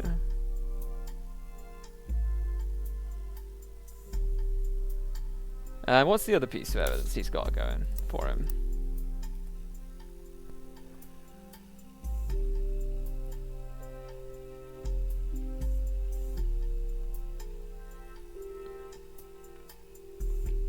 Nia.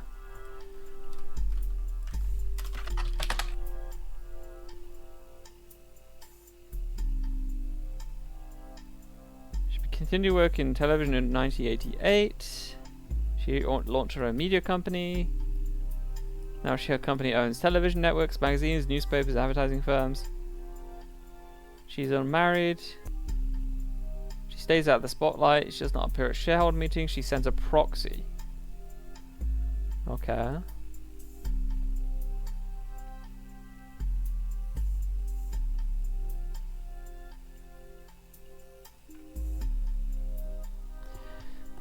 Why is this a smoking gun? The only thing it says is Nia received a significant inheritance in 1980.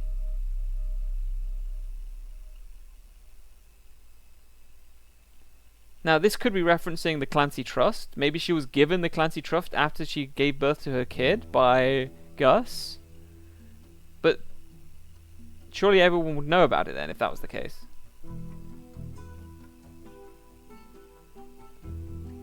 But I don't know. I don't know. And if it came from the company, it would be in this record. It's not this. This is the blind. This is the deaf school or whatever thing. I'm just gonna see if there's anything like like a big. No, there isn't. There isn't.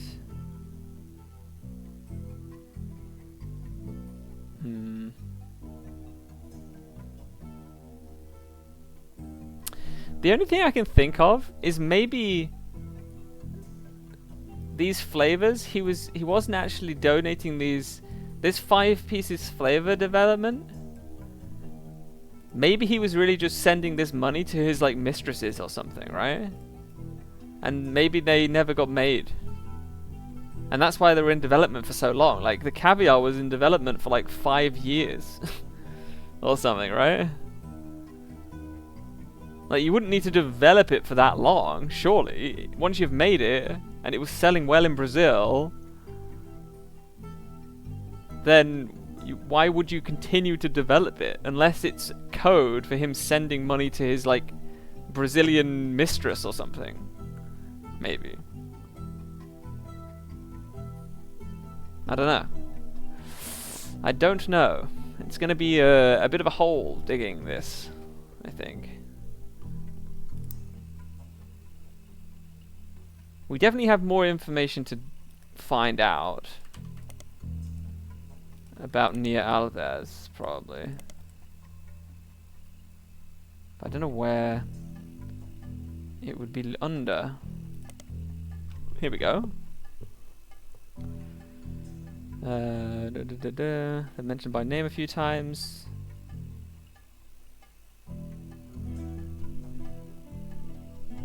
Due to the lack of freedom of speech laws in Brazil, there has been added bureaucracy in publishing certain stories.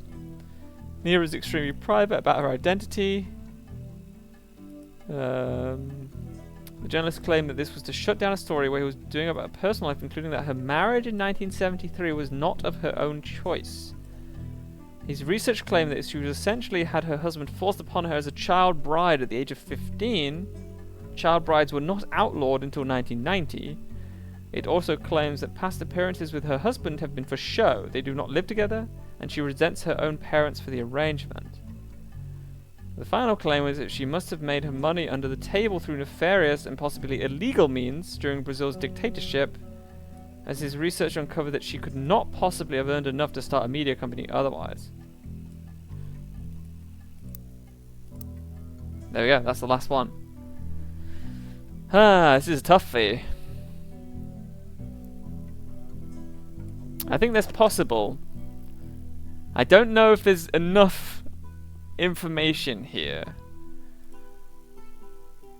I don't know if it's provable. We'll have to track this money and see if we can go back in the records and see where it starts and stops, right? Because some of them start and stop from when he takes over. Because he first starts developing caviar in 78. So 78, who was he fucking in 78? Shall we find out? So he was fucking Christine in 78 maybe. Maybe he was giving Christine 10,000 a month? And then he was fucking her in 79 apparently. And then he splashed out. He started doing Strawberry, which is S for Sonia, X for Xinghua, whatever her name is, Xingyu, C for Christine. Maybe that's true. Maybe this is... Maybe these three, this is somewhat proof that he was paying these women. At least for this period. And then there's Sugar Plum. And it's Susan. What's butterscotch? Butterscotch.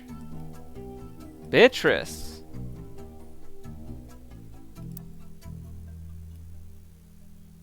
So did this happen in 82 then?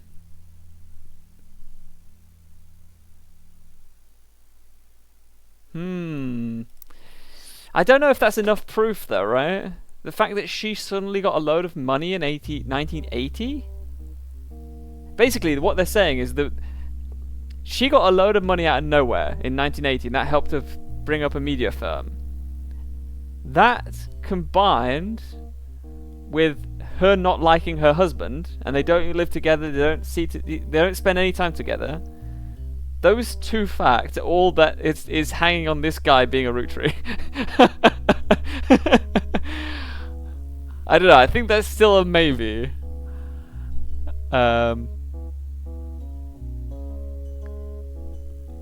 I think I wouldn't say it's the wording here that I don't like. It's impossible to prove is wrong, right? Because you could just get DNA, right? Oh no, maybe you can't. Unless they don't have the DNA anymore, right? Where are they? Here, Bonnie. Yeah. So I wouldn't say it's impossible to prove, because with DNA, I think it's possible, right? But I don't feel comfortable confirming him as a blood relative just due to the fact that this guy might have been giving her money, right? Yeah, apparently they don't have any of Guy's DNAs, but they have the sister's DNA, yeah.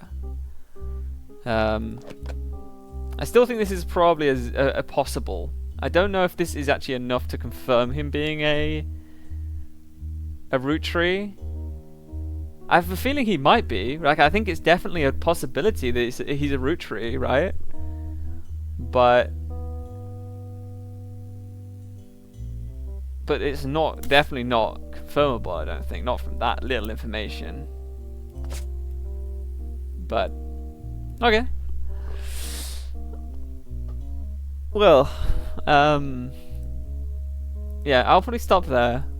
And I'll have a go at deciphering all this information. Because we still have actually a lot of information to find. I mean, we have these, but we still have 2 more to find with the Chinese ones. And then we've got a lot of information to find with these ones. Because I guess we haven't really searched for these at all, right? So they might be quite easy to find. We just haven't really looked into this. Wait. Do you reckon that's why he had to step down as being the head of the Roottrees? Is because it was found out that he wasn't a direct bloodline anymore. Do you reckon that's what happened? Because Elias said you have to be direct bloodline to be the president of the company, and then there was some drama, and maybe it was found that he wasn't the direct bloodline of the company anymore. That'd be interesting. But yeah. Yeah. Well, I'll stream that again soon. But yeah, that was cool. Yeah, I didn't think it was going to go into a whole nother section, I'll be honest. But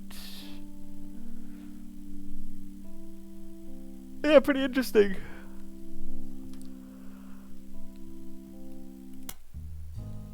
But yeah, thanks for hanging out. And I'm gonna go to bed. Yeah, have a good night.